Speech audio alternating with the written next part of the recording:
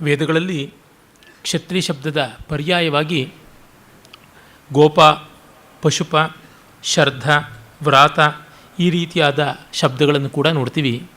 ಗೋ ಅನ್ನೋದಕ್ಕೆ ಇರುವ 10 ಅರ್ಥಗಳಲ್ಲಿ ಒಂದು ಭೂಮಿ ಅಂತ, ಸಂಪತ್ತು, ವಿದ್ಯೆ ಇತ್ಯಾದಿ ಎಲ್ಲ ಅವುಗಳನ್ನೆಲ್ಲ ಪಾಲನೆ ಮಾಡ್ತಕ್ಕಂಥವನು ಅನ್ನುವ ಅರ್ಥ ಕೂಡ ಅಲ್ಲಿ ನಾವು ನೋಡ್ತೀವಿ. ಇಂದ್ರನನ್ನು ಮತ್ತೆ ಮತ್ತೆ ಗೋಪತಿ ಅಂತ ಕರೆದದ್ದು ಗೊತ್ತಾಗುತ್ತದೆ.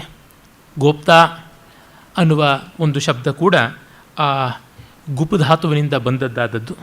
ಹೀಗೆ ರಕ್ಷಣಾತ್ಮಕವಾದದ್ದು ಅನ್ನೋದು ಗೊತ್ತಾಗುತ್ತದೆ. ಈ ಎಲ್ಲ ಕಾರಣಗಳಿಂದಲೇ ನಾವು ಗೋಪ್ತಾ, ಗೋಪ ಅನ್ನುವ ಶಬ್ದಗಳನ್ನು ಪಾಲಕರಿಗೆ, ಕ್ಷತ್ರಿಯರಿಗೆ ಬಳಸಿದ್ದನ್ನು ನೋಡ್ತೀವಿ. ಆ ಪಾಲನಾರ್ಥಕವಾದ ಧರ್ಮದ ತತ್ವ ಅಲ್ಲಿ ಕಾಣುವಂಥದ್ದು. ಹಾಗೆಯೇ ಪಶುಪ ಅನ್ನೋದು ಕೂಡ ಅದರ ಪ್ರಾಚೀನತೆಯನ್ನು ತೋರಿಸುತ್ತದೆ. ಪಾಶುಪಾಲ್ಯ ಕೃಷಿ, ಅದೇ ಗೋರಕ್ಷ ಅನ್ನುವಂಥದ್ದು ಪ್ರಧಾನವಾಗಿದ್ದ ಕಾಲದಿಂದ ಬಂದದ್ದು ಗೋವುಗಳನ್ನು ಕಾಪಾಡುವುದು ಅಂತ. ಕಾಳಿದಾಸನ ರಘುವಂಶದ 1ನೇ ಸರ್ಗದಲ್ಲಿ, 2ನೇ ಸರ್ಗದಲ್ಲಿ ಎಲ್ಲ ಬರುವ ನಂದಿನಿ ಧೇನುವಿನ ಒಂದು ಪರಿಚರ್ಯ ಪ್ರಸಂಗ ಯಾವುದುಂಟು, ದಿಲೀಪ ಮಹಾರಾಜ ನಂದಿನಿಯನ್ನು ಎಡೆಬಿಡದೆ ಜುಗೋಪ ಗೋರೂಪ ಧರಾಮ್ ಅನ್ನುವ ಮಾತನ್ನು ಹೇಳ್ತಾನೆ. ಗೋರೂಪಿಣಿಯಾದ ಭೂಮಿಯನ್ನೇ ಅವನು ಕಾಪಾಡ್ತಾ ಇರುವಂತೆ ಕಾಣಿಸ್ತು ಅನ್ನುವುದು. ಇಲ್ಲೆಲ್ಲ ನಮಗೆ ಮತ್ತೆ ಕ್ಷಾತ್ರ ಅನ್ನುವಂಥದ್ದು ಹೇಗೆ ಆ ಗೋರೂಪಿಣಿಯಾದ ಭೂಮಿಯ ರಕ್ಷಣೆ ಮಾಡಬೇಕು, ಗೋವಿನ ಬಹುಮುಖಿಯಾದ ಪ್ರಯೋಜಕತ್ವ ಭೂಮಿಯಲ್ಲಿ ಇದೆ, ಅಷ್ಟೇ ವತ್ಸಲಳಾದ ಆಶ್ರಯಣಿಗಳಾದ ಭೂಮಿಯನ್ನು ಉದ್ಧರಿಸಬೇಕು ಅನ್ನುವಂಥದ್ದೆಲ್ಲ. ಈ ಸಂದರ್ಭದಲ್ಲಿ ನಾವು ಭಾಗವತ ಪುರಾಣಾದಿಗಳಲ್ಲಿ ಬರುವಂಥ ಪ್ರಸಿದ್ಧವಾದ ಪೃಥು ಮಹಾರಾಜನ ಕಥೆಯನ್ನು ಜ್ಞಾಪಕದಲ್ಲಿಟ್ಕೊಳ್ಬೇಕು. ದುಷ್ಟನಾದ ಒಬ್ಬ ರಾಜ ವೇನನಂಥವನು ಪ್ರಜಾಕಂಟಕನಾಗಿ ತಲೆ ಎತ್ತಿದರೆ ಅವನನ್ನು ಬಗ್ಗು ಬಡಿಯುವಂಥ ಪರಿಸ್ಥಿತಿ ಪ್ರಜೆಗಳಿಗೆ ಬಂದೇ ಬರುತ್ತದೆ ಅಂತ. ನಿನ್ನೆ ಅಥರ್ವವೇದದ ಉಲ್ಲೇಖ ಮಾಡುವಾಗ ಅಥರ್ವವೇದದಲ್ಲಿ ದುಷ್ಟ ರಾಜನನ್ನು ಪ್ರಜೆಗಳೇ ದಮನ ಮಾಡುವ ಬಗೆ ಕೂಡ ಉಂಟು ಅನ್ನುವ ಮಾತನ್ನು ಹೇಳಿದೆ. ಪ್ರಜಾ ಅನ್ನುವ ಶಬ್ದವೇ ಆಮೇಲೆ ಬಂದದ್ದು. ಮೊದಲು ಜನತೆಗಿದ್ದಂಥ ಶಬ್ದ ಜನ ಅಂತ, ಮಹಾಜನ ಅಂತ. ಜನಯಂತೀತಿ ಜನಾಹ ಅಂತಂದರೆ ರಾಜನನ್ನು ಹುಟ್ಟಿಸುವಂಥವರಾಗಿದ್ದರು ಅಂತ. ಆಮೇಲೆ ಪ್ರಜಾ ಅಂತಂದರೆ ಪ್ರಕಷ್ಟತೆಯ ಜಾತಾಹ ಇತಿ ಪ್ರಜಾಹ ಅಂತನ್ನುವ ಅರ್ಥದಲ್ಲಿ ಪ್ರಜೆಗಳು ರಾಜನ ಮಕ್ಕಳಾದರು. ಮೊದಲು ರಾಜ ಪ್ರಜೆಗಳ ಮಗುವಾಗಿದ್ದವನು, ಈಗ ಪ್ರಜೆಗಳು ರಾಜನ ಮಕ್ಕಳಾಗುವ ಪರಿಸ್ಥಿತಿ ಬಂತು. ಇಲ್ಲಿ ಆ ರಾಜ ಪದವಿಯ ವ್ಯತ್ಯಾಸ ಏನಾಯಿತು ಅಂತ ನೋಡ್ತೀವಿ. ಅಂದರೆ ವೇದ ಕಾಲದಲ್ಲಿ ಕ್ಷಾತ್ರ ಪರಂಪರೆ ಉಜ್ವಲವಾಗಿತ್ತಂತೆ. ಕ್ಷಾತ್ರವನ್ನು ನಮ್ಮಿಂದಲೇ ಸೃಷ್ಟಿ ಮಾಡ್ತೀವಿ ಅಂತಿತ್ತು. ಕ್ಷತ್ರಿಯನಿಂದ ರಕ್ಷಣೆ ಪಡೆಯುವುದು ಒಂದಾದರೆ ನಾವು ಕ್ಷಾತ್ರವನ್ನು ನಿರ್ಮಾಣ ಮಾಡ್ತೀವಿ ಅನ್ನುವಂಥದ್ದು. ತೈತ್ರಿಯ ಮತ್ತು ಯಜುರ್ವೇದಿಯ, ಶುಕ್ಲಯಜುರ್ವೇದಿಯ ಬ್ರಾಹ್ಮಣಗಳಲ್ಲಿ ಹಾಗೂ ಸಂಹಿತೆಯಲ್ಲಿ ಬರುವಂಥ ಆ ಬ್ರಹ್ಮಣೋ ಬ್ರಹ್ಮವರ್ಚಸಿ ಜಾಯತ ಅಮಾಸ್ಮಿನ್ ರಾಷ್ಟ್ರೇ ರಾಜನ್ಯೇಷವ್ಯ ಇತ್ಯಾದಿ ಆ ಮಂತ್ರ ಯಾವುದುಂಟು, ಅಶ್ವಮೇಧ ಕಾಂಡದಲ್ಲಿ ಬರುವ ಮಂತ್ರ, ಅದರೊಳಗೆ ಅಸ್ಯ ಯಜಮಾನಸ್ಯ ವೀರೋಜಾಯತಾಂ, ಪ್ರತಿ ಮನೆಯಲ್ಲಿಯೂ ಒಬ್ಬ ಮಹಾವೀರ ಹುಟ್ಟಲಿ ಅನ್ನುವ ಮಾತು. ದೋಗ್ಧ್ರಿ ಧೇನುರ್ವೋಢ ನಡ್ವಾನಾಶು ಸಪ್ತಿ ಪುರಂದಿರ್ ಯೋಷ ಜಿಷ್ಣು ರಥೇಷ್ಟ ಸಭೇಯೋ ಯುವ ಅನ್ನುವಲ್ಲೆಲ್ಲ ಜಿಷ್ಣು ರಥೇಷ್ಟ, ರಥಿಕರೆಲ್ಲರೂ ಗೆದ್ದು ಬರುವಂಥವರಾಗಲಿ, ಒಬ್ಬರು ಹೇಡಿಗಳಾದವರು, ಯುದ್ಧದಲ್ಲಿ ಪಲಾಯನ ಸೂತ್ರವನ್ನು ಪಠಿಸುವವರು ಬರಬಾರದು ಅಂತ. ಡಿ ವಿ ಜಿಯವರು ಸ್ವತಂತ್ರ ಭಾರತ ಅಭಿನಂದನ ಸ್ತವ ಅಂತ ಆಗಸ್ಟ್ 14, 1947 ಆ ಒಂದು ರಾತ್ರಿ, ಆಗಸ್ಟ್ 14 ರಾತ್ರಿಯಂದು ಸ್ವಾತಂತ್ರ್ಯ ಸಂಗ್ರಾಮದ ಫಲಿತವಾಗಿ ಬಂದ ಸ್ವತಂತ್ರ ಭಾರತವನ್ನು ಅಭಿನಂದನ ಮಾಡುತ್ತಾ ಹೇಳಿದ ಆ ಒಂದು ಪದ್ಯ, ವೀರಾರ್ಹೋಚಿತನಲ್ಲದಿರ್ಪನ್ ಜನಿಸದಿರ್ಕೆಂದುಂ ಭವದ್ಭೂಮಿಯೊಳ್ಳಂತ. ನಿನ್ನ ಭೂಮಿಯಲ್ಲಿ ವೀರನಲ್ಲದೇ ಇದ್ದವನು ಎಂದು ಹುಟ್ಟದೇ ಇರಲಿ ಅನ್ನುವ ಮಾತು ಬರ್ತದೆ. ಇದು ಆ ಒಂದು ಅಶ್ವಮೇಧ ಕಾಂಡದ ವಿಶಿಷ್ಟವಾದ ಪ್ರಾರ್ಥನೆಯೂ ಆಗಿತ್ತು. ಅವ್ರನ್ನ ಹುಟ್ಟಿಸಬಲ್ಲವರಾಗಿದ್ದರು. ಅಂದರೆ ನಿರಂತರವಾದ ಕ್ಷಾತ್ರದ ಉದ್ಯಮಶೀಲತೆ ಹಾಗೆ ಇತ್ತು ಅಂತ ಗೊತ್ತಾಗುತ್ತದೆ. ಆಮೇಲೆ ಒಂದು ಸ್ವಲ್ಪ ಕಾಲ ಅದು ಕುಂಠಿತವಾದ ಬಗೆಯನ್ನು ಕೂಡ ಮುಂದಿನ ಒಂದು ಪ್ರಭಾವಗಳಿಂದ, ವಿಶೇಷವಾಗಿ ಜೈನ ಬೌದ್ಧಾದಿಗಳ ಒಂದು ಅಹಿಂಸಾ ತತ್ವದ ಎಣೆಮೀರಿದ ಅವಧಾರಣೆಯಿಂದ ಬಂದದ್ದು ಅಂತನ್ನುವುದನ್ನು ಕಾಣೋದಕ್ಕೆ ಶಕ್ಯ ಉಂಟು. ಈಗಷ್ಟೇ ವೇದಿಕೆ ಹತ್ತುವ ಮುನ್ನ ಆದರಣೀಯರಾದ ರಾಮಸ್ವಾಮಿಯವರು ನೆನಪಿಸ್ತಾ ಇದ್ದರು, ನಮ್ಮಲ್ಲಿ ಸ್ತ್ರೀಯರಿಗೂ ಕ್ಷಾತ್ರ ಪ್ರವೃತ್ತಿ ಇತ್ತು ಅನ್ನೋದನ್ನು ಸೂಚಿಸುವಂತೆ ಹಲವು ಉಲ್ಲೇಖಗಳಿವೆ. ಉದಾಹರಣೆಗೆ ರಾಮಾಯಣದಲ್ಲಿ ಬರುವ ಕೈಕೇಯಿ ಪ್ರಸಂಗ, ದಶರಥನಿಗೆ ದೇವಾಸುರ ಯುದ್ಧದಲ್ಲಿ ಅವಳು ನೆರವನ್ನು ಕೊಟ್ಟಿದ್ದಳು ಅನ್ನುವ ಪ್ರಸಂಗ ನಮಗೆ ಗೊತ್ತೇ ಇದೆ. ತತ್ಫಲಿತವಾಗಿಯೇ ಆ 2 ವರಗಳು ಅಂತನ್ನುವುದು. ಹಾಗೆಯೇ ಮಹಾಭಾರತದಲ್ಲಿ ಅರ್ಜುನ ತಾನು ಸುಭದ್ರೆಯನ್ನು ಅಪಹರಣ ಮಾಡಿ ಬರುವಾಗ ಬೆಂಬತ್ತಿ ಬಂದ ಬಲರಾಮಾದಿಗಳ ನೇತೃತ್ವದ ಯಾದವ ಸೈನ್ಯವನ್ನು ಏಕಾಂಗಿಯಾಗಿ ಎದುರಿಸುವಾಗ ಸುಭದ್ರೆ ಯುದ್ಧ ಸಾರಥ್ಯ ವಹಿಸುವ ಕೌಶಲದಿಂದ ರಥವನ್ನು ಚಾಲನೆ ಮಾಡಿಕೊಂಡು ಬಂದಳು. ಹಿಂದೆ ಅರ್ಜುನ ಬರ್ತಾ ಇರುವ ಬೆಂಬತ್ತಿ ಬರುವ ರಾವುತರನ್ನು ಭಟರನ್ನು ತನ್ನ ಧನುರ್ಬಾಣಗಳ ಮೂಲಕವಾಗಿ ಎದುರಿಸಿದ ಅನ್ನುವ ಉಲ್ಲೇಖವಾಗಲಿ, ಮತ್ತು ಆಯಾ ವರ್ಣೋಚಿತವಾದ ಸಕಲ ವಿದ್ಯೆಗಳನ್ನು ಸ್ತ್ರೀ ಪುರುಷ ಭೇದವಿಲ್ಲದೆ ಎಲ್ಲರಿಗೂ ಕೊಡಬೇಕು ಅಂತ ಹೇಳುವ ಮನುವಿನ ಮಾತುಗಳಲ್ಲಿ ಕೂಡ ನಾವಿದನ್ನು ಕಾಣ್ತೀವಿ. ಅಷ್ಟು ಮಾತ್ರವಲ್ಲ, ಇತಿಹಾಸದ ಉಲ್ಲೇಖವನ್ನೇ ನಾವು ನೋಡ್ತೀವಿ. ಮುಂದೆ ಅಲೆಕ್ಸಾಂಡರ್ನ ದಾಳಿಯಾದಾಗ ಮೊದಲು ಗಂಡಸರು, ಆಮೇಲೆ ಹೆಂಗಸರು, ಕಡೆಗೆ ಮಕ್ಕಳು ಕೂಡ ಆಯುಧಗಳನ್ನು ಹಿಡಿದು ಹೋರಾಡಿದರು ಅನ್ನುವಂಥದ್ದನ್ನು, ಮತ್ತು ನಮ್ಮ ಇಡೀ ಅರ್ಥಶಾಸ್ತ್ರಾದಿ ಅನೇಕ ಗ್ರಂಥಗಳಲ್ಲಿ ರಾಜನ ಅಂಗರಕ್ಷಣೆಗೆ ಇರುವಂಥ ಒಂದು ಸೈನ್ಯ ವಲಯದಲ್ಲಿ ಸ್ತ್ರೀಯರು ಪ್ರತಿಹಾರಿಗಳು ಇರ್ತಾರೆ ಅಂತ. ಕೆಲವರನ್ನೆಲ್ಲ ಇಂಪೋರ್ಟ್ ಮಾಡಿಕೊಂಡಿದ್ದರು, ರೋಮಕ ಸ್ತ್ರೀಯರು ಎಲ್ಲ ಇದ್ದರು. ಉದಾಹರಣೆಗೆ ಚಂದ್ರಗುಪ್ತ ಮೌರ್ಯನಿಗೆ ಶೋಣೋತ್ತರ ಅನ್ನುವಂಥ ಒಬ್ಬಳು ಅಂಗರಕ್ಷಕಿ ಇದ್ದಳು ಅನ್ನುವ ಮಾತನ್ನು ವಿಶಾಖದತ್ತನ ಮುದ್ರ ರಾಕ್ಷಸದಲ್ಲಿ ನೋಡ್ತೀವಿ. ಹಾಗಲ್ಲದೆ ಅನೇಕ ಜನ ಭಾರತೀಯ ಮಹಿಳೆಯರೂ ಕೂಡ ಇದ್ದರು ಅಂತ ತಿಳಿಯುತ್ತದೆ. ಅಂತಃಪುರದಲ್ಲಿ ಬದುಕುವಂತಹ ಹೆಣ್ಣು ಮಕ್ಕಳು ಶಸ್ತ್ರ ಕೌವಿದರಾಗಿರಬೇಕು, ಶಸ್ತ್ರವನ್ನು ಚೆನ್ನಾಗಿ ಬಲ್ಲವರಾಗಿರಬೇಕು ಅನ್ನುವುದಕ್ಕೆ ಅನೇಕ ದೃಷ್ಟಾಂತಗಳು ನಮಗೆ ಸಿಗುತ್ತದೆ. ಮುಂದೆ ಉತ್ತರೋತ್ತರವಾಗಿ ಇತಿಹಾಸದಲ್ಲಂತೂ ಒಬ್ಬರಲ್ಲ ಇಬ್ಬರಲ್ಲ ತುಂಬ ಜನ ಕಾಣಸಿಗುತ್ತಾರೆ. ನಮ್ಮಲ್ಲಿ ಎದ್ದು ತೋರುವಂಥ ಒಂದು ದೊಡ್ಡ ಹೆಸರು ಅಂತಂದರೆ ದಕ್ಷಿಣ ಭಾರತದಲ್ಲಿಯೇ ರುದ್ರಮದೇವಿ, ಮತ್ತು ಕನ್ನಡ ನಾಡಿನ ಅಕ್ಕಾದೇವಿ ಇರಬಹುದು, ಬೈರಾದೇವಿ ಇರಬಹುದು, ಆಮೇಲೆ ಬಿದನೂರಿನ ಆ ಪರಂಪರೆಯಲ್ಲಿ ಬಂದಂಥ ಚೆನ್ನಮ್ಮಾಜಿ ಇರಬಹುದು, ಮತ್ತು ಕಿತ್ತೂರಿನ ಚೆನ್ನಮ್ಮ ಇರಬಹುದು, ಝಾನ್ಸಿ ರಾಣಿ ಇರ್ಬೋದು. ಹಾಗೆ ದೊಡ್ಡ ಪರಂಪರೆ ಬೆಳೆದು ಬಂದಿದೆ. ಮಧ್ಯ ಭಾರತದ ಗೊಂಡ್ವಾಲದಲ್ಲಿದ್ದಂಥ ರಾಣಿ ದುರ್ಗಾವತಿಯನ್ನು ನಾವು ಕಂಡೇ ಇದ್ದೀವಿ. ಈ ನೆಲಕ್ಕೆ ಬಂದ ಮೇಲೆ ಮುಸ್ಲಿಂ ಮಹಿಳೆಯೂ ಕೂಡ ಆ ಥರ ಆದಳು ಅನ್ನೋದಕ್ಕೆ ಒಂದು ದೊಡ್ಡ ಉದಾಹರಣೆ ರಜಿಯಾ ಬೇಗಂನಲ್ಲಿ ನಾವು ನೋಡ್ತೀವಿ. ಗುಲಾಂ ಮನೆತನದ ಆ ಒಂದು ಇಲ್ತಮಶ್ನ ಮಗಳಾಗಿ ಅವಳು ಮಾಡಿದ ಸಾಹಸ ಕೃತ್ಯ, ಮತ್ತು ಅವಳನ್ನು ಮುಸ್ಲಿಂ ಮತಾಂಧರೇ ದೌರ್ಜನ್ಯ ಮಾಡಿ ಕೊಂದ ಕಥೆಯೂ ಕೂಡ ಗೊತ್ತಿರುವಂಥದ್ದೇ. ಇರಲಿ, ಹಾಗೆ ನಾವು ಪಶುಪ ಅನ್ನುವಲ್ಲಿ ಆ ಪಾಶುಪಾಲ್ಯದ ಹಿನ್ನೆಲೆಯಲ್ಲಿಯೇ ರಾಜನ ಶಕ್ತಿಯನ್ನು ನೋಡ್ತೀವಿ. ಶರ್ಧ ಅನ್ನುವ ಒಂದು ಶಬ್ದಕ್ಕೆ ಮರುದ್ಗಣದ ಒಂದು ಜೊತೆಯಲ್ಲಿರುವ ಪರಾಕ್ರಮವಂತರು ಅನ್ನುವ ಅರ್ಥ ಕೂಡ ಉಂಟು. ಹಾಗೆ ನೋಡಿದಾಗ ನಮಗೆ ಗೊತ್ತಾಗುತ್ತದೆ ಮರುದ್ಗಣಗಳ ಕ್ಷಾತ್ರ ಪ್ರವೃತ್ತಿ ರುದ್ರೀಯವಾದದ್ದು. ಆ ಒಂದು ದೃಷ್ಟಿಯಿಂದ ಕ್ಷತ್ರಿಯ ಶಬ್ದ ಅನೇಕ ಶಬ್ದಗಳಲ್ಲಿ ಕೂಡ ವಿಭಕ್ತವಾಗಿ ಆ ಅರ್ಥಛಾಯೆಗಳನ್ನು ಕೂಡ ಹೊಂದಿರುವುದು ಗೊತ್ತಾಗುತ್ತದೆ.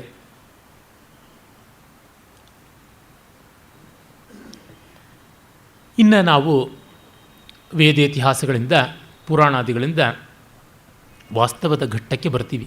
ವಸ್ತುತಃ ವಾಸ್ತವದ ಘಟ್ಟ ಅನ್ನುವುದು ಪ್ರತ್ಯೇಕವಾಗಿ ಏನೂ ಇಲ್ಲ. ವೇದಗಳಲ್ಲಿ ಕಂಡುಬರುವ ಎಷ್ಟೋ ರಾಜವಂಶೀಯ ವಿವರಗಳೆಲ್ಲವೂ ಇತಿಹಾಸವೇ ಆದದ್ದು. ಉದಾಹರಣೆಗೆ ವೇದಗಳಲ್ಲಿ ಕಂಡುಬರುವ ಅತ್ಯಂತ ಪ್ರಾಚೀನ ರಾಜರಲ್ಲಿ ಒಬ್ಬ ದಿವೋದಾಸ, ಅವನ ಮಗ ಸುದಾಸ.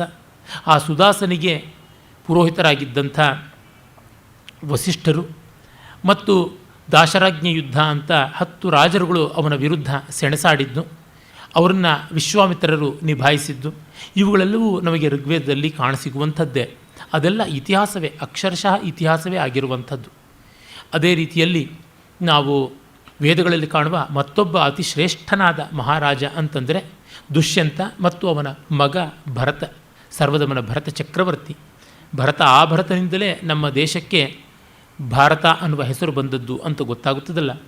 ಅವನ ಉಲ್ಲೇಖಗಳನ್ನು ನಾವು ವಿಶೇಷವಾಗಿ ಐತರೇಯಾದಿ ಬ್ರಾಹ್ಮಣಗಳಲ್ಲಿ ಕಾಣ್ತೀವಿ. ಭರತ ಚಕ್ರವರ್ತಿ 100ಕ್ಕೂ ಹೆಚ್ಚು ಅಶ್ವಮೇಧ ಯಾಗಗಳನ್ನು, 200ಕ್ಕೂ ಹೆಚ್ಚು ರಾಜಸೂಯಾಗಗಳನ್ನೆಲ್ಲ ಮಾಡಿದವನು. ಆ ಸಂಖ್ಯೆಯಲ್ಲಿ ಅಶ್ವಮೇಧ ರಾಜಸೂಯಾದಿಗಳನ್ನು ಮಾಡಿದವರು ಮತ್ತೆಲ್ಲೂ ಕಾಣಸಿಗುವುದಿಲ್ಲ ಅನ್ನುವ ಉಲ್ಲೇಖಗಳನ್ನೆಲ್ಲ ನೋಡ್ತೀವಿ. ಆ ಮೂಲಕವಾಗಿ ನಾವು ಕಾಣುವುದೇನೆಂದರೆ ಕ್ಷಾತ್ರ ತೇಜಸ್ಸು ಎಷ್ಟು ಪೌನಃಪುಣ್ಯ ಚೈತನ್ಯವನ್ನು ಪಡ್ಕೊಳ್ತಾ ಇತ್ತು ಅಂತ. ಒಂದೊಂದು ಯಾಗ ಅನ್ನುವಂಥದ್ದು ಒಂದೊಂದು ರೀತಿಯಾದ ಉತ್ಸಾಹದ, ಶೌರ್ಯದ, ದೇಶದ ಹಿತದ ನವೀಕರಣ ಅಂತಲೇ ಕರೆಯಬೇಕು. ಅಶ್ವಮೇಧ ಯಾಗ ನಿನ್ನೆಯೇ ತಿಳಿಸಿದಂತೆ ರಾಜ್ಯ ವಿಸ್ತರಣ ಮತ್ತು ಸಾರ್ವಭೌಮತ್ವ ಪ್ರಾಪ್ತಿ ಅಂತ. ರಾಜಸೂಯ ರಾಜನ ಸೃಷ್ಟಿಶೀಲತೆಯನ್ನು ಸಂಕೇತ ಮಾಡುವಂಥದ್ದು ಅನ್ನುವ ಮಾತನ್ನು ನಿನ್ನೆ ನಾವು ನೋಡಿದ್ವಿ. ಇವು 4 ಕ್ಷತ್ರಿಯ ಯಾಗಗಳು ಅಂತ ಯಾವುದಿವೆ, ಸೌತ್ರಾಮಣಿ, ವಾಜಪೇಯ, ರಾಜಸೂಯ ಮತ್ತು ಅಶ್ವಮೇಧ. ಅದೇ ರೀತಿಯಲ್ಲಿ ಆ ಮಹಾರಾಜ ಭರತ ತಾನು ತನ್ನ ಸಂತಾನ ಎಲ್ಲ ಅಯೋಗ್ಯವಾದದ್ದು ಅಂತ ಗೊತ್ತಾದಾಗ ಭರದ್ವಾಜ ಮಹರ್ಷಿಯ ಅಧೀನದಲ್ಲಿದ್ದ ಭೂಮನ್ಯು ಅನ್ನುವನಿಗೆ ತಾನು ತನ್ನ ಅಧಿಕಾರವನ್ನು ವಹಿಸಿಕೊಟ್ಟ ಅನ್ನೋದು ಕೂಡ ನಮಗೆ ಗೊತ್ತಾಗುತ್ತದೆ. ಆ ಬಗ್ಗೆ ಪುರಾಣಾಂತರಗಳಲ್ಲಿ ಅಭಿಪ್ರಾಯ ಭೇದಗಳು ಉಂಟು. ಏನೇ ಆದರೂ ಒಂದನ್ನು ಗಮನಿಸಬೇಕಾದದ್ದು ಏನೆಂದರೆ, ಭರತ ಚಕ್ರವರ್ತಿ ತನ್ನ ಉತ್ತರಾಧಿಕಾರಿಗಳಾಗಿ ಔರಸ ಸಂತಾನ ಯೋಗ್ಯವಾಗಿಲ್ಲ ಅಂದರೆ ಮತ್ತೊಬ್ಬ ಋಷಿಯ ಸಂತಾನಕ್ಕೆ ದೇಶಹಿತವನ್ನು ಒಪ್ಪಿಸಿಕೊಡಬಲ್ಲವನಾಗಿದ್ದ ಅಂತ. ಕ್ಷಾತ್ರ ಪರಂಪರೆಯ ನಿಸ್ವಾರ್ಥತೆಯನ್ನು, ದೂರದೃಷ್ಟಿಯನ್ನು, ದೇಶಾಭಿವೃದ್ಧಿಯ ಕಡೆಗೆ ಲಕ್ಷ್ಯವನ್ನು ನಾವಿಲ್ಲಿ ಗಮನಿಸಬೇಕು. ಇನ್ನು ನೇರವಾಗಿ ನಾನು ನಿನ್ನೆ ಹೇಳಿದಂತೆ ಕೌಟಿಲ್ಯನ ಇತಿವೃತ್ತದ ಕಡೆಗೆ ಬರಬಹುದು. ಭಾರತ ದೇಶದಲ್ಲಿ ಸಾಮಾನ್ಯವಾಗಿ ಇತಿಹಾಸಕಾರರು ಮಗಧ ಸಾಮ್ರಾಜ್ಯದಿಂದ ಲಿಖಿತವಾದ ಇತಿಹಾಸ ಆರಂಭ ಅಂತಂತಾರೆ. ಅದನ್ನು ನಾನು ಒಪ್ಪುವುದಿಲ್ಲ, ಇನ್ನೂ ಅನೇಕ ಐತಿಹಾಸಿಕರು ಒಪ್ಪುವುದಿಲ್ಲ. ಕಾರಣ ಇಷ್ಟೇ, ವೇದ ಪುರಾಣ ಇತಿಹಾಸಗಳಲ್ಲಿ ಕಂಡುಬರುವಂಥದ್ದು ಅಕ್ಷರಾರ್ಥದ ಒಂದು ಇತಿಹಾಸವೇ ಹೌದು. ಇತಿಹಾಸ ಅಂದರೆ ಇಲ್ಲಿ ರಾಮಾಯಣ ಮಹಾಭಾರತ ಅನ್ನುವುದು, ಅಲ್ಲಿ ಕಂಡುಬರುವುದು ಕೂಡ ಅಕ್ಷರವಾದ ಇತಿಹಾಸವೇ. ದಿವೋದಾಸನಾಗಲಿ, ಸುದಾಸನಾಗಲಿ, ಭರತನಾಗಲಿ ಮತ್ತು ಯಾದವರಾಗಲಿ, ಕುರುವಂಶೀಯರಾಗಲಿ, ಜನಮೇಜಯಾದಿಗಳಾಗಲಿ ಎಲ್ಲರೂ ಇತಿಹಾಸದಲ್ಲಿ ಇದ್ದವರೇ ಅಂತ ಗೊತ್ತಾಗುತ್ತದೆ. ಆಮೇಲೆ ಹೈಹಯ ಕುಲ ಯಾವ ರೀತಿ ಬೆಳೆದು ಬಂತು ಅದು ಕೂಡ ನಮಗೆ ಗೊತ್ತಿರುವಂಥದ್ದೇ. ವಿಸ್ತಾರವಾದ ಯದುವಂಶದ ಕವಲಗಳಲ್ಲಿ ಒಂದಾದದ್ದು ಹೈಹಯ ಕುಲ. ಅವರು ಮಾಹಿಷ್ಮತಿಯನ್ನು ಕೇಂದ್ರ ಮಾಡಿಕೊಂಡು ಆಳ್ತಾ ಇದ್ದರು. ಮಾಹಿಷ್ಮತಿ ಇಂದಿನ ಮಾಹೇಶ್ವರಂತ ಹೆಸರಾದ ನರ್ಮದಾ ನದಿ ತೀರದ ಒಂದು ಸ್ಥಳ. ಅದು ಭಾರತದ ಪಶ್ಚಿಮದ ಕಡೆಗೆ ಬರುವಂಥದ್ದು. ಆ ಪ್ರಾಂತದಲ್ಲೆಲ್ಲ ಭಾರ್ಗವರು ಕೂಡ ಯಥೇಷ್ಟವಾಗಿ ಇದ್ದವರು. ಅಲ್ಲಿ ಕೃತವೀರ್ಯನ ಮಗ ಕಾರ್ತವೀರ್ಯ ಹೀಗೆ ಬೆಳೆದು ಬಂದದ್ದು. ಲೋಕಹಿತಕ್ಕೆ ಬದ್ಧರಾಗಿರಬೇಕಾದ ರಾಜರುಗಳು ಬಲಿಷ್ಠರೂ ಆಗಿದ್ದಾಗ ಕೆಲವೊಮ್ಮೆ ವಿದ್ಯಾಮದ ಮತ್ತು ಧನಮದ, ಸ್ಥಾನಮದ ಇವುಗಳೆಲ್ಲ ತುಂಬಿಕೊಂಡು ಪ್ರಜಾಪೀಡಕರಾಗುವಂಥದ್ದು ಉಂಟು. ಆ ಸೆಣಸಾಟವನ್ನೇ ನಾವು ಭಾರ್ಗವ ಹೈಹೇಯ ಸಂಗ್ರಾಮದಲ್ಲಿ ನೋಡ್ತೀವಿ. ಅದು ಒಂದು ತಲೆಮಾರಲ್ಲ, ಹಲವು ತಲೆಮಾರು ಬೆಳೆದು ಬಂತದ್ದು ಅನ್ನೋದಕ್ಕೆ ಸಾಕ್ಷ್ಯವಾಗಿ ಔರ್ವ ಚ್ಯವನಾದಿಗಳಿಂದ ಮೊದಲುಗೊಂಡು ಮುಂದೆ ಅದು ಪರಶುರಾಮನವರೆಗೂ ಬೆಳೆದು ಬಂತು ಅನ್ನೋದನ್ನು ನೋಡ್ತೀವಿ. ಆಮೇಲೆ ಪರಶುರಾಮನಲ್ಲಿ ಆ ವೈರವೆಲ್ಲ ಶಾಂತವಾದದ್ದು, ಹೈಹಯ ಕುಲ ನಿರ್ಮೂಲಿತವಾದದ್ದನ್ನು ಕೂಡ ಗಮನಿಸ್ತೀವಿ. ಇದೆಲ್ಲ ಇತಿಹಾಸಕ್ಕೆ ಸೇರಿರುವಂಥದ್ದು. ಹಾಗೆಯೇ ಪಾಂಡವರ ಪೀಳಿಗೆಯಲ್ಲಿ ಪರೀಕ್ಷಿತ್ ಯಾವ ಅಭಿಮನ್ಯುವನ ಮಗ ಹುಟ್ಟಿದ, ಅವನ ಮಗ ಜನಮೇಜಯ, ಜನಮೇಜಯನ ಮಗ ಶತಾನೀಕ, ಶತಾನೀಕನ ಮಗ ಸಹಸ್ರಾನೀಕ, ಸಹಸ್ರಾನೀಕನ ಮಗ ಉದಯನ ವತ್ಸರಾಜ ಅಂತೆಲ್ಲ ಉಂಟು. ಇದರ ವಂಶಾವಳಿ ಇನ್ನೂ ದೀರ್ಘವಾದದ್ದು. ಆ ಉದಯನ ವತ್ಸರಾಜ ಬುದ್ಧನ ಸಮಕಾಲೀನನಾಗಿದ್ದ ಅನ್ನುವಂಥದ್ದು ನಮಗೆ ಬೌದ್ಧ ಗ್ರಂಥಗಳಿಂದ ಚೆನ್ನಾಗಿ ಗೊತ್ತಾಗುತ್ತದೆ. ಆಗ ಬುದ್ಧನ ಕಾಲದಲ್ಲಿ ಭಾರತದಲ್ಲಿ ಅನೇಕ ಕ್ಷಾತ್ರ ಬುಡಕಟ್ಟುಗಳು ಇದ್ದವು. ಅವೆಲ್ಲ ಗಣತಂತ್ರಗಳು ಅಂತ ಹೆಸರಾಗಿದ್ದವು. ಷೋಡಶ ಮಹಾಜನಪದ ಅಂತ ಬೌದ್ಧ ಗ್ರಂಥಗಳಲ್ಲಿ ಬರ್ತದೆ. ಅದು ಷೋಡಶ ಮಹಾಜನಪದ ಅಂತಲೇ ಕರೆಯುವಂಥದ್ದಾಗಿತ್ತು. ಅವು ಅಲ್ಲದೆ ಇನ್ನು ಹಲವು ಚಕ್ರವರ್ತಿ ಕ್ಷೇತ್ರಗಳು ಕೂಡ ಇದ್ದವು. ಬೌದ್ಧ ಗ್ರಂಥಗಳಲ್ಲಿ ಗೊತ್ತಾಗುವಂತೆ ಮಗಧ, ಕೋಸಲ, ವತ್ಸ ಇವು ಪ್ರಮುಖವಾದಂಥ ಉತ್ತರ ಭಾರತದ ರಾಜ್ಯಗಳಾಗಿದ್ದವು. ಮಗಧ ರಾಜಗೃಹವನ್ನು ರಾಜಧಾನಿಯಾಗಿ ಮಾಡಿಕೊಂಡಿತ್ತು. ಕೋಸಲ ಶ್ರಾವಸ್ತಿಯನ್ನು ರಾಜಧಾನಿಯಾಗಿ ಮಾಡಿಕೊಂಡಿತ್ತು. ವತ್ಸ ಕೌಶಾಂಬಿಯನ್ನು ರಾಜಧಾನಿಯಾಗಿ ಮಾಡಿಕೊಂಡಿತ್ತು. ಅದಾದ ಮೇಲೆ ಸ್ವಲ್ಪ ದಕ್ಷಿಣಕ್ಕೆ ಬಂದರೆ ವಿದರ್ಭ ಪ್ರಾಂತ, ಅಲ್ಲಿ ಪ್ರಸಿದ್ಧವಾದ ಉಜ್ಜಯಿನಿ ಅಥವಾ ಅವಂತಿಯನ್ನು ರಾಜಧಾನಿಯಾಗಿ ಮಾಡಿಕೊಂಡು ಚಂಡಮಹಾಸೇನ ಪ್ರದ್ಯೋತ ರಾಜ್ಯವಾಳ್ತಾ ಇದ್ದ. ಪ್ರಸೇನಜಿತ್ ಶ್ರಾವಸ್ತಿಯಲ್ಲಿ ಕೋಸಲ ದೇಶದ ಅಧೀಶ್ವರನಾಗಿದ್ದರೆ, ಮಗಧದಲ್ಲಿ ಬಿಂಬಿಸಾರ ಶ್ರೇಣ್ಯಕ ಮತ್ತು ಅವನ ಮಗ ಅಜಾತಶತ್ರು ಅವರಿದ್ದರು. ಇನ್ನು ವತ್ಸ ದೇಶದಲ್ಲಿ ಕೌಶಾಂಬಿ ರಾಜಧಾನಿ ಮಾಡಿಕೊಂಡು ಉದಯನ ವತ್ಸರಾಜ ಇದ್ದೇ ಇದ್ದ ಅಂತ ಗೊತ್ತಾಗುತ್ತದೆ. ಹಾಗಲ್ಲದೆ ಕುರು, ಪಾಂಚಾಲ ಅಂತ ಗಂಗಾ ನದಿಯ ಇರ್ಕೆಲದಲ್ಲಿ ಇದ್ದಂಥ ಎರಡು ಪ್ರಾಂತಗಳು. ಮತ್ತು ಶೂರಸೇನ ಅದು ಯಮುನಾ ನದಿಯ ದಡದಲ್ಲಿ ಇದ್ದಂಥದ್ದಾಗಿತ್ತು. ಈ ಹೊತ್ತಿನ ಅಗ್ರ, ಅದನ್ನು ಆಗ ಅಗ್ರೋದಕ ಅಂತ ಕರೀತಾ ಇದ್ದರು, ಅದರ ಆಸುಪಾಸಿನಲ್ಲಿದ್ದಂಥ ದೇಶವಾಗಿತ್ತು. ಮತ್ತು ಕಾಶಿ ಅಂದರೆ ಗಂಗಾ ಯಮುನಾ ಸಂಗಮದ ಹತ್ತಿರ ಇದ್ದ ಕೌಶಾಂಬಿ ವತ್ಸ ದೇಶವನ್ನು ಮೀರಿ ಇನ್ನು ಮುಂದೆ ಬಂದರೆ ನಾವು ನೋಡುವಂಥದ್ದು ಗಂಗಾ ಯಮುನಾ ಸಂಗಮದ ಆ ಬಳಿಕ ಬರುವಂಥ ಮಹಾ ನದಿ ಗಂಗೆ ಯಾವುದುಂಟು ಅದರ ದಡದ ಪ್ರಸಿದ್ಧವಾದ ಊರು ಕಾಶಿ, ವಾರಾಣಸಿ. ಅಲ್ಲಿ ಕೂಡ ಕಾಶಿ ಪಟ್ಟಣದಲ್ಲಿ ಕೇಂದ್ರವಾಗಿ ಮಾಡಿಕೊಂಡು ಆಳ್ತಾ ಇದ್ದರು. ಮತ್ತು ಇನ್ನು ಪೂರ್ವ ದಿಕ್ಕಿಗೆ ಬಂದರೆ ಮಿಥಿಲ, ಅದು ಈ ಹೊತ್ತಿನ ಬಿಹಾರದಲ್ಲಿ ಬರುವಂಥದ್ದು, ದರ್ಭಾಂಗದ ಹತ್ತಿರ ಇರುವಂಥದ್ದು ಮಿಥಿಲ. ಮತ್ತು ಇನ್ನು ಹಾಗೆ ಪೂರ್ವಕ್ಕೆ ಬಂದರೆ ಗಂಗಾ ನದಿ ಸಮುದ್ರವನ್ನು ಸೇರುವ ಕಡೆಗೆ ಬರ್ತಾ ಇದ್ದಂತೆ ಅಂಗ. ಅದಕ್ಕಿಂತ ಸ್ವಲ್ಪ ಪಶ್ಚಿಮಕ್ಕೆ ಬಂದರೆ ಒಡಿಸ್ಸಾ ಯಾವುದಿದೆ ಅದರ ಹತ್ತಿರದಲ್ಲಿ ಬಂದರೆ ಕಳಿಂಗ, ಆಮೇಲೆ ಅಶ್ಮಕ ಅನ್ನುವಂಥದ್ದು ಇನ್ನು ಈ ಕಡೆಗೆ ಬಂದರೆ, ಮತ್ತು ಗಾಂಧಾರ ನಮಗೆ ಗೊತ್ತಿರುವಂತೆ ಈ ಹೊತ್ತಿನ ಕಂದಹಾರ, ಕಾಂಬೋಜ ಅದರ ಪಕ್ಕದ ಬಲೂಚಿಸ್ಥಾನ ಆ ಭಾಗ, ಇವುಗಳೆಲ್ಲ ಇದ್ದವು. ಮತ್ತು ಹೈಹೇಯ ಅಥವಾ ವೀತಿಹೋತ್ರ ಮಾಹಿಷ್ಮತಿ ಅದು ಕೂಡ ಇತ್ತು. ಹೀಗೆಲ್ಲ ಉಂಟು. ಬುದ್ಧನ ಕಾಲದಲ್ಲಿ ಇದ್ದ 16 ಇನ್ನೊಂದು ರೀತಿಯಾಗಿ ಕೂಡ ನಾವು ನೋಡ್ತೀವಿ. ಅಂಗ, ಮಗಧ, ಕಾಶಿ, ಕೋಸಲ, ವೃದ್ಧಿ ಅಥವಾ ವೃಜ್ಜಿ ಅಂತ ಕರೆಯೋದು, ವಜ್ಜೀಗಣ ಅಂತ ಕರೀತಾ ಇದ್ದರು. ಅದು ವೈಶಾಲಿಯನ್ನು ಕೇಂದ್ರವಾಗಿಟ್ಟುಕೊಂಡ ಈ ಹೊತ್ತಿನ ಮಗಧದ ಒಂದು ಪ್ರಾಂತ ಆಗಿತ್ತು. ಮತ್ತು ಮಲ್ಲಗಣ ಅಂತ ಒಂದಿತ್ತು, ಅದು ಬಿಹಾರದಲ್ಲೇ ಇದ್ದದ್ದಾಗಿತ್ತು. ಬಿಹಾರದ ಹಿಮಾಲಯದ ಹತ್ತಿರದ ಅಂಟಿನ ಭಾಗ ಅದು ಆಗಿತ್ತು. ಅದಲ್ಲದೆ ಛೇದಿ ಅನ್ನುವುದು ಸ್ವಲ್ಪ ಈ ಕಡೆಗೆ ಬಂದದ್ದು. ಅಂದರೆ ನಾವು ಯಾವುದನ್ನು ಈ ಹೊತ್ತು ಮಧ್ಯಪ್ರದೇಶ ಮತ್ತು ಉತ್ತರ ಪ್ರದೇಶಗಳ ಹತ್ತಿರದ ಗಡಿ ಅಂತಂತೀವಿ, ಗ್ವಾಲಿಯರ್ ಇತ್ಯಾದಿ ಪ್ರಾಂತ, ಅದನ್ನು ಛೇದಿ ಅಂತ ಕರಿತಾ ಇದ್ದರು. ಮತ್ತು ವಚ್ಚ ಅಂತ ಕರಿತಾ ಇದ್ದಿದ್ದು. ಕುರು, ಪಾಂಚಾಲ, ಮಚ್ಚ ಅದು ಮತ್ಸ್ಯ ಅನ್ನುವಂಥದ್ದು. ಅದು ಸ್ವಲ್ಪ ಛೇದಿಯನ್ನು ಅಂಟಿಕೊಂಡೇ ಇದ್ದಂಥದ್ದಾಗಿತ್ತು. ಆಮೇಲೆ ಶೂರಸೇನ ಎಂದಿನಂತೆ ಮಥುರಾ ಪ್ರಾಂತದ್ದು. ಮತ್ತು ಅಶ್ಮಕ, ಅಸ್ಸಕ ಅಂತ ಕರಿತಾ ಇದ್ದದ್ದು, ಅದು ಇದ್ದೇ ಇತ್ತು. ಅವಂತಿ ಮೊದಲಿಗೆ ನಾನು ತಿಳಿಸಿದಂತೆ ವಿದರ್ಭ ಪ್ರಾಂತ, ಮತ್ತು ಗಾಂಧಾರ, ಕಾಂಬೋಜ ಇಷ್ಟು ಇದ್ದವು. ಇವಲ್ಲದೆ ಇನ್ನು ಕೆಲವು ಗಣತಂತ್ರಗಳಿದ್ದವು.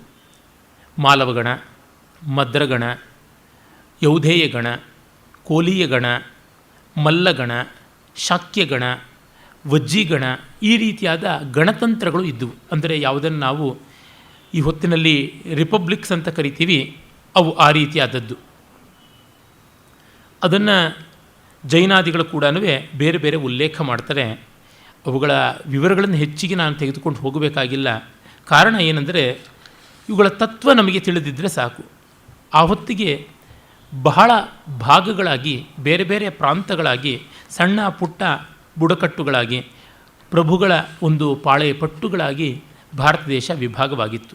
ಆದರೆ ಇಷ್ಟೆಲ್ಲ ಇದ್ದರೂ ಒಂದು ಭಾರತ ಅನ್ನುವ ಸಮಗ್ರತೆಯ ಭಾವ ಇದ್ದೇ ಇತ್ತು. ಅದನ್ನು ನಾವು ನೋಡಿಯೇ ನೋಡ್ತೀವಿ. ತುಂಬ ಜನಕ್ಕೆ ಈ ಕಲ್ಪನೆ ಇಲ್ಲದೆ ಬ್ರಿಟಿಷರೇ ಬಂದು ನಮ್ಮ ದೇಶಕ್ಕೆ ಈ ರಾಷ್ಟ್ರತ್ವವನ್ನು ಕೊಟ್ಟರು ಅಂತನ್ನುವ ಅಪಕಲ್ಪನೆಯನ್ನು ಮುಂದೆ ಇಟ್ಟಿದ್ದಾರೆ.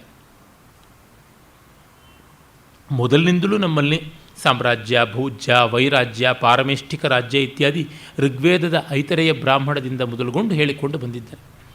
ಆಮೇಲೆ ವಿಷ್ಣುವಾದಿ ಪುರಾಣಗಳಲ್ಲಿ ಇಡೀ ಭಾರತದ ವಿವರಗಳನ್ನು ಉತ್ತರಂ ಯತ್ ಸಮುದ್ರಸ್ಯ ಹಿಮಾದ್ರಶ್ಚೇವ ದಕ್ಷಿಣಂ ವರ್ಷಂ ತದ್ ಭಾರತಂ ನಾಮ ಭಾರತೀಯತ್ರ ಸಂತತಿ ಇತ್ಯಾದಿಗಳ ಮೂಲಕ ತಿಳಿದುಕೊಂಡೇ ಇದ್ದೀವಿ. ಹಾಗಲ್ಲದೆ ಯಾವುದೇ ತೀರ್ಥಕ್ಷೇತ್ರಾದಿ ಯಾತ್ರೆ ಮಾಡುವಾಗ, ದಿಗ್ವಿಜಯ ಮಾಡುವಾಗ ಇಡೀ ದೇಶದ ಸರಹದ್ದುಗಳನ್ನೆಲ್ಲ ಮುಟ್ಟಿ ಬರಬೇಕು ಅನ್ನುವುದು ಬಹಳ ಪಾರಂಪರಿಕವಾಗಿ ಇರುವಂಥದ್ದು. ಅದು ಇತಿಹಾಸ ಪುರಾಣಗಳಲ್ಲಿ ಮಾತ್ರವಲ್ಲದೆ ವಾಸ್ತವದ ಘಟ್ಟಗಳಲ್ಲಿ ಕೂಡ ನೋಡ್ತೀವಿ. ಅದನ್ನು ಮುಂದೆ ನಾನು ಸಮುದ್ರಗುಪ್ತಾದಿಗಳನ್ನು ಸ್ವೀಕರಿಸುವಾಗ ತಿಳಿಸ್ತೀನಿ. ಅಂದರೆ ಒಂದು ದೇಶದ ಸಣ್ಣ ಸಣ್ಣ ಪ್ರಾಂತಗಳಲ್ಲಿ ರಾಜರುಗಳು ಆಳ್ತಾ ಇದ್ದರೂ ಅಖಂಡವಾದ ದೇಶದ ಕಲ್ಪನೆ, ಅದಕ್ಕೊಬ್ಬ ಸಾರ್ವಭೌಮಿಯನಾದ ಅಧಿಕಾರಿ ಬೇಕು ಅನ್ನುವ ಭಾವ ಇದ್ದೇ ಇತ್ತು ಅನ್ನುವುದು ನಮಗೆ ತಿಳಿಯುತ್ತದೆ. ಈ ಹಿನ್ನೆಲೆಯಲ್ಲಿ ನಾವು ಮಗಧ ಸಾಮ್ರಾಜ್ಯವನ್ನು ನೋಡಿದರೆ, ಆ ಮಗಧ ಸಾಮ್ರಾಜ್ಯದಲ್ಲಿ ಶಿಶುನಾಗರು ಆಳಿದರು. ಆ ಶಿಶುನಾಗರ ಬಳಿಕ ಬಂದವರು ನಂದರು ಅಂತ ಗೊತ್ತಾಗುತ್ತದೆ. ಆ ನಂದರ ಕಾಲದ ಕೊನೆಯ ರಾಜ ಅಂತ ಧನನಂದನನ್ನು ಹೇಳ್ತೀವಿ. ಮಹಾಪದ್ಮನಂದನಿಂದ ಆರಂಭವಾಗಿ ಕಡೆಗೆ ಸುನಂದ, ನಂದ ಅಂತ ಬಂದದ್ದು ಅಂತ ಲೋಕರೂಢಿಯಲ್ಲಿರುವ ಕಥೆಗಳೆಲ್ಲ ಹೇಳುವಂತೆ ನವರಂದರು ಒಟ್ಟಿಗೆ ಇದ್ದರು, ಅವರೆಲ್ಲ ಅಣ್ಣ ತಮ್ಮಂದರು ಅಂತ. ಅಂದರೆ ಮಹಾಪದ್ಮನಂದನ 8 ಜನ ಮಕ್ಕಳು ಸೇರಿ 9 ಜನ ಅಂತ ಕೆಲವು ಕಡೆಗೆ, ಇಲ್ಲ 9 ಜನ ಬೇರೆಯೇ ಸಂತಾನ ಇದ್ದದ್ದು ಸರ್ವಾರ್ಥ ಸಿದ್ಧಿಗೆ ಅನ್ನುವ ಮಾತನ್ನು ಕೂಡ ನಾವು ನೋಡ್ತೀವಿ. ಅದರ ಬಗ್ಗೆ ಐಕಮತ್ಯ ಇಲ್ಲ. ಆದರೆ ಇತಿಹಾಸದಲ್ಲಿ ಸಾಮಾನ್ಯವಾಗಿ ಲೆಕ್ಕಕ್ಕೆ ಸಿಗುವುದು ಕೊನೆಯ ರಾಜ ಧನನಂದ ಅಂತ. ಅವನು ಅತ್ಯಂತ ಕನಿಷ್ಠ ಸಹೋದರ ಅಂತ ಕೂಡ ಹೇಳ್ತಾರೆ. ಅವನು ಪರಾಕ್ರಮೀಯ. ಅವನ ಕಾಲದಲ್ಲಿ ಭಾರತ ದೇಶಕ್ಕೆ ಅಲೆಕ್ಸಾಂಡರ್ನ ದಂಡಯಾತ್ರೆ ಆಯಿತು ಅಂತ. ಈ ಸಂದರ್ಭದಲ್ಲಿ ಒಂದು ವಿವರವನ್ನು ಹೇಳಬೇಕು. ಈಚಿನ ಹಲವು ಸಂಶೋಧಕರು, ಶ್ರೀರಾಮ ಸಾಠೆ ಮೊದಲಾದವರು, ನಮ್ಮ ರಾಜಾರಾಮ್, ಇನ್ನೂ ಅನೇಕರು ಹೇಳುವಂತೆ ಸಂಡ್ರಕೊಟ್ಟಸ್ ಅಂತ ಯಾವ ಉಲ್ಲೇಖ ಬರುತ್ತದೆ, ಗ್ರೀಕರ ಪ್ಲಿನಿ ಇರ್ಬೋದು, ಮತ್ತು ಹೆರೋಡೋಟಸ್ ಇರ್ಬೋದು, ಹಾಗೆಯೇ ನಮ್ಮ ಇಂಡಿಕಾ ಅನ್ನುವ ಗ್ರಂಥವನ್ನು ಬರೆದಂಥ ಮೆಗಸ್ತಾನಿಸ್, ಇವರೆಲ್ಲ ಹೇಳುವಂಥದ್ದು ಚಂದ್ರಗುಪ್ತ ಮೌರ್ಯ ಅಲ್ಲ, ಗುಪ್ತ ವಂಶೀಯನಾದ ಚಂದ್ರಗುಪ್ತ ವಿಕ್ರಮಾದಿತ್ಯ ಅಂತ ಹೇಳಿ. ಹಾಗೆ ನೋಡಿದಾಗ ಇತಿಹಾಸ ಹತ್ತಿರ ಒಂದು 700 ವರ್ಷ ಹಿಂದೆ ಹೊರಟೋಗುತ್ತೆ. ಆ ಬಗ್ಗೆ ನನಗಿನ್ನೂ ಕನ್ವಿನ್ಸಿಂಗ್ ಆರ್ಗ್ಯುಮೆಂಟ್ ಅನ್ನುವಂಥದ್ದು ನನಗಾಗಿಲ್ಲ. ಆ ಕಾರಣದಿಂದ ನಾನು ಈ ಹೊತ್ತು ಇರುವ ಸಾಮಾನ್ಯ ಶಾಲಾ ಕಾಲೇಜುಗಳಲ್ಲಿ ರೂಢವಾದ ಇತಿಹಾಸವನ್ನೇ ಹೇಳ್ತಾ ಇದ್ದೀನಿ. ಸಂಡ್ರಕೊಟ್ಟಸೇ ಚಂದ್ರಗುಪ್ತ ವಿಕ್ರಮಾದಿತ್ಯ ಅಂತ ಹೇಳುವುದು ಎಷ್ಟು ಮಟ್ಟಿಗೆ ಸಾಧು ಅನ್ನೋದು ಚಿಂತನೀಯ. ಅದಕ್ಕೆ ಇನ್ನೂ ಬೇರೆ ಪ್ರಬುದ್ಧವಾದ ಸಾಕ್ಷ್ಯಗಳು ದೊರಕುವವರೆಗೂ ಸದ್ಯಕ್ಕೆ ಅಮಾನತಿನಲ್ಲಿಡಬೇಕು ಅಂತ. ಅದು ಏನೇ ಇರಲಿ, ಆ ಹೊತ್ತಿಗೆ ಅಲೆಕ್ಸಾಂಡರ್ನ ದಂಡಯಾತ್ರೆ ಆಯಿತು ಅಂತ. ಅಲೆಕ್ಸಾಂಡರ್ನ ದಂಡಯಾತ್ರೆಗೆ ಮುನ್ನ ನಮ್ಮ ದೇಶಕ್ಕೆ ಯಾರೂ ಬೇರೆಯವರು ಹೊರಗಿನಿಂದ ದಂಡಯಾತ್ರೆ ಮಾಡಿರಲಿಲ್ಲ. ಆ ಬಗ್ಗೆ ಹೆರೋಡೋಟಸ್ ಹೇಳ್ತಾನೆ, ಹೆರಾಕ್ಲೇಸ್ ಮತ್ತು ದಿಯೋನಿಸಸ್ ಇಬ್ಬರು ಬಿಟ್ಟರೆ ಅಲೆಕ್ಸಾಂಡರೇ ಬಂದಿದ್ದು ಅಂತ. ಅರೆ, ಹೆರಾಕ್ಲೇಸ್ ಆಗಲಿ ದಿಯೋನಿಸಸ್ ಆಗಲಿ ಇಬ್ಬರೂ ಪುರಾಣದ ಕಲ್ಪನೆಗಳಲ್ಲದೆ ಅವರು ನಿಜವಾದ ವ್ಯಕ್ತಿಗಳಲ್ಲ. ಹೆರಾಕ್ಲೇಸ್ ಗ್ರೀಕರ ಎಲ್ಲ ಒಂದು ಆದರ್ಶಗಳ, ವೀರೋಚಿತವಾದ ಸಾಹಸಗಳ ಸಂಕೇತವನಾದಂಥ ಒಬ್ಬ ವ್ಯಕ್ತಿ. ಅವನ ಅದ್ಭುತವಾಗಳನ್ನೆಲ್ಲ ಎಷ್ಟೋ ಮಾಡ್ದ ಅಂತ. ಆದರೆ ಅವನು ತನ್ನ 12 ಮಹಾಸಾಹಸಗಳಲ್ಲಿ ಎಲ್ಲಿಯೂ ಭಾರತ ದೇಶಕ್ಕೆ ಬಂದಂಥ ಉಲ್ಲೇಖ ಕಾಣಿಸೋದಿಲ್ಲ. ಆ ಕಾರಣದಿಂದ ಗ್ರೀಕರ ಮೂಲಗಳನ್ನೇ ನೋಡಿ ನಾನು ಹೇಳ್ತಾ ಇದ್ದೀನಿ, ಅದು ನಿಲ್ಲುವುದಲ್ಲ. ಅವನು ವಾಸ್ತವ ವ್ಯಕ್ತಿಯಾಗಿದ್ದರೂ ನಿಲ್ಲುವಂಥದ್ದಲ್ಲ. ಮತ್ತು ಇನ್ನೊಬ್ಬ ಡಿಯೋನಿಸಸ್ಸು, ಅವನು ದೇವತೆ, ಅವನು ರಂಗಾಧಿದೇವತೆ ಮತ್ತು ಮದ್ಯದ ದೇವತೆ. ಅವನನ್ನು ಬ್ಯಾಕಸ್ ಅಂತ ರೋಮನ್ ದೇವತಾ ವರ್ಗದಲ್ಲಿ ಸೇರಿಸ್ತಾರೆ. ಆತ ಅಂತೂ ಪೂರ್ವ ದೇಶಗಳಿಗೆ ಸಂಬಂಧಪಟ್ಟಂಥ ಒಬ್ಬ ದೇವರು, ಅವನನ್ನು ಗ್ರೀಕರು ಅಡಾಪ್ಟ್ ಮಾಡಿಕೊಂಡ್ರು ಅಂತ ಹೇಳಿಬಿಟ್ಟು ಅವನ ಚರಿತ್ರೆಯನ್ನು, ಆ ದೇವತಾ ತತ್ವ ಬೆಳೆದು ಬಂದ ಬಗೆಯನ್ನು ಹೇಳ್ತಾರೆ. ಹೀಗಾಗಿ ಅದೊಂದು ತತ್ವ, ಆರಾಧನಾ ಕ್ರಮ. ಹಾಗಾಗಿ ಅದು ಭಾರತ ದೇಶದ ಮೇಲೆ ಯುದ್ಧ ಮಾಡಿದ್ದು ಎಂಥದ್ದು ಏನು ಅಲ್ಲವೇ ಅಲ್ಲ. ಈ ಕಾರಣದಿಂದ ನೋಡಿದರೆ ಅಲೆಕ್ಸಾಂಡರ್ ಒಬ್ಬನೇ ಅಂತ ಗೊತ್ತಾಗುತ್ತದೆ. ಅಲೆಕ್ಸಾಂಡರ್ ಆದರೂ ಭಾರತದ ಮುಖ್ಯ ಭೂಭಾಗದ ಮೇಲೆ ಬಂದು ಎಷ್ಟು ದಾಳಿ ಮಾಡಿದ್ದ? ಖಂಡಿತ ಇಲ್ಲ. ಅವನು ಬಂದದ್ದು ಕೇವಲ ಪಶ್ಚಿಮದ ಅಂಚಿನವರೆಗೆ ಮಾತ್ರ. ಸಿಂಧು ನದಿಯನ್ನು ದಾಟಿ ವಿತಸ್ತಾ ನದಿಯವರೆಗೆ ಬಂದಿದ್ದ ಅಂತ ಉಲ್ಲೇಖ. ಜೀಲಂ ಅಂತ ನಾವೇನು ಹೇಳ್ತೀವಿ, ಅದು ವಿತಸ್ತಾ ನದಿ. ಅದು ಕಾಶ್ಮೀರದ ಕಡೆಯಿಂದ ಹರಿದುಕೊಂಡು ಸಿಂಧುವನ್ನೇ ಸೇರುವಂಥದ್ದಾಗಿದೆ. ವಿತಸ್ತಾ ನದಿಯನ್ನು ಅವನು ದಾಟಿದನೋ ಇಲ್ಲವೋ ಅಷ್ಟೆ. ಅದು ಬಿಟ್ಟು ಮಿಕ್ಕದ್ದೇನು ಅವನ ಪರಾಕ್ರಮವನ್ನು ದ್ಯೋತನ ಮಾಡುವಂತೆ ಪುರಾವೆಗಳು ಇಲ್ಲ. ಆದರೆ ಅದು ದೊಡ್ಡ ರೀತಿಯಲ್ಲಿ ನಮ್ಮ ಪರಂಪರೆಯಲ್ಲಿ ಎಲ್ಲಿಯೂ ಉಲ್ಲೇಖಗೊಳ್ಳಲಿಲ್ಲ. ಉದಾಹರಣೆಗೆ ನಮ್ಮಲ್ಲಿ ಇಸ್ಲಾಮಿನ ದೌರ್ಜನ್ಯವನ್ನು ಹಲವು ಪುರಾಣಗಳು ಉಲ್ಲೇಖಿಸಿವೆ. ಭವಿಷ್ಯೋತ್ತರ ಮೊದಲಾದ ಪುರಾಣಗಳು ಉಲ್ಲೇಖ ಮಾಡಿವೆ. ಅದೇ ರೀತಿಯಲ್ಲಿ ಕ್ರೈಸ್ತರ ದೌರ್ಜನ್ಯಾದಿಗಳನ್ನು ಭವಿಷ್ಯ ಪುರಾಣದಲ್ಲಿ ನಾವು ನೋಡ್ತೀವಿ, ಭವಿಷ್ಯೋತ್ತರದಲ್ಲಿ ನೋಡ್ತೀವಿ. ಜೊತೆಗೆ ಅನೇಕ ಕವಿಗಳು, ನಾಟಕಕಾರರು ಎಲ್ಲ ಬರದೇ ಇದ್ದಾರೆ. ಉದಾಹರಣೆಗೆ ಈ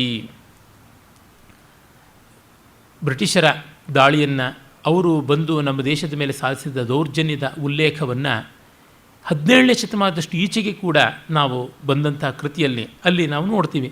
ವೆಂಕಟಾಧ್ವರಿಯ ಪ್ರಸಿದ್ಧವಾದ ಚಂಪು ಕಾವ್ಯ ವಿಶ್ವಗುಣಾದರ್ಶ ಚಂಪುವಲ್ಲಿ ಹೂಣಾ ಕರುಣಾಹೀನಾ ಅನ್ನುವ ಮಾತಿನಲ್ಲಿ ಅವನು ತೋರ್ಪಡಿಸ್ತಾನೆ ಮದ್ರಾಸ್ ಪ್ರಾಂತದಲ್ಲಿ ಹೇಗೆ ಅವರು ಆಳ್ತಾ ಇದ್ದರು ಅನ್ನುವಂಥದ್ದು. ಅದೇ ರೀತಿ ಈಚೆಗಷ್ಟೇ ನಾನು ಇಲ್ಲಿ ಹಲವು ದಿವಸ ವಿವರಣೆ ಮಾಡಿದ ಗಂಗಾದೇವಿಯ ಮಥುರಾ ವಿಜಯದಲ್ಲಂತೂ ಯಾವ ರೀತಿ ಮುಸಲ್ಮಾನರ ದೌರ್ಜನ್ಯ ದಕ್ಷಿಣ ಭಾರತದಲ್ಲಿ ಆವರಿಸಿತ್ತು ಅಂತ. ಆ ಥರ ನೂರಾರು ಉಲ್ಲೇಖಗಳನ್ನು ಕವಿ ಪಂಡಿತರ, ನಾಟಕಾದಿ ನಿರ್ಮಾತೃಗಳ ರಚನೆಗಳಲ್ಲಿ ನೋಡ್ತೀವಿ. ಆದರೆ ಯವನರ ಬಗ್ಗೆ, ಅಯೋನಿಯನ್ಸ್ ಅಂತ ಏನು ಹೇಳ್ತೀವಿ ಗ್ರೀಕರ ಬಗ್ಗೆ ಒಂದೇ ಪುರಾಣದಲ್ಲಿ, ಒಂದೇ ನಾಟಕಾದಿಗಳಲ್ಲಿ ಎಲ್ಲಿಯೂ ನೋಡಲ್ಲ. ಅದೇ ಆ ಯವನರನ್ನು ನಮ್ಮವರು ಕೆಲಸಕ್ಕೆ ಇಟ್ಟುಕೊಂಡದ್ದು ನೋಡ್ತೀವಿ.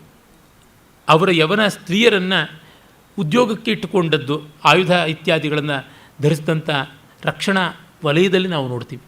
ಕಾಳಿದಾಸನ ಮಾಲವಿಕ ಅಗ್ನಿಮಿತ್ರದಲ್ಲಿ ಒಂದು ಕಡೆಗೆ ದೂರದ ಸಿಂಧು ತೀರದಲ್ಲಿ ಯವನ ಸೈನ್ಯದ ಜೊತೆಗೆ ಪುಷ್ಯಮಿತ್ರ ಶುಂಗನ ಮೊಮ್ಮಗ ವಸುಮಿತ್ರ ಹೋರಾಡದ ಅಂತ ಬರುತ್ತದೆ. ಆದರೆ ಅದು ಅಲೆಕ್ಸಾಂಡರ್ನ ದಾಳಿ ಅಲ್ಲ. ಅದೆಲ್ಲ ಅಲೆಕ್ಸಾಂಡರ್ನ ಪರಿವಾರದವರು, ಅಂದರೆ ಅವನು ತೀರಿಕೊಂಡು ಸುಮಾರು 200 ವರ್ಷ ಆದಮೇಲೆ, 250-300 ವರ್ಷ ಆದಮೇಲೆ ಆದಂಥದ್ದು. ಹೀಗೆ ನೋಡಿದಾಗ ನಮಗೆ ಅಲೆಕ್ಸಾಂಡರ್ನ ಒಂದು ದಾಳಿಯನ್ನು ನಮ್ಮ ಇಡೀ ಪರಂಪರೆ ಯಾವುದೇ ದೊಡ್ಡದು ಅಂತ ಭಾವಿಸಿರಲಿಲ್ಲ. ದೊಡ್ಡದು ಅಂತ ಭಾವಿಸಿದರೆ ಖಂಡಿತ ಉಲ್ಲೇಖವಾಗ್ತಾ ಇತ್ತು ಅನ್ನೋದಕ್ಕೆ ನಾನು ಹೇಳ್ತಾ ಇದ್ದೀನಿ. ಎಷ್ಟೊಂದು ವಿವರಗಳನ್ನು ಕೊಟ್ಟಿದ್ದಾರೆ ನಮ್ಮವರು, ಬರವಣಿಗೆಯಲ್ಲಿ ಕೊಟ್ಟಿದ್ದಾರೆ. ಇದನ್ನು ಕೊಟ್ಟಿಲ್ಲ ಅಂತಂದರೆ ಅದಕ್ಕೆ ಮುಖ್ಯವಾದ ಕಾರಣ ಇರಬೇಕು. ಏನಂದರೆ ಅದು ದೊಡ್ಡ ಪ್ರಭಾವಕಾರಿ ಆದದ್ದಲ್ಲ ಅಂತ. ಅಲೆಕ್ಸಾಂಡರ್ ಹೇಗೆ ಸೋತ ಅನ್ನೋದರ ಬಗ್ಗೆ ತುಂಬ ಊಹಾಪೋಹಗಳನ್ನು ಮಾಡಿದ್ದಾರೆ. ಸೋತ ಅಂದರೆ ಭಾರತ ದೇಶವನ್ನು ಗೆಲ್ಲಲಾಗದೆ ಸೈನಿಕರ ಬಂಡಾಯದಿಂದಲೋ, ಶ್ರಮದಿಂದಲೋ, ಅಥವಾ ಮಗಧ ಸೈನ್ಯದ ಅಪಾರತೆಯ ಬಗ್ಗೆ ಕೇಳಿದ ಕಥೋಪಕಥೆಗಳಿಂದ ಭಯಪಟ್ಟು ಏನೋ ಒಟ್ಟಿನಲ್ಲಿ ಪಲಾಯನ ಮಾಡ್ದ ಅಂತಂತಾರೆ. ತಾತ್ಪರ್ಯ ಇಷ್ಟು, ನಮ್ಮ ದೇಶ ಆಗ ಅಖಂಡವಾದ ಒಬ್ಬ ಚಕ್ರವರ್ತಿಯ ಕೈಕೆಳಗೆ ಇಲ್ಲದೇ ಇದ್ದರೂ ಹಲವು ಭಾಗಗಳಾಗಿ ಷೋಡಶ ಮಹಾಜನಪದ ಇತ್ಯಾದಿಯಾಗಿ ವಿಂಗಡಣೆಗೊಂಡಿದ್ದರೂ ಕೂಡ ಇಟ್ ವಾಸ್ ಫೋರ್ಬಿಡಿಂಗ್ ಅಂತನ್ನುವಂಥದ್ದು. ಅದು ಅಸೀಮ ಧೈರ್ಯದಿಂದ ಇವರ ಆಕ್ರಾಂತಿಯನ್ನು ಎದುರಿಸೋದಕ್ಕೆ ಆಗಿತ್ತು ಅಂತ. ಎಲ್ಲಿ ಅಲೆಕ್ಸಾಂಡರ್ನ ಕೈ ನಡೆದದ್ದು ಅಂದರೆ ಗಣಗಳು ಎಲ್ಲಿವೆ ಅಲ್ಲಿ, ಗಣತಂತ್ರ ವ್ಯವಸ್ಥೆ ಎಲ್ಲಿದೆ ಅಲ್ಲಿ. ಅವನು ಮದ್ರಗಣವನ್ನು, ಯೌಧೇಯ ಗಣವನ್ನು ಮತ್ತು ಮಾದ್ರೇಯ ಗಣವನ್ನು, ಈ ಥರದ ಕೆಲವು ಗಣಗಳನ್ನು ಗೆದ್ದ. ಗಣಗಳು ಅತೀವ ಸ್ವಾತಂತ್ರ್ಯ ಪ್ರೀತಿಯಿಂದ ಮಿಕ್ಕ ಗಣಗಳ ಜೊತೆಗೂ ಕೂಡ ವಿಶ್ವಾಸದಿಂದ ನಡ್ಕೊಳ್ತಾ ಇರಲಿಲ್ಲ. ನಮಗೆ ಗ್ರೀಕರನ್ನೇ ನೋಡಿದರೆ ಗೊತ್ತಾಗುತ್ತದೆ. ಗ್ರೀಕರಲ್ಲಿ ಒಂದು ಹಂತದಲ್ಲಿ ಸಿಟಿ ಸ್ಟೇಟ್ಸ್ ಅನ್ನುವಂಥ ಕಲ್ಪನೆ ಬಂತು. ಹೆಚ್ಚು ಕಡಿಮೆ ಗಣತಂತ್ರಕ್ಕೆ ಸಂವಾದಿಯಾಗುವಂಥದ್ದು. ಅದು ಸ್ಪಾರ್ಟಾ ಇರ್ಬೋದು, ಅಥೆನ್ಸ್ ಇರ್ಬೋದು, ಮತ್ತು ಮೈಕಿನಿ ಇರ್ಬೋದು, ಆರ್ಗಾಸ್ ಇರ್ಬೋದು. ಈ ರೀತಿಯಾದ ಒಂದೊಂದು ಊರೇನೇ ಒಂದೊಂದು ರಾಜ್ಯ ಅನ್ನುವಂತೆ. ಆಗ ಒಂದೊಂದು ಊರು ಮತ್ತೊಂದು ಊರಿನ ಜೊತೆಗೆ ಸ್ನೇಹ ಸೌಹಾರ್ದಗಳನ್ನು ಇಟ್ಟುಕೊಳ್ಬಾರದು ಅನ್ನುವಂತೆ ಮಾಡಿಕೊಂಡಿದ್ದು. ಆ ಸಂದರ್ಭದಲ್ಲಿಯೇ ಪರ್ಷಿಯಾದ ದೊಡ್ಡ ದಾಳಿ ಎದುರಾಗ್ತಾ ಇದೆ ಅಂತ ಗೊತ್ತಾದಾಗ ಅಥೆನ್ಸಿನ ಪ್ರಮುಖರೆಲ್ಲರೂ ಸೇರಿ ನಾವೆಲ್ಲ ಒಗ್ಗಟ್ಟಾಗಿ ಒಂದೇ ಗಣದಂತೆ ನಡ್ಕೊಂಡು ಎದುರಾಳಿಗಳನ್ನು ಎದುರಿಸೋಣ ಅಂತ. ಆದರೆ ಅದು ಪ್ರಯೋಜನಕಾರಿ ಆಗಲಿಲ್ಲ. ಸ್ಪಾರ್ಟಾದವರು ತುಂಬ ವೀರಾವೇಶದಿಂದ ಇದ್ದವರು, ಯುದ್ಧತಂತ್ರದಲ್ಲಿ ನಿಸ್ಸೀಮರಾದವರು. ಅವರು ನಾವು ನಮ್ಮ ರಕ್ಷಣೆ ಮಾಡ್ಕೊಳ್ತೀವಿ, ನಮ್ಮ ರಕ್ಷಣೆ ಮಾಡ್ಕೊಳ್ತೀವಿ ಅಂತ ಹೇಳುವ ಕಾರಣದಿಂದ, ದುರ್ದೈವದಿಂದ ಒಂದು ಯುದ್ಧದಲ್ಲಿ ಇಡೀ ಪರ್ಷಿಯಾ ಸೇನೆಯ ದಾಳಿಯನ್ನು ಅವರು ಎದುರಿಸೋಕ್ಕಾದರೂ ಥರ್ಮೋಪೈಲ್ ಅಂತ ಪ್ರಸಿದ್ಧವಾದ ಜಾಗ ಯಾವುದುಂಟು ಅಲ್ಲಿ 300 ಜನ. ಅದು 2 ಬಾರಿ ಚಲನಚಿತ್ರ ಕೂಡ ಆಯಿತು. 300 ಅಂತ, ಥರ್ಮೋಪೈಲ್ ಅಂತ ಮೊದಲ ಬಾರಿಗೆ, ಆಮೇಲೆ ಅದು 300 ಅಂತೆಲ್ಲ ಬಂತು. ಇರಲಿ.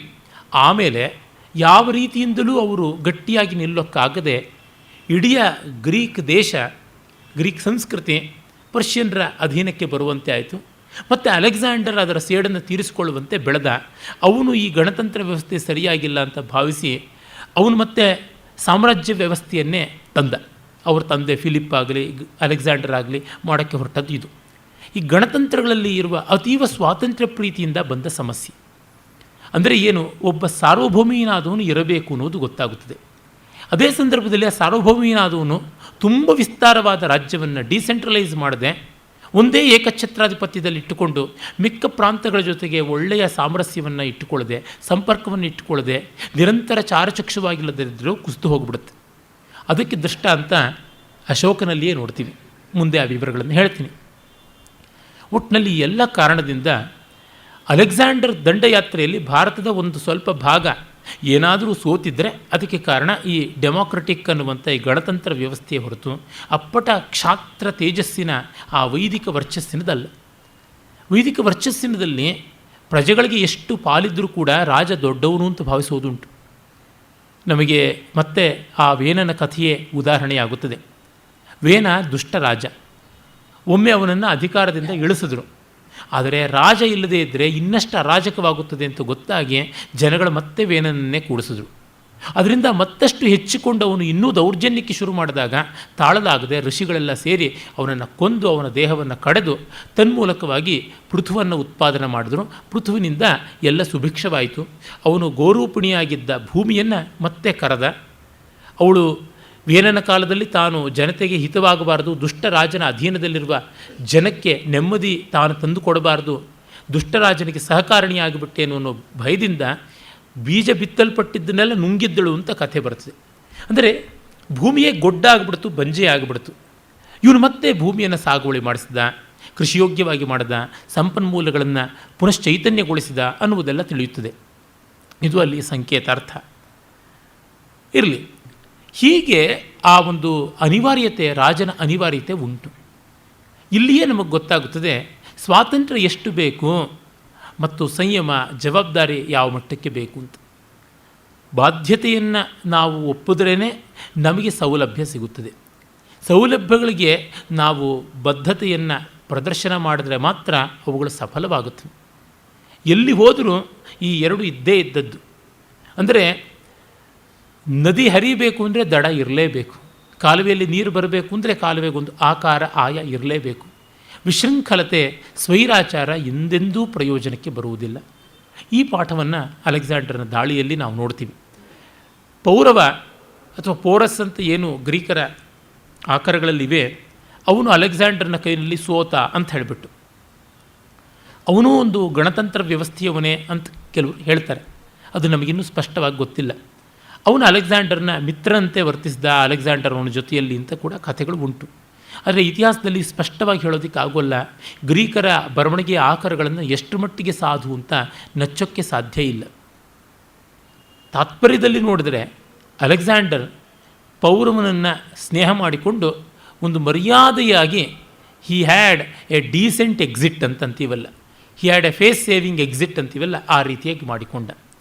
ಆದರೆ ಅವನು ಬ್ಯಾಕ್ಟ್ರಿಯಾ ಅಂತ ಯಾವ ಪ್ರಾಂತ ಉಂಟು, ಆ ಪ್ರಾಂತದಲ್ಲಿ ಒಂದಷ್ಟು ಸೈನ್ಯವನ್ನು, ಸೇನಾಧಿಕಾರಿಗಳನ್ನು ಉಳಿಸಿಟ್ಟು ಹೋದ. ಅಲ್ಲಲ್ಲಿ ಯಾವುದು ಹೊತ್ತಿನ ಬಲೂಚಿಸ್ತಾನ, ಅಫ್ಘಾನಿಸ್ತಾನ ಇದೆ, ಆ ಪ್ರಾಂತದಲ್ಲಿ ಕಂದಹಾರ್, ಆ ಭಾಗಗಳಲ್ಲಿ ಅದನ್ನೇ ಬಾಲ್ಹೀಕ ಅಂತ ಕರೀತಾರೆ. ಬ್ಯಾಕ್ಟ್ರಿಯಾನೇ ಬಾಲ್ಹೀಕ ಅಂತ ಅನ್ನುವಂಥದ್ದು. ಅಲ್ಲಿ ತನ್ನ ಉತ್ತರಾಧಿಕಾರಿಗಳನ್ನು ಉಳಿಸಿಬಿಟ್ಟು ಅವನು ಹೋದ. ದಾರಿಯಲ್ಲಿ ಅವನು ತೀರಿಕೊಂಡ ಅಂತ ಕೂಡ ಗೊತ್ತಾಗುತ್ತದೆ.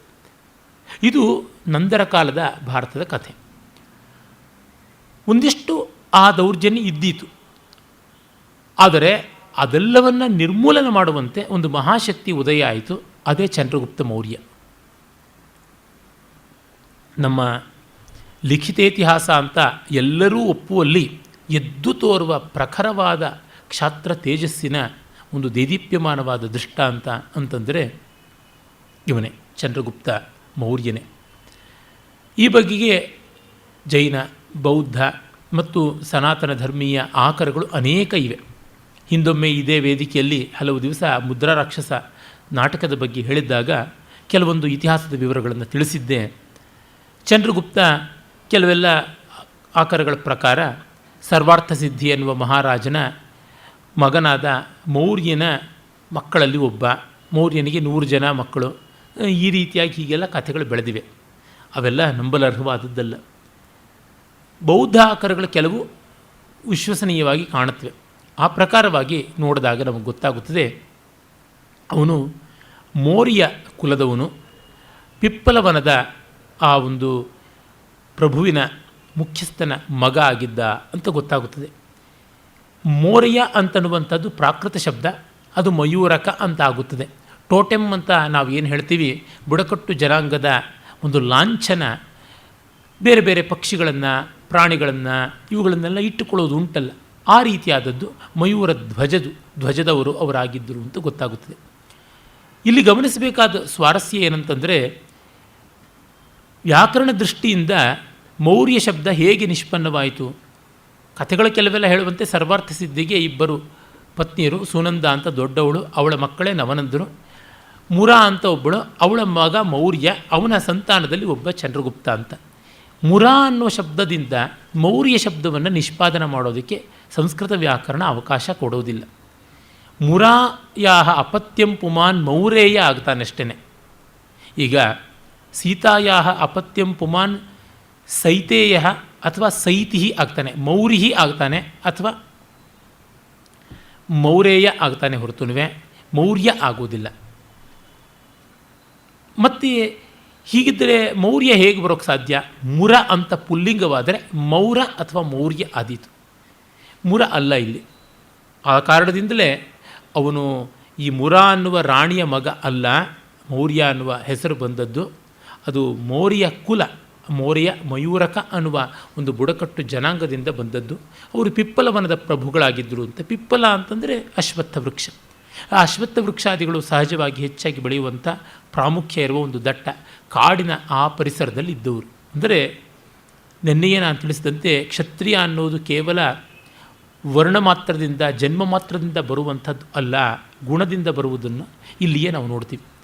ಆ ಮುಖ್ಯಸ್ಥ ಪ್ರಭು ಅವನು ತೀರಿಕೊಂಡಿದ್ದ. ಅವನ ರಾಣಿಗೆ ಚಿಕ್ಕ ಹುಡುಗ ಇದ್ದ. ಆ ಚಿಕ್ಕ ಹುಡುಗ ಅವನೇ ನಮ್ಮ ಈ ಹೊತ್ತಿನ ಕಥಾನಾಯಕನಾದಂಥ ಚಂದ್ರಗುಪ್ತ ಮೌರ್ಯ. ಆ ಚಂದ್ರಗುಪ್ತ ಮೌರ್ಯನ ಒಂದು ವ್ಯಕ್ತಿತ್ವವನ್ನೇ ನಾವು ಮುಂದಿನ ಎಲ್ಲ ವಿವರಗಳಲ್ಲಿ ನೋಡ್ತೀವಿ. ಅವನ ತಾಯಿ ಅಂದರೆ ಚಂದ್ರಗುಪ್ತನ ತಾಯಿ ಪತಿಯನ್ನು ಕಳ್ಕೊಂಡು ನಿರ್ಗತಿಗಳಾಗಿ ಕುಸುಮಪುರ ಅಂದರೆ ಆ ಹೊತ್ತಿನ ಪಾಟಲಿಪುತ್ರ ಅಂತ ಏನು ಕರಿತೀವಿ, ಈಗಿನ ಪಾಟ್ನಾ, ಅಲ್ಲಿಗೆ ಬಂದಿದ್ದಳು. ಅಲ್ಲಿ ಚಂದ್ರಗುಪ್ತ ಆಟ ಆಡಿಕೊಂಡಿದ್ದವನನ್ನು ಚಾಣಕ್ಯ ಕಂಡು ಗಮನಿಸಿ ಅವನ ವ್ಯಕ್ತಿತ್ವದಲ್ಲಿ ರಾಜ ಲಕ್ಷಣಗಳಿವೆ, ಅವನ ಗುಣದಲ್ಲಿವೆ ಅಂತ ತೆಗೆದುಕೊಂಡವನನ್ನು ತನ್ನ ತಕ್ಷಶಿಲೆಗೆ ಕರ್ಕೊಂಡು ಹೋಗಿ ಅಲ್ಲಿ ವಿದ್ಯಾಭ್ಯಾಸವನ್ನು ಕೊಡಿಸಿದ ಅನ್ನುವುದು ಬೌದ್ಧ ಮೂಲಗಳಿಂದ ತಿಳಿದು ಬಂತಕ್ಕಂಥದ್ದು. ಅದು ಮಕ್ಕಳ ಜೊತೆ ಕೂಡ ಅವನು ರಾಜಕೀಳಂ ಕೀಳಂತೋ ಅಂತ ಅನ್ನುವ ಮಾತು ಬರುತ್ತೆ ಪ್ರಾಕೃತದಲ್ಲಿ. ರಾಜಕ್ರೀಡೆಯನ್ನು ಮಾಡ್ತಾ ಇದ್ದ ಅಂತ. ತಾನು ರಾಜನ ಸ್ಥಾನದಲ್ಲಿ ಕೂತ್ಕೊಳ್ಳೋದು, ಮಿಕ್ಕವರನ್ನು ಬೇರೆ ಬೇರೆ ಅಪರಾಧಿ ಸ್ಥಾನದಲ್ಲಿ, ಮಂತ್ರಿ ಸ್ಥಾನದಲ್ಲಿ, ಸೇನಾಪತಿ ಸ್ಥಾನದಲ್ಲಿ ಇಟ್ಟುಕೊಂಡು ಆಟ ಆಡುವಂಥದ್ದು ಅಂತ. ಅಂದರೆ ಆ ಮನೋಧರ್ಮ, ಆ್ಯಟಿಟ್ಯೂಡ್ ಬಹಳ ಮುಖ್ಯ. ಕೆಲವರಿಗೆ ಬಂದಿರುತ್ತದೆ, ಎಲ್ಲರಿಗೆ ಬರುತ್ತೆ ಅಂತ ಹೇಳೋಕ್ಕಾಗೋಲ್ಲ. ಇದು ಕೆಲವರು ನೋಡಿ ಕಲ್ತಿರ್ಬೋದು, ಇನ್ನು ಕೆಲವರಲ್ಲಿ ವ್ಯಕ್ತಿತ್ವದಿಂದಲೇ ಬಂದಿದ್ದಿರಬಹುದು. ಇವನಿಗೆ ಆ ರೀತಿಯಾದ ರಾಜ ಯೋಗ್ಯತೆ ಇತ್ತು ಅಂತ ಗೊತ್ತು ಮಾಡಿಕೊಂಡೇ ಹೋಗಿದ್ದು ಅಂತ ಬೌದ್ಧ ಮೂಲಗಳಿಂದ ಗೊತ್ತಾಗುತ್ತದೆ. ಒಟ್ಟಿನಲ್ಲಿ ತಾತ್ಪರ್ಯ ಎಷ್ಟು, Chandragupta Vikramaditya was more A self made person ಅಂತ. ಇವರೇ ಯಾವುದೇ ಒಂದು ಜನಾಂಗದಲ್ಲಿ, ಯಾವುದೇ ಒಂದು ದೇಶದಲ್ಲಿ ನಿರ್ಣಾಯಕವಾದ ಸ್ಥಾನಕ್ಕೆ ಬಂದು ದೊಡ್ಡ ದೊಡ್ಡ ನಿರ್ಣಯಗಳನ್ನು ತೆಗೆದುಕೊಂಡು ಅಭಿವೃದ್ಧಿಗೆ ಕಾರಣವಾಗಬಲ್ಲವರು. ಯಾಕೆಂದರೆ ವಂಶಪಾರಂಪರ್ಯದಲ್ಲಿ ಎಷ್ಟೋ ಬಾರಿ ಅವರಿಗೆ ಟೇಕನ್ ಫಾರ್ ಗ್ರ್ಯಾಂಟೆಡ್ ಆಗಿರುತ್ತವೆ ಎಷ್ಟೋ ಸಂಗತಿಗಳು. ಆದರೆ ಸ್ವಯಂಭೂವಾಗಿ ಬರುವಂಥವರಿಗೆ ಇವೆಲ್ಲದರ ಅನುಭವವು ತಾನಾಗಿ ಆಗಿರೋದ್ರಿಂದ ತುಂಬ ದೊಡ್ಡ ಶಕ್ತಿ ಸಾಧ್ಯತೆ ಉಂಟು. ಚಂದ್ರಗುಪ್ತ ಮೌರ್ಯ ಆ ಬಗೆಯವನು.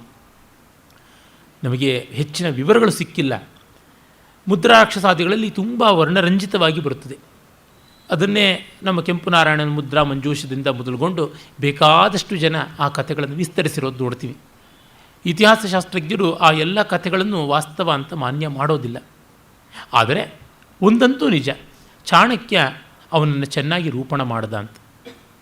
ಈ ಸಂದರ್ಭಕ್ಕೆ ಮತ್ತೆ ನಾವು ನೆನಪು ಮಾಡಿಕೊಳ್ಬೇಕಾಗಿದ್ದು ನೆನ್ನೆಯ ಆ ಶುಕ್ಲಯಜುರ್ವೇದದ ಮಾತು, ಯತ್ರ ಕ್ಷತ್ರಂ ಯತ್ರ ಬ್ರಹ್ಮಚ ಕ್ಷತ್ರಂಚ ಸಂಯಂಚೌ ಸವರತೌ ಸಹ ಅನ್ನುವ ಮಾತಿದೆ. ಸಂಯಂಚೌ ಚರತಃ ಸಹ ಅಂತ. ಅದು ಕ್ಷಾತ್ರ ಬ್ರಾಹ್ಮಗಳ ಸಮಾಯೋಗ ತುಂಬ ಮುಖ್ಯ ಅಂತ. ಅವೆರಡೂ ಯಾವುದಕ್ಕಾಗಿ ಉಳಿಬೇಕು? ಇರುವುದಷ್ಟೇ ಪ್ರಜಾನೀಕ, ಅದನ್ನೇ ವಿಷಃ ಅಂತ ಕರೀತೀವಿ. ವಿಷವು ವಿಷಃ ಅಂತ. ಈ ಸಾಮಾನ್ಯ ಪ್ರಜೆಗಳ ಹಿತಕ್ಕಾಗಿ ಪ್ರಜ್ಞಾಶಾಲಿಗಳಾದವರು, ಪರಾಕ್ರಮಶಾಲಿಗಳಾದವರು ದುಡಿಯಬೇಕು. ಇದು ಎಡೆಬಿಡದ ಪಲ್ಲವಿಯಾಗಿ ಸನಾತನ ಧರ್ಮ ಹೇಳಿಕೊಂಡು ಬಂದಿರುವಂಥದ್ದು. ಅಂದರೆ ಯಾವುದೇ ಇಂಟೆಲೆಕ್ಟ್ ಅಂತ ಇದಾನಲ್ಲ, ವಿಚಾರವಂತ, ಬುದ್ಧಿವಂತ, ಧೀಮಂತ, ಅವನು ದೇಶದ ಹಿತಕ್ಕಾಗಿ ತನ್ನ ಒಂದಷ್ಟು ಬಗೆಯನ್ನು ತೆತ್ತು ಬದುಕಲೇಬೇಕು. ಅದೇ ರೀತಿ ಪರಾಕ್ರಮಶಾಲಿಯಾದವನು. ಇವೆರಡೂ ಕೂಡ ಸೇರಿಕೊಳ್ಳದೇ ಇದ್ದರೆ, ಇವೆರಡರೊಳಗೂ ಒಂದಿಷ್ಟು ಬಾಧ್ಯತೆಯ ಗಮನ ಇಲ್ಲದೇ ಇದ್ದರೆ ಆ ದೇಶಕ್ಕೆ ನೆಮ್ಮದಿ ಇಲ್ಲ. ಈ ಹಿನ್ನೆಲೆಯಲ್ಲಿ ಪ್ರಸಕ್ತ ನಮ್ಮ ಭಾರತ ದೇಶವನ್ನು ಕಂಡಾಗ ಗೊತ್ತಾಗುತ್ತದೆ ಎಷ್ಟರ ಮಟ್ಟಿಗೆ ಬುದ್ಧಿವಂತರು ಅಂತ ಅನಿಸ್ಕೊಂಡವರು ದೇಶಹಿತವನ್ನು ಯೋಚನೆ ಮಾಡ್ತಾ ಇದ್ದಾರೆ ಅಂತ. ತುಂಬ ತುಂಬ ಕಡಿಮೆ. ಅದರೊಳಗೂ ಬುದ್ಧಿವಂತರು ಅಂತ ಹೆಸರಾಗಬಲ್ಲ ಸ್ಥಾನಗಳು ಯಾವುದಿವೆ ಅವೆಲ್ಲವೂ ಇಂದು ಬುದ್ಧಿಹೀನರಿಂದ ದುರ್ಬುದ್ಧಿವಂತರಿಂದ ತುಂಬಿ ಹೋಗಿಬಿಟ್ಟಿದೆ. ಎದ್ದು ತೋರುವಂತೆ ನಮಗೆ ಪ್ರತಿಷ್ಠಿತವಾದ ವಿಶ್ವವಿದ್ಯಾಲಯಗಳು ಮತ್ತಿತರ ವಿದ್ಯಾಸ್ಥಾನಗಳು, ಸಾಂಸ್ಕೃತಿಕ ಸಂಸ್ಥೆಗಳು ಮತ್ತು ಸರ್ವಕಾರೀಯವಾದ ಪೋಷಿತವಾದ ಸ್ವಾಯತ್ತ ಸಂಸ್ಥೆಗಳು, ಅಟಾನಮಸ್ ಬಾಡೀಸ್ ಅಂತ ಯಾವುದಿವೆ ಅಲ್ಲೆಲ್ಲವೂ ಕೂಡ ಇದನ್ನು ನೋಡ್ತೀವಿ. ಎಲ್ಲ ಆಯಕಟ್ಟು ಸ್ಥಾನಗಳಲ್ಲಿ ಅವರೇ ಇರುವಂಥದ್ದು. ಈ ದೇಶದ ಈ ಪರಂಪರೆಯನ್ನು ರೂಢಮೂಲವಾಗಿರುವ ವಿಚಾರಗಳನ್ನೆಲ್ಲ ನಾಶನ ಮಾಡಬೇಕು ಅಂತಲೇ ಈಚೆಗಷ್ಟೇ ಎಫ್ ಹುಸೇನ್ ತೀರ್ಕೊಂಡ. ಆ ಬಗ್ಗೆ ನನ್ನ ಗೆಳೆಯ ಸಂದೀಪ್ ಬಹಳ ಚೆನ್ನಾಗಿ ತನ್ನ ಬ್ಲಾಗ್ ರೀಡಿಸ್ಕವರಿ ಆಫ್ ಇಂಡಿಯಾದೊಳಗೆ ಬರೆದ. ಅದನ್ನು ಕಳೆದ ತಿಂಗಳು ವಿಜಯ ಕರ್ನಾಟಕದಲ್ಲಿ ಕೂಡ ಒಂದು ಕನ್ನಡದ ಅನುವಾದದ ರೂಪದಲ್ಲಿ ಪ್ರಕಟ ಮಾಡಿದ್ದರು ಸಂಪಾದಕ ವರ್ಗದವರು. ಗಹನ ಗಮನ ಅನ್ನುವ ಶೀರ್ಷಿಕೆಯಲ್ಲಿ ಕೆಲವೊಂದು ಉದ್ಧರಣಗಳನ್ನು, ಉಲ್ಲೇಖಗಳನ್ನು ಅವರು ಕಡಿಮೆ ಮಾಡಿದರು. ಪ್ರಾಯಶಃ ಅದರ ಒಂದು ಗಾತ್ರ ದೊಡ್ಡದಾಯಿತು ಅಂತ ಅನಿಸುತ್ತೆ. ಹಾಗೆ ಉಲ್ಲೇಖ ಬಿಟ್ಟು ಹೋಗಿದ್ದು ಒಂದು ಬಹಳ ಸ್ವಾರಸ್ಯಕಾರಿಯಾದದ್ದು ಏನೆಂದರೆ, ಎಫ್ ಹುಸೇನ್ ತಾನು ಮೊದಲಿಗೆ ಏನು ಮಾಡ್ದ ಅಂತ ಅದನ್ನು ಯಾರೂ ಸಾಮಾನ್ಯ ಗಮನಿಸಿರಲಿಲ್ಲ, ಹೆಚ್ಚಾಗಿ ಮಾಧ್ಯಮ ಮಿತ್ರರು.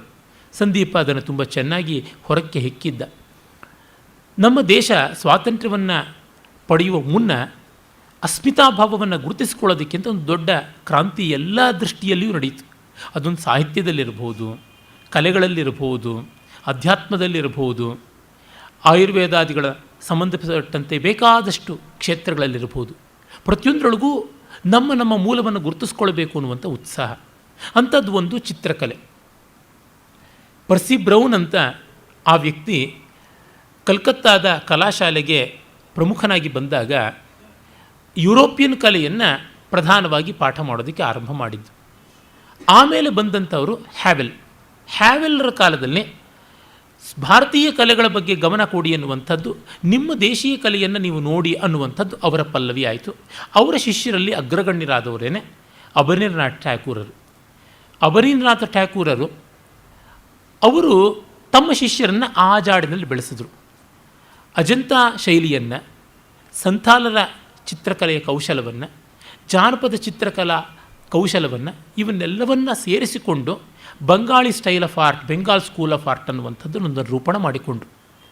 ಅದಕ್ಕೂ ಅತಿ ಪೂರ್ವದ ಅಂದರೆ ಫಾರ್ ಈಸ್ಟರ್ನ್ ಜಾಪನೀಸ್ ಆರ್ಟ್ ಅಂತ ಏನು ಹೇಳ್ತೀವಿ, ಜಪಾನಿ ಚಿತ್ರಕಲೆಗೂ ಸಾಕಷ್ಟು ಸಾಮ್ಯ ಇದೆ. ಜಪಾನಿ ಚಿತ್ರಕಲೆಯ ಆ ಒಂದು ಜಲವರ್ಣ ವಿನ್ಯಾಸಕ್ಕೂ ಬಂಗಾಳಿ ಚಿತ್ರಕಲೆಯ ಜಲವರ್ಣ ವಿನ್ಯಾಸಕ್ಕೂ ಸಾಕಷ್ಟು ಸಾಮ್ಯ ಉಂಟು. ಜಪಾನಿಯರು ಕೂಡ ತಮ್ಮ ಅಸ್ಮಿತಾಭಾವಕ್ಕಾಗಿ ತಮ್ಮ ಕಲೆಯ ರಕ್ಷಣೆಯನ್ನು ತಾವು ಮಾಡಿಕೊಂಡ್ರು. ಹೇಳ್ತಾರಲ್ಲ ಭೈರಪ್ಪನವರು ಭಿತ್ತಿಯೊಳಗೆ, ಪ್ರತಿಯೊಂದು ದೇಶಕ್ಕೂ ಒಂದೊಂದು ಭಾಷೆ ಅಂತ ಇರುತ್ತೆ. ಚೀನಾಗೆ ನೀತಿ ಅಂತಂದರೆ, ಅಮೇರಿಕಾಗೆ ಒಂದು ಭಾಷೆ ಅಧಿಕಾರದ ಭಾಷೆ ಆದರೆ, ಇಂಗ್ಲೆಂಡಿಗೆ ಸಂಪ್ರದಾಯ ಒಂದು ಭಾಷೆ ಆದರೆ, ಜಪಾನರಿಗೆ ಚಿತ್ರಕಲೆ ಒಂದು ಭಾಷೆ ಆದರೆ, ಭಾರತೀಯರಿಗೆ ಧರ್ಮ ಅದು ಭಾಷೆ ಆಗಿರುವಂಥದ್ದು ಅಂತ. ಆ ರೀತಿಯಲ್ಲಿ ನೋಡಿದಾಗ ಅಬನೀಂದ್ರನಾಥ್ ಠಾಕೂರರು ಮತ್ತು ಅವರ ಶಿಷ್ಯರು ಜಮಿನಿ ರಾಯ್ ಇರ್ಬೋದು, ನಂದಲಾಲ್ ಬಸು ಇರ್ಬೋದು, ಅಶೀತ್ ಕುಮಾರ್ ಇರ್ಬೋದು, ಇವರೆಲ್ಲರೂ ಕೂಡ ಈ ಜಾಡಗೆ ಬಂದರು. ಅವರಲ್ಲಿಯೇ ಸೇರಿದವರು ನಮ್ಮ ಕನ್ನಡದ ಕೆ ವೆಂಕಟಪ್ಪನವರು. ಆ ಚಿತ್ರಕಲೆ ಅದಕ್ಕೆ ದೊಡ್ಡ ಪ್ರೇರಣೆ ಕೊಟ್ಟದ್ದು ಮತ್ತೊಬ್ಬ ಮಹಾವ್ಯಕ್ತಿ, ಆಕೆ ಭಗಿನಿ ನಿವೇದಿತ. ವಿವೇಕಾನಂದರ ಆದರ್ಶದಿಂದ ನಿಬ್ಬೆರಗಾಗಿ ಬಂದಂತಹ ಐರೋಪ್ಯ ಮಹಿಳೆ, ಐರ್ಲೆಂಡ್ ಇಂಗ್ಲೆಂಡಿಗೆ ಸಂಬಂಧಪಟ್ಟಂಥ ಆಕೆ ಮಾರ್ಗರೆಟ್ ನೋಬಲ್ ಅವರು ಬಂದು ತಮ್ಮ ಮೂಲವನ್ನು ಹುಡುಕಿಕೊಳ್ಳಬೇಕು ಅಂತ ಹೇಳಿದ್ರು. ಆಗಲೇ ಶ್ರೀಲಂಕಾದ ಆನಂದ ಕೆಂಟಿಶ್ ಕುಮಾರಸ್ವಾಮಿಯವರು ಕೂಡ ಆ ಕಾರಣದಲ್ಲಿ ಈ ಒಂದು ಚಿತ್ರಕಲೆಯನ್ನು ತುಂಬ ಸಮರ್ಥವಾಗಿ, ಶಾಸ್ತ್ರೀಯವಾಗಿ ಅಂತಾರಾಷ್ಟ್ರೀಯ ವೇದಿಕೆಗಳಲ್ಲಿ ಪ್ರತಿಪಾದಿಸ್ತಾ ಬಂದರು. ಇನ್ಫ್ಯಾಕ್ಟ್ ಈ ಚಿತ್ರಕಲೆಗೆ ಅನುಕೂಲವಾಗುವಂತೆ ಇತಿಹಾಸ ಪುರಾಣದ ಕಥೆಗಳನ್ನೆಲ್ಲನೂ ಸಂಗ್ರಹ ಮಾಡಿಕೊಟ್ಟು ಒಂದು ಪುಸ್ತಕವನ್ನು ತಂದರು ನಿವೇದಿತಾ ಮತ್ತು ಆನಂದ ಕುಮಾರಸ್ವಾಮಿ. ಅದಕ್ಕೆ ಇಲಸ್ಟ್ರೇಷನ್ಸನ್ನು ಈ ಕಲಾವಿದರೇನೆ ಒದಗಿಸಿಕೊಟ್ಟದ್ದನ್ನು ನಾವು ನೋಡ್ತೀವಿ. ಹೀಗೆ ಬಂದದ್ದು. ಯಾತಕ್ಕೆ ಈ ಉಪಕಥೆ ಹೇಳ್ತಾ ಇದ್ದೀನಿ ಅಂತಂದರೆ, ಅಸ್ಮಿತಾಭಾವದಿಂದ ನಮ್ಮ ಕಲೆಯನ್ನು ನಾವು ಬೆಳೆಸ್ಕೊಳ್ಬೇಕು ಅಂತ ಒಂದು ಬಂತು. ಆಗಲೇ 1940ರ ಆಸುಪಾಸಿನಲ್ಲಿಯೇ ಇದಕ್ಕೆ ವಿರುದ್ಧವಾಗಿ ಇದನ್ನು ರಾಷ್ಟ್ರೀಯ ಕಲೆ, ನ್ಯಾಷನಲಿಸ್ಟಿಕ್ ಆರ್ಟ್, ಇದನ್ನು ವಿರೋಧಿಸಬೇಕು ಅಂತಲೇ ಒಂದು ತಂಡ ತಯಾರಾಯಿತು. ಆ ತಂಡದ ಸದಸ್ಯ ಎಫ್ ಹುಸೇನ್. ಅಂದರೆ ಆ ವ್ಯಕ್ತಿ ರಾಷ್ಟ್ರೀಯ ಭಾವವನ್ನು ಜಾಗರಣ ಮಾಡುವಂಥದ್ದನ್ನು ವಿರೋಧಿಸಬೇಕು ಅಂತಲೇ ಬಂದದ್ದು. ಹೀಗಾಗಿ ಈಗ ಒಂದು 2-3 ವರ್ಷಗಳ ಕೆಳಗೆ ಆತ ಭಾರತ ಮಾತಾ ಚಿತ್ರವನ್ನು ಅಶ್ಲೀಲವಾಗಿ ಚಿತ್ರಿಸಿದ್ದಾನೆ, ಸರಸ್ವತಿ ಚಿತ್ರವನ್ನು ಅಶ್ಲೀಲವಾಗಿ ಚಿತ್ರಿಸಿದ್ದಾನೆ, ಸೀತೆ ದುರ್ಗಾ ಮೊದಲಾದವ್ರನ್ನೆಲ್ಲ ಬರ್ಬರವಾಗಿ ರೂಪಿಸಿದ್ದಾನೆ ಅನ್ನುವ ಕೋಲಾಹಲ ಬಂತಲ್ಲ. ಈ ಚಿತ್ರಗಳೆಲ್ಲ 20 ವರ್ಷಗಳ ಕೆಳಗೆ ಬರೆದದ್ದು. ಅದಕ್ಕೆ ಬೇಕಾದ ಬೀಜವಪ್ಪ ಅದಕ್ಕಿಂತ 30 ವರ್ಷಗಳ ಕೆಳಗಾಯಿತು. ಅಂದರೆ ಈಗ 60 ವರ್ಷಗಳ ಹಿಂದೆಯೇ ಈ ದುರ್ಬುದ್ಧಿಯಿಂದ ಆರಂಭ ಮಾಡಿಕೊಂಡಿದ್ದು. ಅಂದರೆ ಯಾವುದನ್ನು ಭಾರತೀಯರು ತಮ್ಮದು ಅಂತ ಗೌರವಿಸ್ತಾರೋ ಅದನ್ನು ಧಿಕ್ಕರಿಸಬೇಕು ಅಂತಲೇ ಹೊರಟದ್ದು. ಅದು ಸೋಕಾಳ್ ವಿಚಾರವಾದಿಗಳ ಕಮ್ಯುನಿಸ್ಟರ ಲಕ್ಷಣ. 3 ವರ್ಗಕ್ಕೆ ರಾಷ್ಟ್ರೀಯವಾದ ಇರೋಲ್ಲ: ಇಸ್ಲಾಂ, ಕ್ರೈಸ್ತ ಮತ್ತು ಕಮ್ಯುನಿಸಮ್. ಅವೆಲ್ಲ ಜಾಗತಿಕವಾದ plague, they are global plagues. ಯಾಕೆಂತಂದರೆ ತಮ್ಮದಾದ ರಾಷ್ಟ್ರೀಯತೆ ಇಲ್ಲ, ಮತೀಯತೆಯೇ ಇರುವಂಥದ್ದು. ಕಮ್ಯುನಿಸಮ್ಗೆ ಮತೀಯತೆ ಇಲ್ಲವೇ ಅಂದರೆ ಅಲ್ಲಿ ಮತೀಯ ರಾಹಿತ್ಯವೇ ಮತ. Their prophet is Marx, god is barbarism, fascism is god. ಮತ್ತು ಅಲ್ಲಿ ಸೇಕ್ರೆಡ್ ಬುಕ್ ಅಂತಿದೆಯಲ್ಲ, ದಾಸ್ ಕ್ಯಾಪಿಟಲ್. ಇನ್ಯಾವುದು? ಮತ್ತು ಬೇಕಾದರೆ ಫಾದರ್ಸನ್ನು ಹೋಲಿ ಗೋಸ್ಟ್ ಅಂತ ಸೇರಿಸ್ಕೊಳ್ಬೋದಿದ್ರೆ ಇಂಗಲ್ಸನ್ನು ಮತ್ತು ಸ್ಟಾಲಿನನ್ನು ಅಥವಾ ಪೂರ್ವದ ಲೆನಿನನ್ನು ಇವುಗಳನ್ನು ಬೇಕಾದ್ರೆ ಇಟ್ಕೊಳ್ಬಹುದು. ಈ ದೃಷ್ಟಿಯಿಂದ ಕಂಡಾಗ ಆ ಅಸ್ಮಿತಾಭಾವದ ಜಾಗರಣ ಅನ್ನೋದು ಆಗದೇ ಇದ್ದಾಗ ತುಂಬ ದೊಡ್ಡ ಅನರ್ಥ ಆಗುತ್ತದೆ. ಈ ಅನರ್ಥವನ್ನು ತಡೆಯುವಂತಹ ಪ್ರಯತ್ನವನ್ನು ಚಂದ್ರಗುಪ್ತ ಮೌರ್ಯ ಮಾಡಿದ್ದು ಅಂತ ನಮಗೆ ತಿಳಿಯುತ್ತದೆ. ಚಂದ್ರಗುಪ್ತ ಮೌರ್ಯ ಒಂದು ದೊಡ್ಡ ಅಸ್ಮಿತಾಭಾವದ ರೂಪಣಕ್ಕಾಗಿ ಚಾಣಕ್ಯನ ಕೈಯಲ್ಲಿ ತಯಾರಾದ. ಚಾಣಕ್ಯ ಇವನನ್ನು ರೂಪಣ ಮಾಡಿದ್ದು ಬರೀ ನಾಟಕೀಯವಾದ ವಿವರ ಮಾತ್ರ ಅಲ್ಲ, ವಾಸ್ತವ ಕೂಡ ಹೌದು. ಯಾಕೆಂದರೆ ಎಲ್ಲ ಮೂಲಗಳಲ್ಲೂ ಇದೆ. ಜೈನ, ಬೌದ್ಧ ಮತ್ತು ಸನಾತನ ಧರ್ಮ ಈ ಎಲ್ಲ ಗ್ರಂಥಗಳಲ್ಲಿ ಕೂಡ ಚಾಣಕ್ಯನ ಉಲ್ಲೇಖ ಉಂಟು. ಆದರೆ ಪ್ರತಿಯೊಬ್ಬರೂ ನಮ್ಮವನು ತಂದುಕೋತಾರೆ. ಜೈನರು ಚಾಣಕ್ಯನನ್ನು ಜೈನ ಅಂತಲೇ ಹೇಳಿದ್ದಾರೆ. ಪುಣ್ಯವಶಾತ್ ಬೌದ್ಧರು ಚಾಣಕ್ಯನನ್ನು ಬೌದ್ಧ ಅಂತಂದಿಲ್ಲ.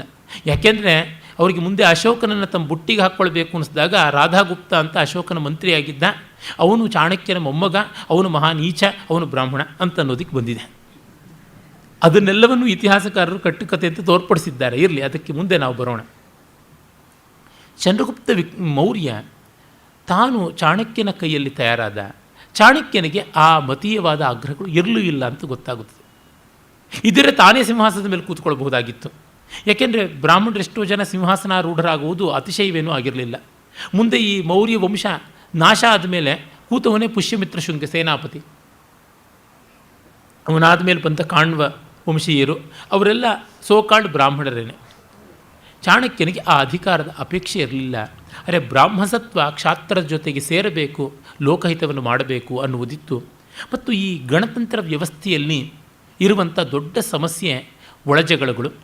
ಸಣ್ಣದಾಗಿ ಮಿತಿಯಿಂದ ನೋಡುವುದರಿಂದ ವೈರಿಗಳು ಎದುರಾದಾಗ ಒಕ್ಕಟ್ಟಿನಲ್ಲಿ ಯುದ್ಧ ಮಾಡೋದಿಲ್ಲ. ಅದಕ್ಕೊಂದು ಸಾರ್ವಭೌಮೀಯತೆ ಬೇಕು. ಆದರೆ ಇರುವ ತೊಂದರೆ ಸಾರ್ವಭೌಮೀಯತೆಯಲ್ಲಿ ಸ್ಥಾನೀಯತೆ ಇರೋದಿಲ್ಲ. Simultaneously one has to become global and local. ಅದು ಹೇಗೆ? ಇದು ಈ ಕಾಲಕ್ಕೂ ಇರುವ ದೊಡ್ಡ ಸಮಸ್ಯೆ. ಇಂದು ಗ್ಲೋಬಲೈಸೇಷನ್ ಆಗಿ ನಾವು ತತ್ತರಿಸುವಂತೆ ಆಗಿದೆ. ನಮಗೇನು ಹಿಡ್ಕೋಬೇಕು ಅಂತ ಗೊತ್ತಾಗ್ತಾ ಇಲ್ಲ. ಆಗ ಲೋಕಲ್ ಯಾವ ರೀತಿ ಆಗಬೇಕು ಅನ್ನುವಂಥ ದೊಡ್ಡ ಪ್ರಶ್ನೆ. ನಮ್ಮ ತನವನ್ನು ನಾವು ಹೇಗೆ ಹಿಡ್ಕೊಳ್ಬೇಕು ಅನ್ನೋದು ಈಗ ಎಲ್ಲರಿಗೂ ಕಾಡ್ತಾ ಇರೋದು. ಯಾಕೆಂದರೆ ಅದು ನನ್ನನ್ನು ಉಳಿಸ್ಕೊಳ್ಳೋದಕ್ಕೆ ಬೇಕಾಗಿರುವಂತಹ ಒಂದು ಮಿನಿಮಮ್ ಅಭಿಮಾನ, ಅಹಂಕಾರ. ಅದಿಲ್ಲದೆ ನಾನು ನಿಲ್ಲೋಕ್ಕಾಗೋಲ್ಲ. ಆದರೆ ಈ ಗ್ಲೋಬಲೈಸೇಷನ್ ಹುಚ್ಚುವಳಿಯಲ್ಲಿ ಕೊಚ್ಚಿ ಹೋಗುವಂಥ ಅಪಾಯವೇ ಹೆಚ್ಚಲ್ಲ. ಅದು ನಿವಾರಿಸೋಕ್ಕೂ ಆಗೋದಿಲ್ಲ, ಅದು ನಿರಾಕರಿಸೋಕ್ಕೂ ಆಗೋಲ್ಲ.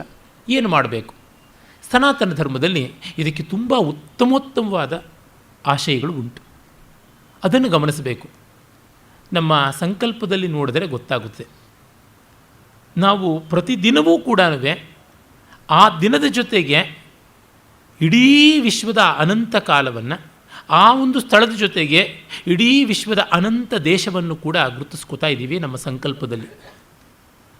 ಮಮೋಪಾತ್ತ ಸಮಸ್ತ ಋತಕ್ಷಯದ್ವಾರ ಅಂತೆಲ್ಲ ಹೇಳ್ತಾ ಶುಭೆ ಶೋಭನೆ ಮುಹೂರ್ತೆ ಅದ್ಯ ಬ್ರಹ್ಮಣ ದ್ವಿತೀಯೇ ಪರಾರ್ಧೆ, ಆ ಇನ್ಫೈನೈಟ್ ಟೈಮಿಂದ ಪ್ರವಾದಿಶಿಷ್ಟ ಸಂವತ್ಸರಣ ಮಧ್ಯೆ ಚಾಂದ್ರಮಾನೆ ಅಂತಂದುಕೊಂಡಿದ್ದನು ಆ ಒಂದು ಪ್ರಕೃತವಾದ ದಿವಸಕ್ಕೆ ಅಲ್ಲಿಗೆ ಬಂದು ಮುಟ್ತೀವಿ. ಇವತ್ತು ಈಗ ನಮಗೆ ಇರುವಂಥದ್ದು ಜ್ಯೇಷ್ಠ ಮಾಸ ಅಂತಂದರೆ ಜ್ಯೇಷ್ಠ ಮಾಸ. ಇವತ್ತು ಪಂಚಮಿಯ ಷಷ್ಠಿಯ ಅಲ್ಲ ಷಷ್ಠಿ ಷಷ್ಠಿ ಇವತ್ತು ಬಹುಳ ಷಷ್ಠಿ ಅನ್ನುವಂಥ ಈ ತಿಥಿಗೆ ಬಂದು ಮುಟ್ಟುವಂಥದ್ದು. ಆ ಘಟಿಕ ವಿಘಟಿಕ ಇವೆಲ್ಲಕ್ಕೂ ಬರುವುದು. ಅದೇ ರೀತಿ ಬ್ರಹ್ಮಾಂಡ ಅನ್ನುವಂಥದ್ದಕ್ಕೆ ನೋಡಿಬಂದು ಅನೇಕ ಬ್ರಹ್ಮಾಂಡ ಕಟಾಹ ಕೋಲಾಹಲ ಮಂಡಿತೆ ಅಂತನ್ನೋದ್ರಿಂದ ಆ ಇನ್ಫಿನಿಟ್ ಟೈಮಿಂದ ಸಪ್ತದ್ವೀಪ ವಸುಂಧರಾಯ ಮಧ್ಯೆ ಜಂಬೂದ್ವೀಪೆ ನವಖಂಡಾತ್ಮಕೆ ದೇಶೆ ಭಾರತವರ್ಷೆ ಭರತಖಂಡೆ ಮೇರೋಹೋ ದಕ್ಷಿಣೆ ಪಾರ್ಶ್ವೆ ವಿಂಧ್ಯಪರ್ವಸ್ಯ ದಕ್ಷಿಣೆ ಭಾಗೆ ಗೋದಾವರಿಯ ದಕ್ಷಿಣೇ ತೀರೆ, ಈಗ ಕಾವೇರಿಯ ದಕ್ಷಿಣೇ ತೀರೆ, ನಾವು ಬೆಂಗಳೂರಿನವರಾದ್ದರಿಂದ ಈಗ ಬೇಕು ಅಂದರೆ ಇನ್ನೂ ಹತ್ತಿರಕ್ಕೆ ವೃಷಭಾವತ್ಯ ಪಾರ್ಶ್ವೆ ಅಂತ ಹೇಳಿಬಿಟ್ಟು ಗೋಖಲೆ ಇನ್ಸ್ಟಿಟ್ಯೂಟ್ಗೂ ಇಟ್ಕೊಳ್ಬೋದು. ಈ ಮಟ್ಟಕ್ಕೆ ಲೋಕಲೈಸ್ ಆಗುವಂಥದ್ದು ಆ ಅನಂತ ಕಾಲ ಅನಂತ ದೇಶದಿಂದ ನಾವು ನಮ್ಮ ಸ್ಥಳೀಯಕ್ಕೆ ನಮ್ಮದಕ್ಕೆ ಬರುವಂಥದ್ದು. ಲೀಲಾಜಾಲವಾಗಿ ನಿರಾಯಾಸವಾಗಿ ಹೋಗಿ ಬರುವಂಥದ್ದನ್ನು ಮಾಡಬೇಕು. ಇದು ಬಿಟ್ಟು ಬೇರೆ ದಾರಿ ಇಲ್ಲ. ಅಂದರೆ ಇಟ್ಸ್ ಎ ಡೈನಮಿಕ್ ಈಕ್ವಲಿಬ್ರಿಯಂ. ಉಸಿರಾಟದಷ್ಟು ಸಹಜವಾಗಿ ಶಾಂತ ಅನಂತಗಳನ್ನು ಭಾವಿಸಬೇಕು. ಸ್ಥಾನೀಯ ಮತ್ತು ವೈಶ್ವಿಕ ಅನ್ನುವುದನ್ನು ಪರಿಭಾವಿಸಬೇಕು ಅನ್ನುವುದು ಇಲ್ಲಿ ಬಹಳ ಮುಖ್ಯ. ಅದನ್ನು ಚಾಣಕ್ಯ ಗಮನಿಸಿಕೊಂಡ. ಹಾಗಾಗಿಯೇ ಸ್ಥಾನೀಯವಾದದ್ದನ್ನು ನಾಶ ಮಾಡದೆಯೇ ಜಾಗತಿಕವಾದದ್ದನ್ನು ಅಂದರೆ ರಾಷ್ಟ್ರೀಯವಾದದ್ದನ್ನು ಉಳಿಸಿಕೊಂಡ. ಅದು ಹೇಗೆ ಸಾಧ್ಯವಾಗುತ್ತದೆ ಅಂತಂದರೆ, ಸ್ಥಾನೀಯವಾದದ್ದಕ್ಕೆ ಬೆಲೆ ಕೊಡುವುದು ಯಾವಾಗ? ಅಲ್ಲಿ ದೇಶಾಚಾರ ಕುಲಾಚಾರಗಳನ್ನು ವರ್ಣ ಶ್ರೇಣಿ ಜಾತಿ ಇವುಗಳನ್ನೆಲ್ಲ ಗೌರವಿಸಿದಾಗ. ನಮಗೆ ಯಾವುದೂ ಬೇಡ ಅಂತಂದರೆ ನಿಮಗೆ ಹಿಡ್ಕೊಳ್ಳೋದಕ್ಕೆ ಯಾವುದೂ ಇರೋದಿಲ್ಲ. ಆ ದೃಷ್ಟಿಯಿಂದ ಪ್ರತಿಯೊಬ್ಬರಿಗೂ ಒಂದೊಂದು ಐಡೆಂಟಿಟಿ ಬೇಕು. ಈ ದೃಷ್ಟಿಯಿಂದ ಜಾತಿಯೋ ವರ್ಣವೋ ತಪ್ಪಲ್ಲ. ಇವು ನಿರ್ಮೂಲಿಸಬೇಕು ಅಂತನ್ನುವವರು ನೀವು ಅಂತರಂಗದಲ್ಲಿ ಭೇದವನ್ನು ನಿರ್ಮೂಲನೆ ಮಾಡಿಕೊಂಡ್ರು. ನಾನು ಅದ್ವೈತದ ಬಹಳ ದೊಡ್ಡ ಭಕ್ತ, ಅಭಿಮಾನಿ. ಬರೀ ಅಂಧಾಭಿಮಾನ ಅಲ್ಲ, ಜ್ಞಾನಪೂರ್ವಕವಾದ ವಿವೇಚನಾಪೂರ್ವಕವಾದ ಅಭಿಮಾನ ಆರಾಧನೆ ಅನುಷ್ಠಾನ ಉಂಟು. ಆದರೂ ದ್ವೈತ ಇಲ್ಲದೆ ಅದ್ವೈತ ಅನಿವಾರ್ಯ, ಅದು ಅಸಾಧ್ಯ ಅಂತ ಒಂದು ಮಾತು ಉಂಟಲ್ಲ. Dvaita without Advaita is incomplete and Advaita without Dvaita is impossible ಅಂತ. ಇದು ನಾವು ಗಮನಿಸಬೇಕಾದದ್ದು. ಅಂದರೆ ನನಗೆ ಎಲ್ಲಿವರೆಗೂ ಅಭಿಮಾನ ಇರುತ್ತದೆಯೋ ಅಲ್ಲಿವರೆಗೂ ದ್ವೈತವನ್ನು ಉಪಾಸನೆ ಮಾಡಬೇಕು, ಗೌರವಿಸಬೇಕು. ಒಬ್ಬ ಕುಟುಂಬಕ್ಕೆ ಸೇರಿದವನಾಗಿ ಒಂದು ಕೇರಿಗೆ, ಒಂದು ಬೀದಿಗೆ, ಒಂದು ವಿಸ್ತೀರ್ಣಕ್ಕೆ, ಒಂದು ಊರಿಗೆ ಹೀಗೆ ಸೇರಿದವನಾಗಿ ಅಂತನ್ನುವ ಆ ಒಂದು ಐಡೆಂಟಿಟಿ ಯಾವುದಿದೆ, ಅಸ್ಮಿತಾಭಾವವನ್ನು ಗಮನಿಸಿಕೊಂಡೇ ಹೋಗಬೇಕಾಗುತ್ತದೆ. ಅಲ್ಲಿ ಸಲ್ಲಿಸಬೇಕಾದಷ್ಟೆಲ್ಲ ಸಲ್ಲಿಸ್ಕೊಳ್ಬೇಕಾಗುವಲ್ಲಿ ಇವು ತುಂಬ ಮುಖ್ಯ. ಏನಿಲ್ಲ ನೋಡಿ, ನಾವೊಂದು ಕ್ರಿಕೆಟ್ ಮ್ಯಾಚ್ ಅಂತಂದರೆ ಈಗ IPLಗಳು ಬಂದುಬಿಟ್ಟಿವೆ ಬಿಡಿ, ರಣಜಿ ಟ್ರೋಫಿ ಎನ್ನುವಂಥದ್ರೊಳಗೆ ಮತ್ತು ಝೋನಲ್ ಮ್ಯಾಚ್ಗಳು ಇತ್ಯಾದಿಗಳಲ್ಲೆಲ್ಲ ಕಾಣುವಂಥದ್ದು ಏನು? ಅಸ್ಮಿತಾಭಾವವನ್ನು ತೋರಿಸುವ ಬಗೆ ಅಷ್ಟೇ. ಗುರುತಿಸಿಕೊಳ್ಳಬೇಕು. ಹಾಗೆ ಗುರುತಿಸಿಕೊಳ್ಳೋದು ಅಖಂಡತೆಗೆ ವಿರೋಧವಾಗದಂತೆ ಮಾಡಿಕೊಳ್ಳಬೇಕು. ಅಂದರೆ ಅಲ್ಲಿಯೂ ಉಂಟು ಇಲ್ಲಿಯೂ ಉಂಟು ಅಂತ ಮಾಡಿಕೊಳ್ಳಬೇಕು. ಇದು ಸನಾತನ ಧರ್ಮದಲ್ಲಿ ಸಾಧ್ಯ ಇದೆ. ಆ ಕಾರಣದಿಂದಲೇ ಸನಾತನ ಧರ್ಮದಲ್ಲಿ ಧ್ಯಾನಶೀಲವಾದ ಒಂದು ಕೇಂದ್ರದ ಸುತ್ತಲೂ ತುಂಬ ಸಮೃದ್ಧವಾದ ಚಲನಶೀಲವಾದ ಒಂದು ದೊಡ್ಡ ಪ್ರಪಂಚವೇ ಇರುತ್ತದೆ. ಅದಕ್ಕೆ ಅದ್ಭುತವಾದ ಉದಾಹರಣೆ ಅಂದರೆ ಶಿವ, ಮಹಾದೇವ, ಮಹಾವಿಷ್ಣು. ಶಿವ ನೋಡಿ, ದಕ್ಷಿಣಾಮೂರ್ತಿಯಾಗಿ ಸ್ಥಾಣು ವಟವೃಕ್ಷದ ಕೆಳಗೆ ಕೂತಿರ್ತಾನೆ. ಅವನು ಮಾತು ಆಡೋಲ್ಲ, ಮೌನ. ಆದರೆ ಅವನು ನಟರಾಜನಾಗಿ ಸಪ್ತ ತಾಂಡವಗಳನ್ನು ಮಾಡಿಕೊಂಡು ದಿಗ್ದಿಶಾಂತ ವಿಶ್ರಾಂತವಾಗಿ ಆ ವಟವೃಕ್ಷ ಎಲ್ಲ ಕಡೆಗೂ ಬೆಳೆದುಕೊಂಡು ಹೋಗಿ ಬೆಳೆದ ಜಾಗದಲ್ಲೆಲ್ಲ ಬೀಳಲು ಬಿಟ್ಟ ಜಾಗದಲ್ಲೆಲ್ಲ ನೆಲವನ್ನು ಅಸ್ಮಿತಾಭಾವವನ್ನು ಪ್ರೇರಿಸಿಕೊಳ್ಳುವಂತೆ. ನಾವು ಎಲ್ಲಿಗೆ ಹೋದರೂ ಕೂಡ ನಮ್ಮ ಸಂಕಲ್ಪವನ್ನು ಮಾಡುವಾಗ ನಮ್ಮ ಊರಿಂದು ಅನ್ನೋ ಸಂಕಲ್ಪವನ್ನೇ ಮಾಡ್ತೀವಿ. ತುಂಬ ಜನ ಅಮೇರಿಕಾಗೆ ಅಥವಾ ಆಸ್ಟ್ರೇಲಿಯಾಗೆ ಎಲ್ಲ ಹೋದವರು ಸಂಕಲ್ಪಗಳನ್ನು ಬದಲಾಯಿಸ್ಕೊಂಡಿದ್ದಾರೆ. ಕ್ರೌಂಚದ್ವೀಪೆ, ಶಾಖದ್ವೀಪೆ ಇತ್ಯಾದಿಯಾಗಿ ಅವು ಯಾವುದೂ ಬೇಕಾಗಿಲ್ಲ. ಅಲ್ಲೂ ಜಂಬೂದ್ವೀಪೆ ಭಾರತವರ್ಷ ಅಂತಲೇ ಹೇಳ್ಕೊಳ್ಬೋದು. ಎಲ್ಲಿದ್ದರು? ಕುವೆಂಪು ಅವರು ಹೇಳ್ತಾರಲ್ಲ, ಎಲ್ಲಾದರೂ ಇರು ಎಂತಾದರೂ ಇರು ಎಂದೆಂದಿಗೂ ನೀ ಕನ್ನಡವಾಗಿರು. ಎಷ್ಟು ಚೆನ್ನಾಗಿ ಹೇಳಿದ್ದಾರೆ. ಕುವೆಂಪು ಅವರಿಗೆ ಆ ಒಂದು ರಾಷ್ಟ್ರೀಯ ಭಾವ ಮತ್ತು ಸ್ಥಾನೀಯ ಭಾವ ಚೆನ್ನಾಗಿತ್ತು. ಕುವೆಂಪು ಅವರ ರಾಷ್ಟ್ರಗೀತದ ಬಗ್ಗೆ ಅನೇಕರು ಆಕ್ಷೇಪ ಮಾಡಿದ್ದಾರೆ. ನಮ್ಮ ಸುಮತೀಂದ್ರ ನಾಡಿಗರು ಕೂಡ ಬಾಯಿಗೆ ಬಂದಂತೆ ಆಕ್ಷೇಪ ಮಾಡಿದ್ದಾರೆ. ಜಯ ಹೇ ಕರ್ನಾಟಕ ಮಾತೆ, ಟಕ ಮಾತೆ ಅಂತೆಲ್ಲ ತುಂಬ ಬಾಲಿಶವಾದದ್ದು. ಅಲ್ಲಿಯ ಪಲ್ಲವಿಯಲ್ಲಿಯೇ ಎಲ್ಲ ಇರುವುದು. ಭಾರತ ಜನನೀಯ ತನುಜಾತೆ ಜಯ ಹೇ ಕರ್ನಾಟಕ ಮಾತೆ. That is Kuvempu. ಆ ಇಡೀ ಹಾಡಿನಲ್ಲಿ ಕೊಟ್ಟಿರುವಂಥ ಡೀಟೇಲ್ಸಲ್ಲಿ ಅವ್ರ ಹೆಸರಿಲ್ಲ, ಇವ್ರ ಹೆಸರು ಬಿಟ್ಟೋಗಿದೆ, ಕೆಲವರು ಬೇಡ, ಕೆಲವರು ಲಕ್ಷ್ಮೀಶ ಏನು ಮಹಾ ದೊಡ್ಡ ಕವಿ ಅಲ್ಲ, ಅವನನ್ನು ಬಿಟ್ಟುಬಿಟ್ಟಿದ್ದಾರೆ, ಅವನು ಸೇರಿಸ್ಕೊಂಡಿದ್ದಾರೆ, ಕುಮಾರವ್ಯಾಸನ ಬಿಟ್ಟುಬಿಟ್ಟಿದ್ದಾರೆ, ಆಮೇಲೆ ಪರಿಷ್ಕರಣದಲ್ಲಿ ಸೇರಿಕೊಳ್ತು, ಮಧ್ವಾಚಾರ್ಯರನ್ನು ಬಿಟ್ಟುಬಿಟ್ಟಿದ್ದಾರೆ, ಅದ್ವೈತಿಗಳಿಗೆ 2 ಸೀಟ್ ಕೊಟ್ಟಿದ್ದಾರೆ, ಶಂಕರ ವಿದ್ಯಾರಣ್ಯ, ಮಧ್ವಾಚಾರ್ಯರು ಇಲ್ಲವೇ ಇಲ್ಲ. ಈ ಥರದ್ದು ಬೇಕಾದಷ್ಟು ಆಕ್ಷೇಪ ಉಂಟು. ಯಾವ ರಾಷ್ಟ್ರಗೀತೆ ಮಾಡಿದ್ರೂ ಕೂಡ ಸಚಿವ ಸಂಪುಟದಲ್ಲಿ ಎಲ್ಲ ಭಿನ್ನಮತೀಯರಿಗೂ ಅತೃಪ್ತರಿಗೂ ಶಾಸಕರಿಗೂ ಸೀಟ್ ಕೊಡೋಕ್ಕೆ ಸಾಧ್ಯ ಇಲ್ಲದಂತೆ ಬಂದೇ ಬರ್ತದೆ. ಹಾಗೆ ಮಾಡ್ತಾ ಹೋದರೆ ಒಂದು ದೊಡ್ಡ ರಾಷ್ಟ್ರಗೀತೆ ಹಾಡುವಂಥದ್ದು ಒಂದು ರಾಜ್ಯಗೀತೆ ರಾಷ್ಟ್ರಗೀತೆ ಒಂದು ವ್ಯಾಧಿ ಆಗಿಬಿಡುತ್ತೆ, ಕಷ್ಟ, ನಿಂತ್ಕೊಂಡು ಕಾಲು ಸೋತೋಗ್ಬಿಡುತ್ತೆ, 1.5 ಗಂಟೆ ಹಾಡಬೇಕು. ಅದೆಲ್ಲ ಮುಖ್ಯ. ಅಲ್ಲಿರೋದೇನು, ಕರ್ನಾಟಕ ಹೇಗೆ ಗುರುತಿಸಲ್ಪಟ್ಟಿದೆ, ಭಾರತ ಜನನೀಯ ತನುಜಾತೆ ಅಷ್ಟೆ, ಭಾರತ ತಾಯಿ ಅವಳ ಮಗಳು ಇವಳು ಅಂತ. ಅದು ಕುವೆಂಪು ಅವರ ಜೀವನ ದೃಷ್ಟಿ, ಅದು ಸನಾತನ ಧರ್ಮೀಯವಾದದ್ದು. ಅಲ್ಲಿ ಕಾಣಿಸುತ್ತದೆ ನಮಗೆ ಲೋಕಲ್ ಆ್ಯಂಡ್ ಗ್ಲೋಬಲ್ ಅನ್ನುವಂಥದ್ದು. ಇದು ಮೇಲೂ ಅದು ಕೀಳಲ್ಲ, ಇದಿಲ್ಲದೆ ಅದು ಇಲ್ಲ ಅನ್ನುವಂಥ ಅವಿನಾಭಾವ ಸಂಬಂಧ. ಅಂಥದ್ದನ್ನೇ ನಾವು ಸನಾತನ ಧರ್ಮದ ಮಹಾದೇವನಲ್ಲಿ ಕಾಣ್ತೀವಿ, ಹಿಂದೆ ವಿಷ್ಣುವಿನಲ್ಲಿ ಕಾಣ್ತೀವಿ. ಅವನು ಮಲಗಿಯೇ ಇರ್ತಾನೆ, ಯೋಗ ನಿದ್ರೆಯಲ್ಲಿ ಇರ್ತಾನೆ. 10 ಅವತಾರಗಳನ್ನು ಎತ್ತುತ್ತಾನೆ, ಎಲ್ಲೆಲ್ಲೂ ಬೇಕಾದ್ರೂ ಅವತಾರ ಎತ್ತಾನೆ, ಹೇಗೂ ಬೇಕಾದ್ರೂ ಮಾಡ್ತಾನೆ ಅಂತ. ಪ್ರತಿಯೊಂದು ದೇವತಾ ತತ್ವಕ್ಕೂ ಪ್ರಮುಖವಾಗಿ ಈ 2 ನೆಲೆಗಳಲ್ಲಿ ಇದೆಯಲ್ಲ, ಒಂದು ಸ್ಥಾಣುತ್ವ, ಇನ್ನೊಂದು ಜಂಗಮತ್ವ. ಒಂದು ಸ್ಥಾವರ, ಒಂದು ಜಂಗಮ, ಈ 2 ರೂಪ. ಇದು ಈ ಹೊತ್ತಿನ ಕ್ವಾಂಟಮ್ ಮೆಕ್ಯಾನಿಕ್ಸ್ಗೆ ಸಂಬಂಧಪಟ್ಟಂಥ ವೇವ್ ಪಾರ್ಟಿಕಲ್ ಪ್ಯಾರಡಾಕ್ಸ್ವರೆಗೆ ಎಲ್ಲಿಯೂ ಕೂಡ ಅನ್ವಿತವಾಗಬಹುದಾದದ್ದು. ಇದು ಕ್ಷಾತ್ರ ಪರಂಪರೆಗೆ ಮುಖ್ಯವಾಗಿ ಬೇಕಾಗಿರ್ತಕ್ಕಂಥ ಸ್ಟ್ರಾಟಜಿ ಅಂತ ಏನು ಕರಿತೀವಿ, ವ್ಯವಹಾರ ಕ್ರಮ. ಇದನ್ನು ಕಂಡುಕೊಂಡವನು ಕೌಟಿಲ್ಯ. ಇದು ವೇದೋದಿತವಾದದ್ದು, ಅದನ್ನು ತುಂಬ ಚೆನ್ನಾಗಿ ಅನ್ವಯಕ್ಕೆ ತಂದುಕೊಂಡ. ಹಾಗಾಗಿಯೇ ಕೌಟಿಲ್ಯನ ಅರ್ಥಶಾಸ್ತ್ರದಲ್ಲಿ ಪ್ರತಿಯೊಂದು ಹಂತಕ್ಕೂ ಕೂಡ ವ್ಯವಸ್ಥೆ ಉಂಟು. ಗೋಪ ಅನ್ನುವಂಥ ಶಬ್ದವನ್ನು ನಾನು ಇಂದು ಹೇಳಿದನಲ್ಲ ಆರಂಭದಲ್ಲಿ, ಕ್ಷತ್ರಿಯನಿಗೆ ಗೋಪ ಅಂತ ಕರೀತಾರೆ ಅಂತ. ಕೌಟಿಲ್ಯ ಹಳ್ಳಿಗಳಲ್ಲಿ ಗೋಪ ಅನ್ನುವಂಥ ಆ ಗ್ರಾಮ ಪ್ರಮುಖನಿಂದ ಆರಂಭ ಮಾಡ್ತಾನೆ.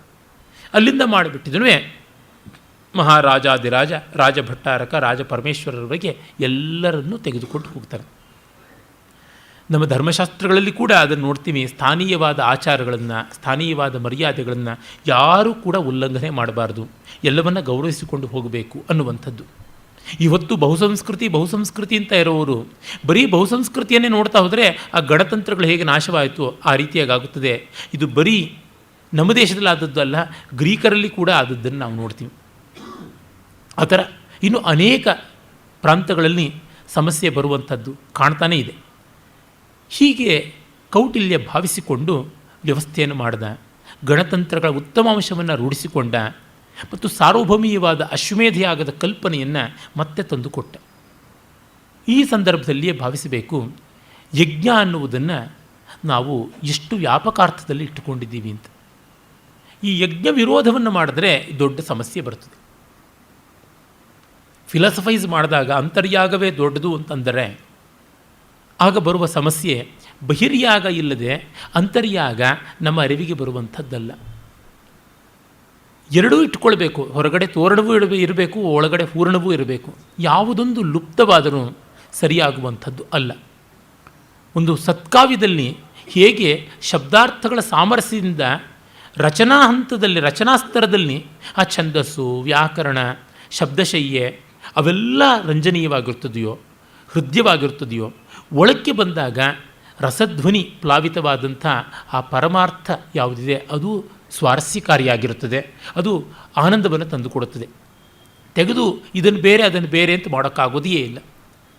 ಈಗ ಸಂಗೀತದಲ್ಲಿ ಕಂಠ ಮಾಧುರ್ಯ, ಶ್ರುತಿಯ ಪ್ರಾಮಾಣಿಕತೆ, ಲಯದ ಸಾತತ್ಯ, ಭಾವದ ತುಂಬುತನ, ರಾಗದ ನಾವೀನ್ಯ, ಮನೋಧರ್ಮದ ನವನವೀನ ಕಲ್ಪನೆ ಅವೆಲ್ಲ ಹೇಗೆ ಒಂದಕ್ಕೊಂದು ವಿರೋಧವಲ್ಲದೆ, ಒಂದು ಇನ್ನೊಂದನ್ನು ಬಿಟ್ಟಿಲ್ಲದೆ, ಅದು ಕೇವಲ ಚರ್ಚೆಗೆ ಬಂದಾಗ, ಪರಿಶೀಲನೆಗೆ ಬಂದಾಗ, ವಿಮರ್ಶನಕ್ಕೆ ಬಂದಾಗ ಮಾತ್ರ ಬೇರೆಯೇ ಹೊರತು ಅನುಭೂತಿಗೆ ಬಂದಾಗ ಒಂದು ಅಂತ ಪರಿಭಾವಿತವಾಗುತ್ತದೆಯೋ ಆ ತರಹ ಇರಬೇಕು. ಅದನ್ನು ತೋರ್ಪಡಿಸಿದಂಥದ್ದು ಚಾಣಕ್ಯನ ಶ್ರೇಯಸ್ಸು. ಅದನ್ನೆಲ್ಲವನ್ನು ಸಾಬೀತು ಮಾಡುವಂಥ ಶಕ್ತಿ ಚಂದ್ರಗುಪ್ತ ಮೌರ್ಯನದಾಗಿತ್ತು. ಆ ಕಾರಣದಿಂದಲೇ ಒಂದು ದೊಡ್ಡ ಸಾಮ್ರಾಜ್ಯವನ್ನು ಅವನು ಕಟ್ಟೋಕ್ಕೆ ಸಾಧ್ಯವಾಯಿತು. ಆಮೇಲೆ ನಮಗೆ ಚಂದ್ರಗುಪ್ತನ ಕಥೆಯ ವಿವರಗಳು ಹೆಚ್ಚು ಬೇಕಿಲ್ಲ. ಅದು ಮುದ್ರಾಕ್ಷಸ ನಾಟಕ ಕಥಾದಿಗಳಲ್ಲಿ ಇರುವಂಥದ್ದೇ ಆದರೂ ಅವನ ತಂತ್ರ ಪ್ರತಿತಂತ್ರ ಇವುಗಳನ್ನು ನಾನು ಹೆಚ್ಚು ವಿಸ್ತರಿಸೋಕ್ಕೆ ಹೋಗೋಲ್ಲ. ತಾತ್ಪರ್ಯತಃ ಹೇಳ್ತಾ ಇದ್ದೀನಿ, ಈ ತಂತ್ರ ಪ್ರತಿತಂತ್ರಗಳಿಂದ ಗೊತ್ತಾಗೋದೇನು, ಒಳ್ಳೆಯದಕ್ಕಾಗಿ, ಧರ್ಮಕ್ಕಾಗಿ, ಅತಿಶಯವಾದ ಕ್ಷೇಮಕ್ಕಾಗಿ ಕೆಲವೊಂದು ಆಪಾತ ತೋರುವ ಅನ್ಯಾಯಗಳನ್ನು ಮಾಡಬೇಕಾಗುತ್ತದೆ ಅಂತ. ಆದರೆ ಮಾಡುವವನು ನಿಸ್ವಾರ್ಥಿಯಾದ ಧೀಮಂತ ಆಗಿರಬೇಕು. ಇದು ಕೃಷ್ಣ ಮಹಾಭಾರತದಲ್ಲಿ ತೋರ್ಪಡಿಸಿಕೊಟ್ಟಿದ್ದು. ಅಂದರೆ ಏನು, ಕೃಷ್ಣ ವಾಸುದೇವನ ಯುಕ್ತಿಯನ್ನೇ ಮುಂದೆ ಮಹಾಭಾರತ ಯುದ್ಧಾದಿಗಳನ್ನು ನಾವು ಲೆಕ್ಕ ಹಾಕ್ತಾ ಹೋದರೆ ಕ್ರಿಸ್ತಪೂರ್ವ 3000 ಅಂತ ಇಟ್ಕೊಳ್ಬೇಕು, 3100 ಆಸುಪಾಸು. ಅದಾದ ಹತ್ತಿರ 2500 ವರ್ಷಗಳ ಆದ ಮೇಲೆ ಇದನ್ನು ನಾವು ಕಾಣ್ತೀವಿ ಕೌಟಿಲ್ಯನಲ್ಲಿ. ಆಮೇಲೆ ಆ ಥರದ್ದನ್ನು ಕಾಣುವಂಥದ್ದು ಹತ್ತಿರ 2000 ವರ್ಷಗಳಾದ ಮೇಲೆ ವಿಜಯನಗರದಲ್ಲಿಯೇ ನೋಡುವಂಥದ್ದು. ಮಧ್ಯೆ ಅಷ್ಟಾಗಿ ಎದ್ದು ಕಾಣೋದಿಲ್ಲ. ಈ ಒಂದು ಅನಿವಾರ್ಯತೆಯೂ ಕಂಡಿರಲಿಲ್ಲ ಅಂತ ಅನಿಸುತ್ತದೆ. ಮಹಾಭಾರತ ಯುದ್ಧ ಕಾಲದಲ್ಲಿ ಕೃಷ್ಣನಿಗೆ ತುಂಬ ಅನಿವಾರ್ಯವಾಗಿ ಕಂಡಂಥ ಯಾವುದುಂಟು, ಈ ಒಂದು ನೀತಿ ಧರ್ಮಕ್ಕಿಂತಲೂ ಕಡಿಮೆ, ಧರ್ಮವನ್ನು ಪ್ರಧಾನವಾಗಿ ಗಮನಿಸಿ ನೀತಿಯನ್ನು ಗೌಣ ಮಾಡಿಕೊಳ್ಳಬೇಕು ಅನ್ನುವುದು ಅದು ಕೌಟಿಲ್ಯನಲ್ಲಿ ಕೂಡ ತೋರಿಸುವಂಥದ್ದು. ಬೊಕ್ಕಸ ಸಮೃದ್ಧವಾಗಿರಬೇಕು, ಕೋಶವಾನ್ ರಾಜ ಅಂತ ಕರೀತಾರೆ. ಅದನ್ನು ಹೇಗೆ ತುಂಬಿಸಿಕೊಳ್ಳಬೇಕು, ಅರ್ಥಜಾತವನ್ನು ಸಮೃದ್ಧ ಮಾಡಿಕೊಳ್ಳಬೇಕಾದದ್ದು ಹೇಗೆ, ಎಲ್ಲ ವಿವರಗಳಲ್ಲಿಯೂ ಕೌಟಿಲ್ಯ ಮತ್ತೆ ಮತ್ತೆ ತೋರ್ಪಡಿಸುವಂಥದ್ದು ಅದೇನೆ. ಸುಮ್ಮನೆ ರುಜುತ್ವದಿಂದಲೂ ಪ್ರಯೋಜನ ಇಲ್ಲ, ಸುಮ್ಮನೆ ಕುಟಿಲತೆಯಿಂದಲೂ ಪ್ರಯೋಜನ ಇಲ್ಲ. ಒಂದು ಮಧ್ಯ ಮಾರ್ಗವನ್ನು ಗಮನಿಸಿಕೊಂಡು ಹೋಗಬೇಕು ಅಂತ. ದಂಡಕ್ಕೆ ಅದರದೇ ಆದ ಬೆಲೆ ಉಂಟು, ಭಯಕ್ಕೆ ಅದರದೇ ಆದ ಮೌಲ್ಯ ಉಂಟು. ಇವನ್ನೆಲ್ಲವನ್ನು ಗಮನಿಸಿಕೊಂಡು ಮಾಡಬೇಕು ಅಂತ. ಹಾಗೆ ಹೇಳಿದ ತಕ್ಷಣವೇ ಈ ಕಾಲದಲ್ಲಿ ಮೋಸ ವಂಚನೆಗಳಿಗೆ ಅಳತೆ ಇಲ್ವಾ ಅಂತ ಐಡಿಯಲಿಸ್ಟಿಕ್ ಆದ ದೃಷ್ಟಿಯಿಂದ ಯೋಚನೆಯನ್ನು ನಾವು ಮಾಡೋದಕ್ಕಾದರೂ ಕೂಡ ನಮಗೊಂದು ವಾಸ್ತವದ ನೆಲೆಗಟ್ಟು ಬೇಕಾಗುತ್ತದೆ. ನಾವು ಮಾಡೋಕ್ಕಾಗದೇ ಇದ್ದದ್ದನ್ನು ಮತ್ತೊಬ್ಬರ ಮೂಲಕ ಎಂದೂ ನಿರೀಕ್ಷೆ ಮಾಡಬಾರ್ದು. ಇನ್ನೊಬ್ಬರು ಮಾಡಿದ್ರೆ ಅದನ್ನು ಅನುಗ್ರಹ ಅಂತ ಭಾವಿಸಬೇಕೇ ಹೊರತು ನಾವು ಮಾಡಲಾಗದ್ದನ್ನು ಮತ್ತೊಬ್ಬರು ಮಾಡಲಿ ಅಂತ ಅವರು ಆ ರೀತಿಯಾದ ಸಂಪನ್ಮೂಲವನ್ನು, ಅಧಿಕಾರವನ್ನು ನಮ್ಮಿಂದ ಪಡ್ಕೊಂಡಿದ್ರೆ ಮಾಡಬಹುದು, ಇಲ್ಲದೇ ಇದ್ದರೆ ಅಲ್ಲ. ಕೌಟಿಲ್ಯನ ಅರ್ಥಶಾಸ್ತ್ರದಲ್ಲಿ ಮೊದಲಿಗೆ ಹೇಳ್ತಾನೆ, ಕೃತ್ಸಂಹಿ ರಾಜ್ಯಮಿತಿ ಇಂದ್ರಿಯ ಜಯ ಅಂತ. ಇಡೀ ರಾಜ್ಯ ವ್ಯವಹಾರ ಇಂದ್ರಿಯ ಜಯದ ಮೇಲೆ ನಿಂತಿರುವುದು ಅಂತ. ರಾಜನ ನಿಸ್ವಾರ್ಥತೆ ಇಂದ್ರಿಯ ಜಯದ ಮೇಲೆಯೇ ಇರುವಂಥದ್ದು. ಇಂದ್ರಿಯ ಜಯವನ್ನು ಮಾಡಿದ ರಾಜ ಅಂದರೆ ಬೈಕೆಗಳನ್ನು ಹತೋಟಿಯಲ್ಲಿಟ್ಟುಕೊಂಡವನು ಲೋಕಹಿತಕ್ಕಾಗಿ ಒಂದಿಷ್ಟು ಲೋಕದ ದೃಷ್ಟಿಯಲ್ಲಿ ಅಕ್ರಮ ಅನ್ನುವಂಥದ್ದನ್ನು ಮಾಡಲಿಕ್ಕೆ ಸಾಧ್ಯ ಇದೆ, ಮಾಡಬೇಕಾಗುತ್ತದೆ. ಎಲ್ಲವನ್ನೂ ಹೇಳಿ ಮಾಡೋದಕ್ಕೆ ಸಾಧ್ಯ ಇಲ್ಲ. ಇಂದೂ ನೋಡಿ, ಅಂಥ ದೊಡ್ಡ ಡೆಮಾಕ್ರಸಿಯಲ್ಲೂ ಕೂಡ ಓತ್ ಆಫ್ ಸೀಕ್ರೆಸಿ ಅಂದರೆ ಏನರ್ಥ, ಟ್ರಾನ್ಸ್ಪರೆನ್ಸಿ ಎಲ್ಲಿದೆ ಅಂತಂದರೆ ಓತ್ ಆಫ್ ಸೀಕ್ರೆಸಿ ಇಲ್ಲದೆ ಪ್ರತಿಯೊಬ್ಬ ಮಂತ್ರಿಯೂ ಕೂಡ ಮಂತ್ರಿಮಂಡಲ ಪ್ರವೇಶ ಮಾಡೋಕ್ಕಾಗೋಲ್ಲ. ಪ್ರಧಾನಮಂತ್ರಿ ಆಗಿರೋಕ್ಕೆ ಸಾಧ್ಯ ಇಲ್ಲ, ರಾಷ್ಟ್ರಪತಿ ಆಗಿರೋಕ್ಕೆ ಸಾಧ್ಯ ಇಲ್ಲ. ಅಷ್ಟು ಮಾತ್ರವಲ್ಲದೆ ಬೇರೆ ಪ್ರಮುಖ ಅಧಿಕಾರಿಗಳು ಕೂಡ ಅಧಿಕಾರದಲ್ಲಿರೋದಕ್ಕೆ ಸಾಧ್ಯವಿಲ್ಲ. ಅವರು ಆ ವ್ಯವಹಾರದಲ್ಲಿ ಒಂದು ಗುಟ್ಟಿಟ್ಕೊಳ್ಬೇಕು. ಸೈನ್ಯಕ್ಕೆ ಸಂಬಂಧಪಟ್ಟಿದ್ದು, ವಿದೇಶಿ ನೀತಿಗೆ ಸಂಬಂಧಪಟ್ಟಿದ್ದು, ವಿಶಿಷ್ಟವಾದ ರಹಸ್ಯಾಚರಣೆಗಳಿಗೆ, ಅರ್ಥ ನೀತಿಗೆ ಸಂಬಂಧಪಟ್ಟದ್ದನ್ನೆಲ್ಲ ಬಟಾಬಯಲು ಮಾಡೋದಕ್ಕೆ ಎಲ್ಲಿ ಸಾಧ್ಯವಾಗುತ್ತದೆ? ಅದು ವಂಚನೆ ಅಲ್ವೋ, ಅದು ಮರೆ ಮಾಡುವುದಲ್ವೋ ಅಂದರೆ ಅದು ಹಿತಕ್ಕಾಗಿ ಅಂತ. ಈ ದೃಷ್ಟಿಯಿಂದ ನೋಡಿದಾಗಲೇ ನಮಗೆ ಚಾಣಕ್ಯನ ಯುಕ್ತಿ ಎಷ್ಟು ದೊಡ್ಡದು ಅಂತ ತಿಳಿಯುತ್ತದೆ. ಅವನ ವ್ಯಕ್ತಿತ್ವ, ಚಂದ್ರಗುಪ್ತನ ವ್ಯಕ್ತಿತ್ವ ಏಕಘನವಾಗಿ ಏಕರಸವಾಗಿ ಮೂಡಿರುವಂಥದ್ದು ಒಂದೇ ದೊಡ್ಡ ದೃಷ್ಟಾಂತ. ಅಷ್ಟು ದೊಡ್ಡ ಸಾಮ್ರಾಜ್ಯ ಒಂದು ವ್ಯವಸ್ಥೆಯನ್ನು ಕೊಡ್ತು. ದೊಡ್ಡ ಆಕ್ರಮಣ ಅಂತ ಮಾಡೋಕ್ಕೆ ಹೊರಟ ಅಲೆಕ್ಸಾಂಡರ್ನ ಆಕ್ರಮಣವನ್ನು ವಿಸ್ಮರಿಸುವಂತೆ ಮಾಡಿತು ಅಂತ. ಸಮಕಾಲೀನ ಆಕ್ರಮಣ ಅಲೆಕ್ಸಾಂಡರ್ಂದು, ಆದರೆ ಯಾರೂ ಕೂಡ ಅದನ್ನೊಂದು ದೊಡ್ಡದಾಗಿ ಗಮನಿಸಿದಂತೆ ಮಾಡಿತು ಅಂದರೆ ಇವರ ಅಭಿವೃದ್ಧಿ ತಂತ್ರಗಳು, ಇವರ ಅಸ್ಮಿತಾಭಾವದಿಂದ ಪ್ರೇರಿತವಾದ ರಾಷ್ಟ್ರೀಯತೆ ಎಷ್ಟು ಉಜ್ವಲವಾಗಿತ್ತು ಅಂತ ನಮಗೆ ತಿಳಿಯುತ್ತದೆ. ಮುದ್ರಾಕ್ಷಸದ ಮಾತನ್ನು ಹೇಳೋದಿದ್ದರೆ ಚಾಣಕ್ಯನ ಅಹೋ ಮಹಾಮಾತ್ಯಸ್ಯ ವಿಭೂತಿ ಅಂತ ಅವನು ಹೇಳ್ತಾನೆ. ಅವನು ವೈಹೀನರಿ ಕಂಚುಕಿ ಬಂದು ಹೇಳ್ತಾನೆ, ಉಪಲ ಶಕಲಮೇತದ್ ಭೇದಕಂ ಗೋಮಯಾನಾಂ ವಟುಭಿರ್ಹ ಉಪಹೃತಾನಾಂ ಬರ್ಹಿಷಾಂ ಸ್ತೂಪಮನ್ಯತ್. ಒಂದು ಕಡೆ ಸಗಣಿ ಮುದ್ದೆಯನ್ನು ಒಡೆಯೋದಕ್ಕಿರುವಂಥ ಕಲ್ಲು, ಮೂಢ ಅಂತ ಕರೀತಾರೆ. ಸಗಣಿ ಮುದ್ದೆಯನ್ನು ಗಟ್ಟಿಯಾಗಿ ದೊಡ್ಡ ಚೆಂಡಿನಂತೆ ಮಾಡಿದರೆ ಅದನ್ನು ಒಂದು ಮುದ್ದೆಯನ್ನು ಅಗ್ನಿಕುಂಡಕ್ಕೆ ಹಾಕಿಟ್ರೆ ರಾತ್ರಿ ಇಡೀ ಅದು ಮೆತ್ತಗೆ ನಿಗೂಢವಾಗಿ ಉರ್ಕೊಂಡು ಕಾವನ್ನು, ಶಾಖವನ್ನು, ಅಗ್ನಿಯನ್ನು ಉಳಿಸಿಕೊಳ್ಳುತ್ತದೆ. ಮರುದಿವಸ ಬೆಳಗ್ಗೆ ಅಗ್ನಾಹುತಿ ಕೊಡೋ ಹೊತ್ತಿಗೆ ಅದನ್ನು ಪ್ರಜ್ವಾಲನ ಮಾಡಬಹುದು. ಅದನ್ನು ತುಂಡು ಮಾಡೋದಕ್ಕೆ ಬಳಸುವಂಥ ಒಂದು ಕಲ್ಲು ಉಪಲಶಕಲ್, ಭಿನ್ನಕಂ ಗೋಮಯಾನ. ಇನ್ನು ಒಟುಗಳು ತಂದಿದ್ದಂಥ ಸಮಿತ್ತುಗಳು, ಅದು ಒಂದು ಒತ್ತಟ್ಟಿಗೆ ರಾಶಿ. ಮತ್ತು ವಿನಮಿತ ಪಟಲಾಂತಂ ದೃಶ್ಯತೆ ಜೀರ್ಣಕುಡ್ಯ, ಇವುಗಳ ಭಾರದಿಂದ ಬಗ್ತಾ ಇರತಕ್ಕಂಥ ಸೂರು ಮತ್ತು ಪ್ಲಾಸ್ಟ್ರು, ಇಟ್ಟಿಗೆ ಎಲ್ಲ ಜರಿದು ಬೀಳ್ತಾ ಇರತಕ್ಕಂಥ ಗೋಡೆ, ಇದು ಇರುವ ಆ ಮನೆ, ಇದು ಅಮಾತ್ಯನ, ಮಹಾಮಾತ್ಯನ ಒಂದು ವೈಭವ ಅಂತ. ಸ್ಥಾನೇ ಖಲು ಮಹಾರಾಜಾದಿರಾಜ ಚಂದ್ರಗುಪ್ತೋಪಿ ವೃಷಲಃ ಅಂತ. ಅದರಿಂದ ರಾಜಾದಿರಾಜ ಚಂದ್ರಗುಪ್ತನನ್ನು ಅವನು ಹೇಗಂದರೆ ಹಾಗೆ ಮಾತಾಡಿಸ್ತಾನೆ, ಅವನ ಜಾತಿ ಹಿಡಿದು ಅವನ ಹೆಸರು ಹಿಡಿದು ಏಕವಚನದಲ್ಲಿ ದಬಾಯಿಸ್ತಾನೆ. ಯಾಕೆ? ನಿಸ್ವಾರ್ಥತೆ, ಅದಕ್ಕೆ ಸರಿಮಿಗಿಲಾದಂತಹ ಧೀಮಂತಿಕೆ ಎರಡೂ ಬೇಕು. ಎಷ್ಟೋ ಜನ ನಿಸ್ವಾರ್ಥಿಗಳಾಗಿರ್ತಾರೆ, ಧೀಮಂತರಾಗಿರೋಲ್ಲ. ಹಾಗಾಗಿ ಅವರು ಹಿತೈಷಿಣಃ ಕಿಂತು ನ ಮನೀಷಿಣಃ. ಇನ್ನು ಕೆಲವರು ಬಹಳ ಧೀಮಂತರಾಗಿರ್ತಾರೆ, ಆದರೆ ನಿಸ್ವಾರ್ಥಿಗಳಾಗಿರೋಲ್ಲ. ಮನೀಷಿಣ ಸಂತೆ ನತೆ ಹಿತೈಷಿಣಃ, ಇವು ಎರಡೂ ಆಗಿರಬೇಕು. ಈ ದೃಷ್ಟಿಯಿಂದ ಚಾಣಕ್ಯನನ್ನು ನಾವು ನೋಡ್ತೀವಿ. ಅವನು ಮತ್ತೆ ಆ ಕಥೆ ಮಾತ್ರವಲ್ಲ, ಇತಿಹಾಸದಿಂದಲೂ ಗೊತ್ತಾಗುವಂತೆ, ಯಾಕೆಂದರೆ ಪ್ರಾಚೀನವಾದ ಆಕರಗಳಲ್ಲಿ ಒಂದೆನಿಸಿದಂಥ ಕಥಾ ಸರಿತ್ಸಾಗರ, ಅದಕ್ಕೆ ಮೂಲ ಎಂದು ಲುಪ್ತಪ್ರಾಯವಾದ ಬೃಹತ್ ಕಥೆ, ಅದರ ಬೇರೆ ಬೇರೆ ಒಂದು ಆಯಾಮಗಳಲ್ಲಿ ಬೆಳೆದು ಬಂದಿರುವ ಅನುವಾದಗಳು, ಸ್ಫುರಿತವಾದ ಸಾಹಿತ್ಯದಲ್ಲಿ ನೋಡುವಂತೆ ವರರುಚಿ ರಾಕ್ಷಸ ಅಥವಾ ವರರುಚಿ ಕಾತ್ಯಾಯನ ರಾಕ್ಷಸ, ಅವನು ನಂದನ ಮಂತ್ರಿಯಾಗಿದ್ದ. ಅವನನ್ನೇ ಮತ್ತೆ ಈ ಮಹಾ ಸಾಮ್ರಾಜ್ಯಕ್ಕೆ ಮಹಾಮಂತ್ರಿಯಾಗಿ ಮಾಡ್ದ ಅಂತ. ಅಂದರೆ ಕ್ಷಾತ್ರಕ್ಕೆ ಬ್ರಾಹ್ಮದ ಬೆಂಬಲ ಎಲ್ಲಿ ಸಿಕ್ಕಿದ್ರೂ ತಗೋಬೇಕು, ಚೆನ್ನಾಗಿಯೂ ಮಾಡಬೇಕು ಅನ್ನುವಂಥದ್ದೆಲ್ಲ ಕಾಣುತ್ತದೆ. ಮತ್ತು ನೋಡಿ, ಚಂದ್ರಗುಪ್ತ ಸಾಮ್ರಾಜ್ಯಕ್ಕೆ ಬಂದ ಮೇಲೆ ಕೌಟಿಲ್ಯ ಅರ್ಥಶಾಸ್ತ್ರದಲ್ಲಿ ಅನೇಕ ಪ್ರಯೋಗಗಳನ್ನು ಮಾಡ್ತಾನೆ. ಆ ಪ್ರಯೋಗಗಳನ್ನೆಲ್ಲವನ್ನು ತನ್ನ ಅರ್ಥಶಾಸ್ತ್ರ ಗ್ರಂಥದಲ್ಲಿ ದಾಖಲೆ ಮಾಡ್ತಾನೆ. ಅದನ್ನು ಆರಂಭದಲ್ಲಿಯೇ ಅವನ ಅರ್ಥಶಾಸ್ತ್ರದಲ್ಲಿ ತುಂಬ ಚೆನ್ನಾಗಿ ಹೇಳುವುದೇ ಉಂಟು. ಆ ಕಾರಣದಿಂದ ಇದು ಅನುಭವ ಇಲ್ಲದೆ ಬಂದದ್ದು ಅಲ್ಲ ಅಂತನ್ನೋದು ಗೊತ್ತಾಗುತ್ತದೆ. ಅವನು ಹೇಳ್ತಾನೆ, ಏನ ಶಸ್ತ್ರಂಚ ಶಾಸ್ತ್ರಂಚ ನಂದರಾಜ ಗತಾಚ ಭೂಹು ಅಮರ್ಷೇಣ ಉದ್ಧತಾನ್ಯಾಶು ತೇನ ಶಾಸ್ತ್ರಮಿದಂ ಕೃತಂ. ನಂದನಿಗೆ ಅಧೀನವಾಗಿ ಬಿಟ್ಟ ಶಸ್ತ್ರ, ಶಾಸ್ತ್ರ, ಭೂಮಿ ಎಲ್ಲ. ಶಸ್ತ್ರ ಅಂತಂದರೆ ಬಲ, ಭೂಮಿ ಅಂದರೆ ರಿಸೋರ್ಸಸ್, ಸಂಪನ್ಮೂಲ, ಶಾಸ್ತ್ರ ಅಂತಂದರೆ ವಿಚಾರ. ಈಗ ಒಬ್ಬ ದುಷ್ಟ ರಾಜನ ಕೈಯಲ್ಲಿ ಪ್ರಜೆಗಳ ಮನೋಬುದ್ಧಿಗಳನ್ನು ನಿಯಮನ ಮಾಡ್ತಕ್ಕಂಥ ಜ್ಞಾನರಾಶಿ ಮತ್ತು ಪ್ರಜೆಗಳನ್ನು ಭಯಭೀತಗೊಳಿಸುವಂಥ ಬಲ ಮತ್ತು ಅವರಿಗೆ ನಿಲ್ಲೋದಕ್ಕೆ ನೆಲೆಯಿಲ್ಲದೆ ಮಾಡುವ, ಅವರನ್ನು ಯಾವ ರೀತಿಯಿಂದ ಆ ರೀತಿ ಆಡಿಸುವ, ಸೆಳೆದುಕೊಳ್ಳುವಂಥ ತಂತ್ರ ಮಾಡಬಲ್ಲ ಸಂಪನ್ಮೂಲಗಳು ದುಷ್ಟತನದಿಂದ ಸೇರಿಕೊಂಡ್ರೆ ಗತಿ ಏನು? ಅದಷ್ಟು ನಂದನಿಗೆ ಸೇರಿದ್ದಾಗ ಅದನ್ನೆಲ್ಲವನ್ನೂ ಕೂಡ ತನ್ನ ಕ್ರೋಧ ಮಾತ್ರದಿಂದಲೇ ಅವನಿಂದ ಸೆಳೆದಂಥ ಕೌಟಿಲ್ಯ ಈ ಶಾಸ್ತ್ರವನ್ನು ನಿರ್ಮಾಣ ಮಾಡ್ದ ಅಂತ ಹೇಳ್ಬಿಟ್ಟು ಹೇಳ್ತಾನೆ.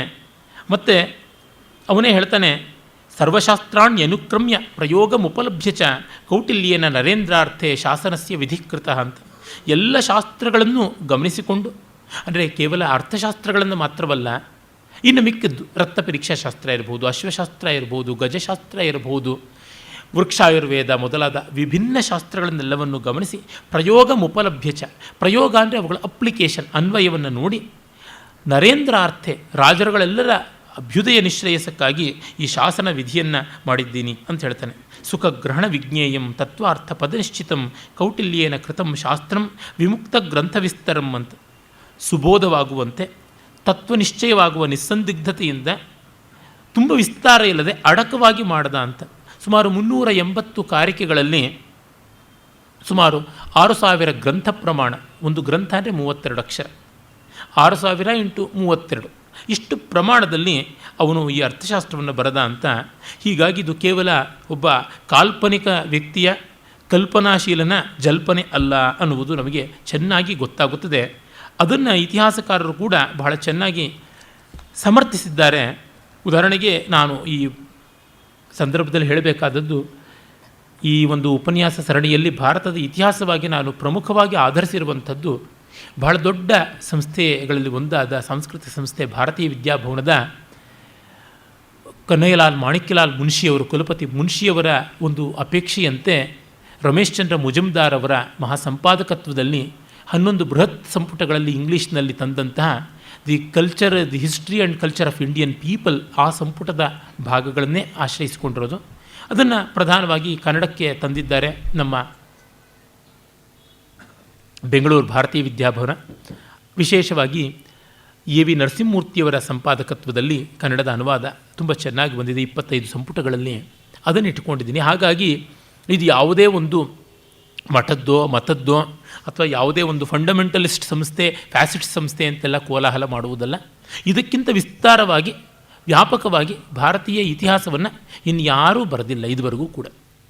ಆ ಕಾರಣದಿಂದ ಇದು ಅತ್ಯಂತ ಅಧಿಕೃತ ಅಂತಾಗಿದೆ. ಆ ಕಾಲದ ಸುಮಾರು 150 ಮಹಾ ವಿದ್ವಾಂಸರುಗಳೆಲ್ಲ ಸೇರಿ ಈ 11 ಸಂಪುಟಗಳ ಗ್ರಂಥ ರಾಶಿಯನ್ನು ನಿರ್ಮಾಣ ಮಾಡಿದ್ರು. ಅದು ಮತ್ತು ಆ ಮಟ್ಟದ ವಿದ್ವಾಂಸರು ಈಗ ಯಾರೂ ನಮ್ಮ ದೇಶದಲ್ಲಿ ಕಾಣಿಸ್ತಾ ಇಲ್ಲ. ಅದರಿಂದ ಅಧಿಕೃತತೆ ಇದೆ ಅಂತ ಅಲ್ಲಿ ಇದನ್ನೇ ನಾನು ತೆಗೆದುಕೊಂಡು ಹೇಳ್ತಾ ಇದ್ದೀನಿ. ಕೌಟಿಲ್ಯ ಹೇಳ್ತಾನೆ, ವಿದೇಶಿಯ ಆಕ್ರಮಣ ಆದರೆ ಏನಾಗುತ್ತದೆ ಅಂದರೆ ದೇಶದ ಸಂಪತ್ತನ್ನು ಲೂಟಿ ಮಾಡ್ತಾರೆ, ಅಪವಾಹಯಂತಿ ಅಂತ ಹೇಳ್ತಾನೆ. ಮತ್ತು ಒಂದು ಲೂಟಿ ಮಾಡೋದು, ಮತ್ತು ಇನ್ನೊಂದು ಪ್ರಭುತ್ವ ಬಂದ ಮೇಲೆ ತೆರಿಗೆ ರೂಪದಲ್ಲಿ ಬೇರೆ ಬೇರೆ ರೂಪಗಳಲ್ಲಿ ಕ್ರಮಕ್ರಮವಾಗಿ ಲೀಗಲೈಸ್ಡ್ ಆಗಿ ಎಕ್ಸ್ಪ್ಲಾಯ್ಟ್ ಮಾಡ್ತಾನೆ. ಒಂದು ಇಲ್ಲೀಗಲ್ ಎಕ್ಸ್ಪ್ಲಾಯ್ಟೇಷನ್ ಈಸ್ ರಾಬರಿ, ಯುದ್ಧ ಆದ ತಕ್ಷಣ ಸೂರೆ ಅಂತ ಮಾಡ್ತಾನೆ. ಆಮೇಲಿಂದ ಸೈನಿಕರೆಲ್ಲ ದೋಚ್ಕೊಳ್ಳೋಷ್ಟೆಲ್ಲ ದೋಚ್ಕೊಂಡ ಮೇಲೆ ಆಮೇಲೆ ರಾಜರುಗಳು ಬಂದು ಇಲ್ಲ ಎಲ್ಲ ಸರಿ ಮಾಡೋಣ ಅಂತ ಸೆಟ್ಲ್ ಮಾಡಿಬಿಟ್ಟಿದ್ದು ನಿಮ್ಮ ನೀವು ನಮ್ಮನ್ನು ಅಧೀನದಲ್ಲಿರಬೇಕು ಅಂತೆಲ್ಲ ವ್ಯವಸ್ಥೆ ಮಾಡ್ಕೊಂಡ್ಮೇಲೆ ಅವರಿಗೆ ತೆರಿಗೆಗಳು ಹಾಕ್ತಾ ಬರ್ತಾರೆ. ಈ ಎರಡನ್ನು ಕರ್ಷಯಂತಿ, ಅಪವಾಹಯಂತಿ ದೋಚ್ತಾರೆ, ಕರ್ಷಯಂತಿ ತೆರಿಗೆಗಳ ರೂಪದಲ್ಲಿ ಹಿಂಡುತ್ತಾರೆ. ಇದೆಲ್ಲ ನಡೆಯದಂತೆ ನೋಡಿಕೊಳ್ಳಬೇಕು ಅಂದರೆ ಸ್ಥಾನೀಯವಾದ ನಮ್ಮದೇ ಆದಂಥ ಒಂದು ಪ್ರಭುತ್ವ ಇರಬೇಕು ಅಂತ ಹೇಳ್ಬಿಟ್ಟು ಅಂತಾನೆ.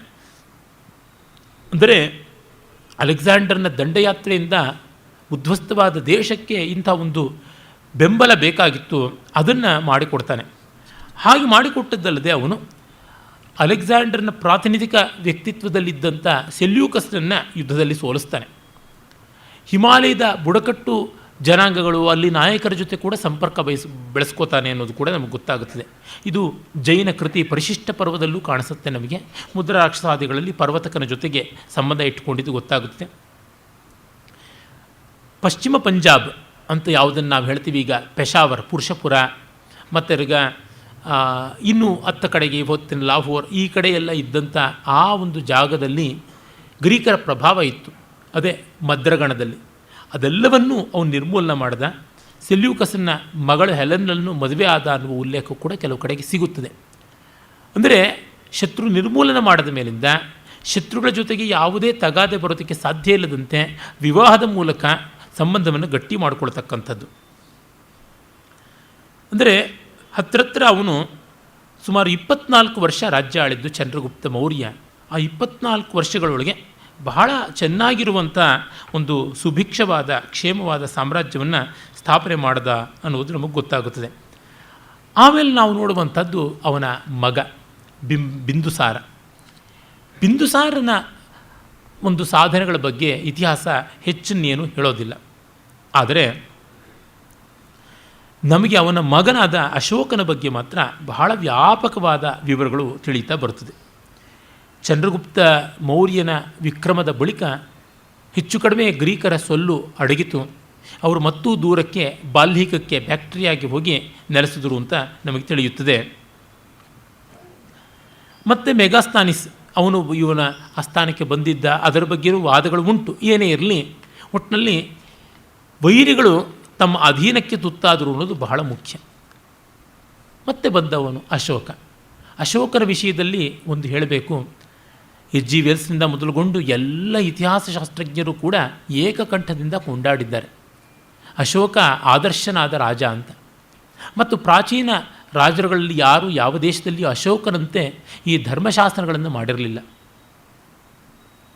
ಈಗ ಸುಮಾರು 2300 ವರ್ಷಗಳ ಕೆಳಗೆ ಈ ಮಟ್ಟದಲ್ಲಿ, ಈ ವ್ಯಾಪ್ತಿಯಲ್ಲಿ ಯಾರೂ ಮಾಡಿರಲಿಲ್ಲ. ಮತ್ತು ಇಷ್ಟು ತೀವ್ರವಾದ ಆತ್ಮ ವಿಮರ್ಶನೆಯನ್ನು, ಆತ್ಮ ನಿವೇದನೆಯನ್ನು ಯಾರೂ ಮಾಡಿಕೊಂಡಿರಲಿಲ್ಲ. ಇದು ತುಂಬ ದೊಡ್ಡದು. ಆದರೆ too much is too bad ಅಂತ ಇರಲ್ಲ, ಆ ರೀತಿಯಾಗಿ ಆಗಿದ್ದನ್ನು ನಾವು ನೋಡ್ತೀವಿ. ಅಶೋಕ ಹೇಗೆ ಸಿಂಹಾಸನಕ್ಕೆ ಬಂದ, ಯಾವ ರೀತಿಯಾಗಿ ಅವನು ನೆಲೆ ನಿಂತ, ಇದರ ಬಗ್ಗೆ ಬೌದ್ಧ ಗ್ರಂಥಗಳೇ ನಮಗೆ ಆಧಾರ, ಮಹಾವಂಶಾದಿಗಳು. ಆದರೆ ಅವುಗಳಲ್ಲಿ ಪ್ರಾಮಾಣಿಕತೆ ಇಲ್ಲ. ಅಶೋಕ ತನ್ನ 100 ಜನ ಸೋದರರನ್ನು ಕೊಲ್ಲಿಸಿದ, ಅದನ್ನು ಎಲ್ಲವನ್ನ ಮಂತ್ರಿ ರಾಧಾಗುಪ್ತನ ದುರಾಲೋಚನೆಯಂತೆ ಮಾಡಿಸಿದ, ಇದೆಲ್ಲ ಸ್ವಮತಾಗ್ರಹದಿಂದ ಮಾಡಿದ್ದು ಅನ್ನೋದನ್ನು ಇತಿಹಾಸಶಾಸ್ತ್ರಜ್ಞರು ಬಹಳ ಚೆನ್ನಾಗಿ ಹೇಳಿದ್ದಾರೆ. ಆ ಬಗ್ಗೆ ರಾಧಾಕುಮುದ್ ಮುಖರ್ಜಿ ಅಂತ ದೊಡ್ಡ ವಿದ್ವಾಂಸರೇ ಸಹಮತದಿಂದ ಇದ್ದಾರೆ. ಇರಲಿ, ಅಶೋಕ ಕಳಿಂಗ ದೇಶದ ಮೇಲೆ ಯುದ್ಧ ಮಾಡಿದಾಗ ಅವನಿಗೆ ಈ ಹಿಂಸೆಯ ಬಗ್ಗೆ ವೈರಸ್ಯ ಬಂತು ಅನ್ನೋದು ತುಂಬ ಪ್ರಸಿದ್ಧ. ತತ್ಪೂರ್ವದಲ್ಲಿ ಅವನು ತನ್ನ ತಂದೆ ತಾತಂದರು ಗಳಿಸಿಕೊಟ್ಟಂಥ ಸಾಮ್ರಾಜ್ಯವನ್ನು ಸಾಕಷ್ಟು ವಿಸ್ತಾರ ಮಾಡಿಕೊಂಡಿದ್ದ ಅಂತಲೂ ಗೊತ್ತಾಗುತ್ತದೆ. ಆದರೆ ಅವನಿಗೆ ಆಗ್ನೇಯ ದಿಕ್ಕಿನಲ್ಲಿದ್ದ, ಯಾವುದನ್ನು ಸೌತ್ ಈಸ್ಟ್ ಅಂತ ಕರಿತೀವಿ, ಆಗ್ನೇಯ ದಿಕ್ಕಿನಲ್ಲಿದ್ದ ಕಳಿಂಗದ ಮೇಲೆ ಪ್ರಭುತ್ವ ಸ್ಥಾಪಿಸಬೇಕು ಅಂತ ಇತ್ತು. ಹೋಗಿ ಯುದ್ಧ ಮಾಡಿದ. ಸುಮಾರು ಎಷ್ಟು ದೊಡ್ಡ ಜನಹಾನಿ ಆಯಿತು ಅನ್ನುವುದರ ಲೆಕ್ಕ ಕೂಡ ನಮಗೆ ಗೊತ್ತಾಗುತ್ತೆ. ಅಲ್ಲಿ 1,50,000 ಜನ, ಅಂದರೆ 1.5 ಲಕ್ಷ ಜನವನ್ನು ಸೆರೆ ಹಿಡಿಯಬೇಕಾಯಿತು, 1 ಲಕ್ಷ ಜನನ್ನು ಕೊಲ್ಲಬೇಕಾಯಿತು ಅಂತ. ಇಷ್ಟು ದೊಡ್ಡ ಮಟ್ಟದಲ್ಲಿ ರಕ್ತಪಾತ ನಡೆದಿತ್ತು ಅನ್ನೋದು ದಾಖಲೆಗಳಿಂದಲೇ ನಮಗೆ ಗೊತ್ತಾಗುತ್ತೆ. ಅವನು ಈ ರೀತಿಯ ಹಿಂಸೆ ಮಾಡಿ ಪಶ್ಚಾತ್ತಾಪ ಪಟ್ಟು ಬೌದ್ಧನಾದ ಅಂತ. ಅದು ನಮಗೆಲ್ಲೂ ಸ್ಪಷ್ಟವಾಗಿಲ್ಲ. ಅವನು ಬೌದ್ಧನಾದೆ ಅಂತನ್ನುವುದನ್ನು ಎಲ್ಲಿಯೂ ಹೇಳ್ಕೊಳ್ಳೋದಿಲ್ಲ, ಶಾಸ್ತ್ರಗಳಲ್ಲೆಲ್ಲೂ ಬರುವಂಥದ್ದಲ್ಲ. ಪ್ರತಿಯೊಂದು ಕಡೆಯಲ್ಲಿಯೂ ಅವನು ಶ್ರಮಣರನ್ನು, ಬ್ರಾಹ್ಮಣರನ್ನು, ಮೊದಲು ಬ್ರಾಹ್ಮಣ ಶ್ರಮಣರನ್ನು ಗೌರವಿಸಬೇಕು ಅಂತಲೇ ಅಂತಾನೆ. ಅಂದರೆ ಸನಾತನ ಧರ್ಮ ಬೌದ್ಧ ಎಲ್ಲವನ್ನ ಗೌರವಿಸಬೇಕು ಅನ್ನುವಂಥದ್ದೇ ಅರ್ಥ. ಕೆಲವು ಕಡೆಗೆ ಸನ್ಯಾಸಿಗಳನ್ನು, ಶಮಣರನ್ನು ಅಂತನ್ನುವ ಜಾಗದಲ್ಲಿ ನಮಗೆ ಜೈನರು ಕೂಡ ಇದ್ದಾರೆ ಅಂತ ಗೊತ್ತಾಗುತ್ತದೆ. ಸಮಾಜದ ಎಲ್ಲ ವರ್ಗವನ್ನು ಗೌರವಿಸಬೇಕು ಅಂತ ಹೇಳ್ತಾನೆ. ತುಂಬ ಚೆನ್ನಾಗಿ ಆತ್ಮವಿಮರ್ಶೆ ಮಾಡಿಕೊಳ್ತಾನೆ. ಆ ಬಗೆಗಂತೂ ನಾಳೆಯೂ ಕೂಡ ಕೆಲವೊಂದು ಅಂಶಗಳನ್ನು ಹೇಳುವುದೇ ಇದೆ. ಆಹಾರ ನಿಯಮನ ಹೇಗೆ ಮಾಡಿಕೊಳ್ಳಬೇಕು, ಪ್ರಜೆಗಳಲ್ಲಿ ಮೌಲ್ಯವನ್ನು ಹೇಗೆ ಸ್ಥಾಪನೆ ಮಾಡಬೇಕು, ಇದನ್ನೆಲ್ಲ. ಆದರೆ ಒಂದು ನಿಜ, ಕಳಿಂಗ ಯುದ್ಧ ಆದಮೇಲೆ ಅವನು ಯಾವ ಯುದ್ಧವನ್ನು ಮಾಡಲಿಲ್ಲ. ಅದೇ ಅಶೋಕನ ಒಂದು ಲೋಪ ಅಂತ ನನಗನ್ನಿಸುತ್ತದೆ. ಕಾರಣ ಏನೆಂದರೆ, ದೊಡ್ಡ ಸಾಮ್ರಾಜ್ಯವನ್ನು ಸ್ಥಾಪನೆ ಮಾಡಿದ ಮೇಲೆ ದಂಡವನ್ನು ಜಾಗರೂಕವಾಗಿ ಬಳಸ್ತಾನೇ ಇರಬೇಕು. ಇವನಿಂದ ನಾನು ಯುದ್ಧ ಮಾಡೋದಿಲ್ಲ ಅಂತ ಸಂಕಲ್ಪ ತೆಗೆದುಕೊಂಡ್ಬಿಟ್ರೆ ಗತಿ ಏನಾಗುತ್ತದೆ? ಮಹಾಭಾರತದಲ್ಲಿ ಧರ್ಮರಾಜ ಇನ್ನು ಯಾರು ಏನು ಕೇಳಿದ್ರೂ ನಾನು ವಿರೋಧ ಅಂತ ಮಾಡೋದಿಲ್ಲ ಅಂತ ಈ ರಾಜಸೂಯಾಗಾಂತದಲ್ಲಿ ಒಂದು ಪ್ರತಿಜ್ಞೆ ಮಾಡ್ಕೊಂಡು ಬಿಡ್ತಾನೆ. ಆ ಪ್ರತಿಜ್ಞೆ ಮಾಡಿಕೊಂಡಿದ್ದರಿಂದ ಅದು ಅನಾಹುತ ಏನು ಅಂತಂದರೆ, ದುರ್ಯೋಧನ ಜೂಜಿಗೆ ಬಾ ಅಂತ ಕರೆದ್ರೂ ಹೋಗಬೇಕು. ನಿನ್ನನ್ನು ನೀನು ಪಣ ಒಡ್ಡು, ನಿನ್ನ ಹೆಂಡತಿನ ಪಣ ಒಡ್ಡು, ಅವಳನ್ನು ಎಳಸು, ಅದಕ್ಕೂ ಅಂತನಬೇಕು. ಇದು ಬರುವಂಥ ದೊಡ್ಡ ಅವಿವೇಕ. ನಾವು ಇಲ್ಲೆಲ್ಲ ತುಂಬ ಗಮನಿಸಬೇಕಾದದ್ದು ಸ್ಟ್ರಾಟಜಿ, ತಂತ್ರ ಪ್ರತಿತಂತ್ರಗಳು. ಹಾವು ಕಚ್ಚದೇ ಇದ್ದರೂ ಬುಸುಗುಟ್ಟಬೇಕು ಅಂತ ಇಲ್ಲಿ ಗೊತ್ತಾಗುತ್ತದೆ. ಅಶೋಕ ಬುದ್ಧನ ತತ್ವವನ್ನು ಸರಿಯಾಗಿ ಅರ್ಥ ಮಾಡಿಕೊಳ್ಳಿಲ್ಲ ಅಂತ. ಬುದ್ಧನ ತತ್ವ ಎಂಥದ್ದಾಗಿತ್ತು?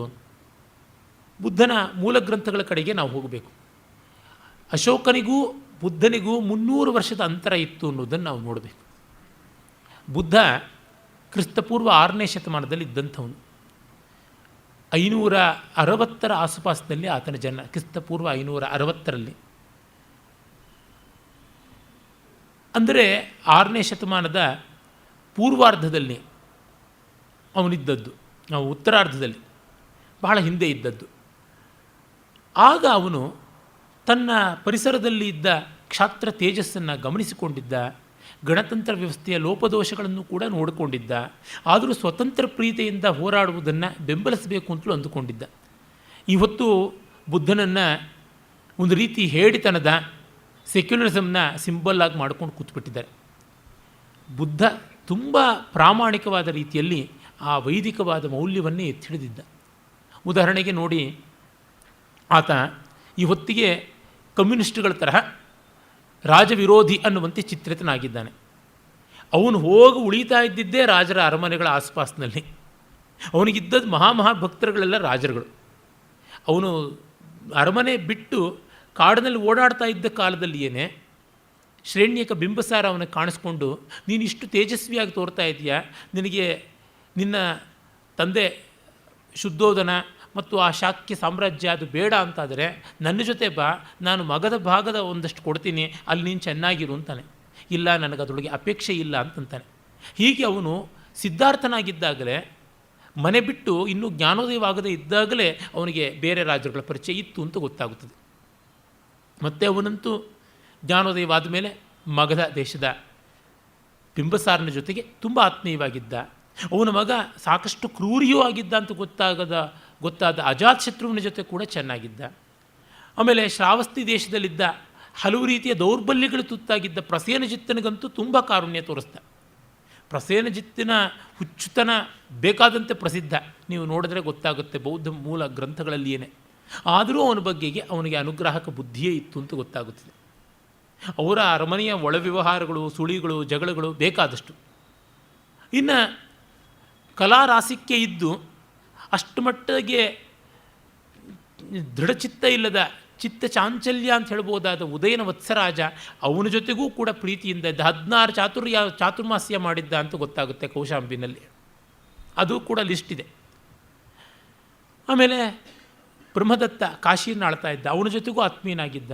ಹೀಗೆ ಎಲ್ಲ ಪ್ರಸಿದ್ಧರಾದ ರಾಜರುಗಳು ಕ್ಷತ್ರಿಯರ ಜೊತೆಗೆ ಅವನಿಗೆ ಚೆನ್ನಾಗಿತ್ತು ಸಂಬಂಧ.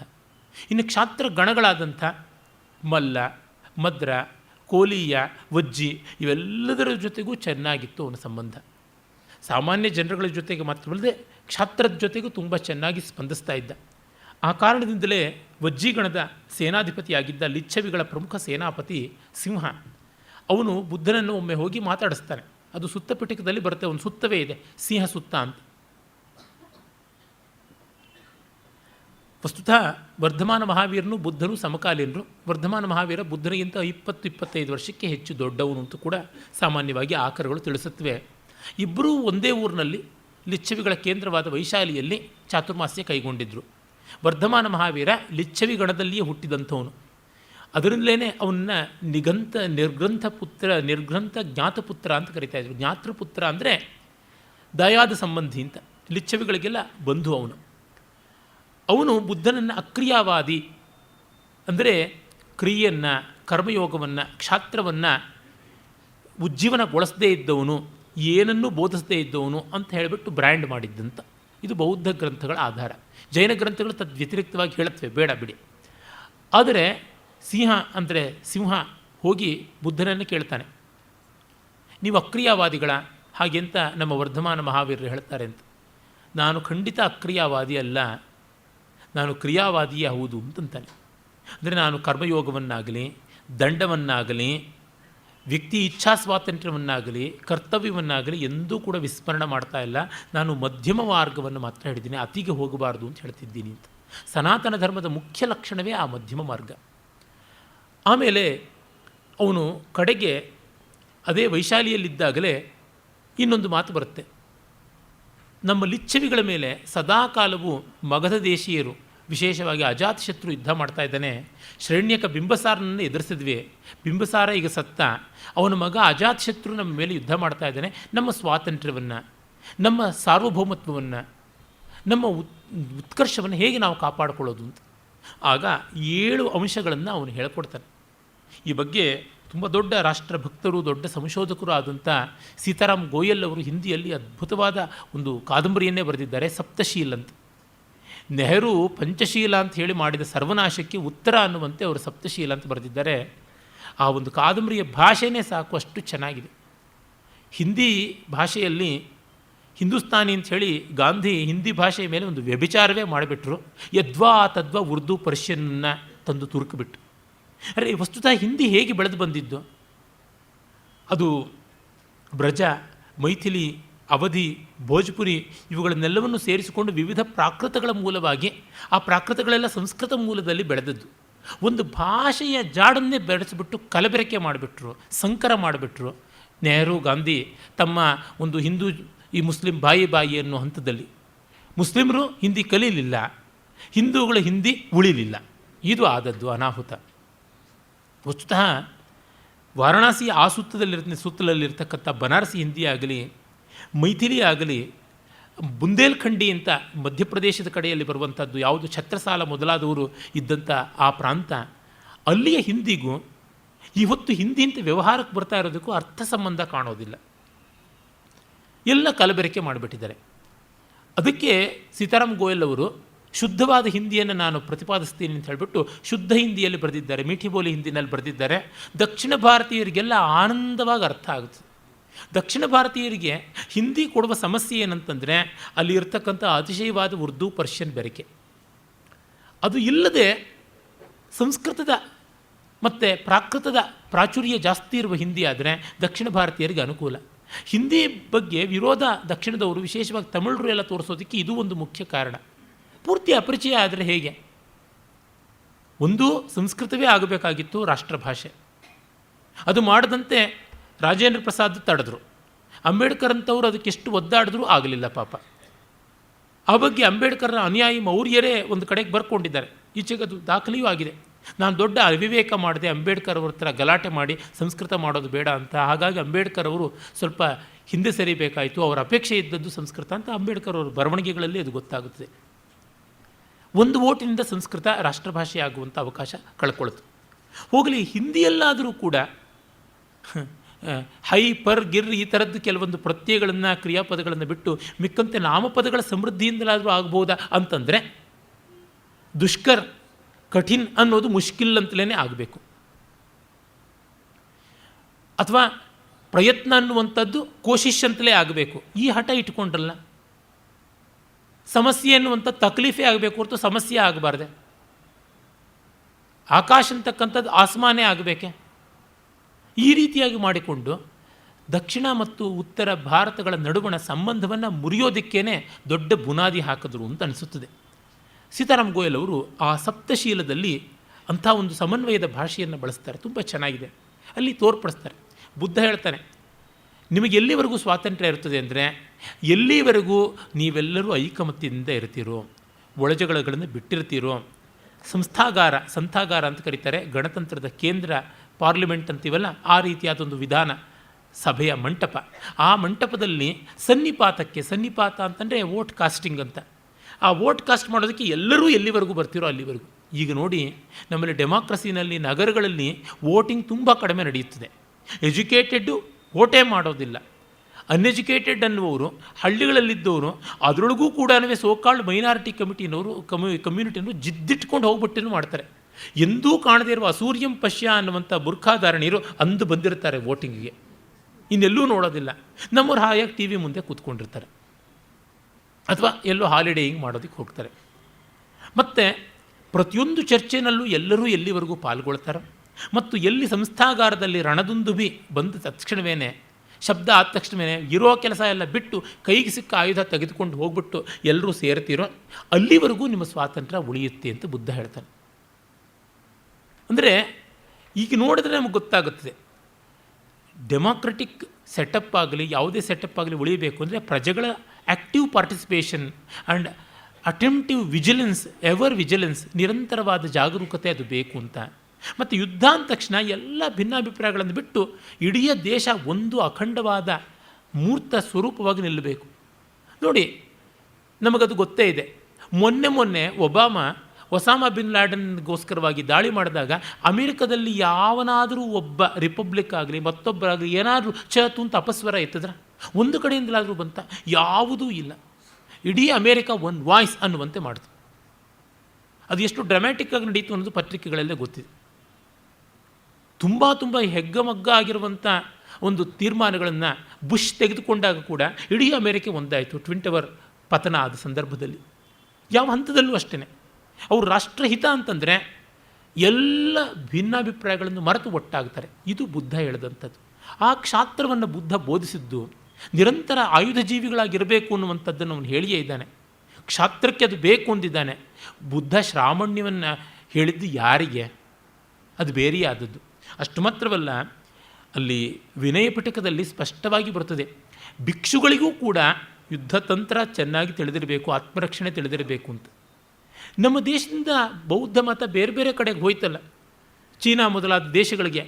ಅಲ್ಲಿ ಎಷ್ಟು ಚೆನ್ನಾಗಿ ಅವರು ಮಾರ್ಷಲ್ ಆರ್ಟ್ಸನ್ನು ಬೆಳೆಸ್ಕೊಂಡ್ರು, ಅದನ್ನು ಮರ್ತೇ ಬಿಟ್ರಲ್ಲ. ಇಂಥ ಅನರ್ಥ ಆಯಿತು.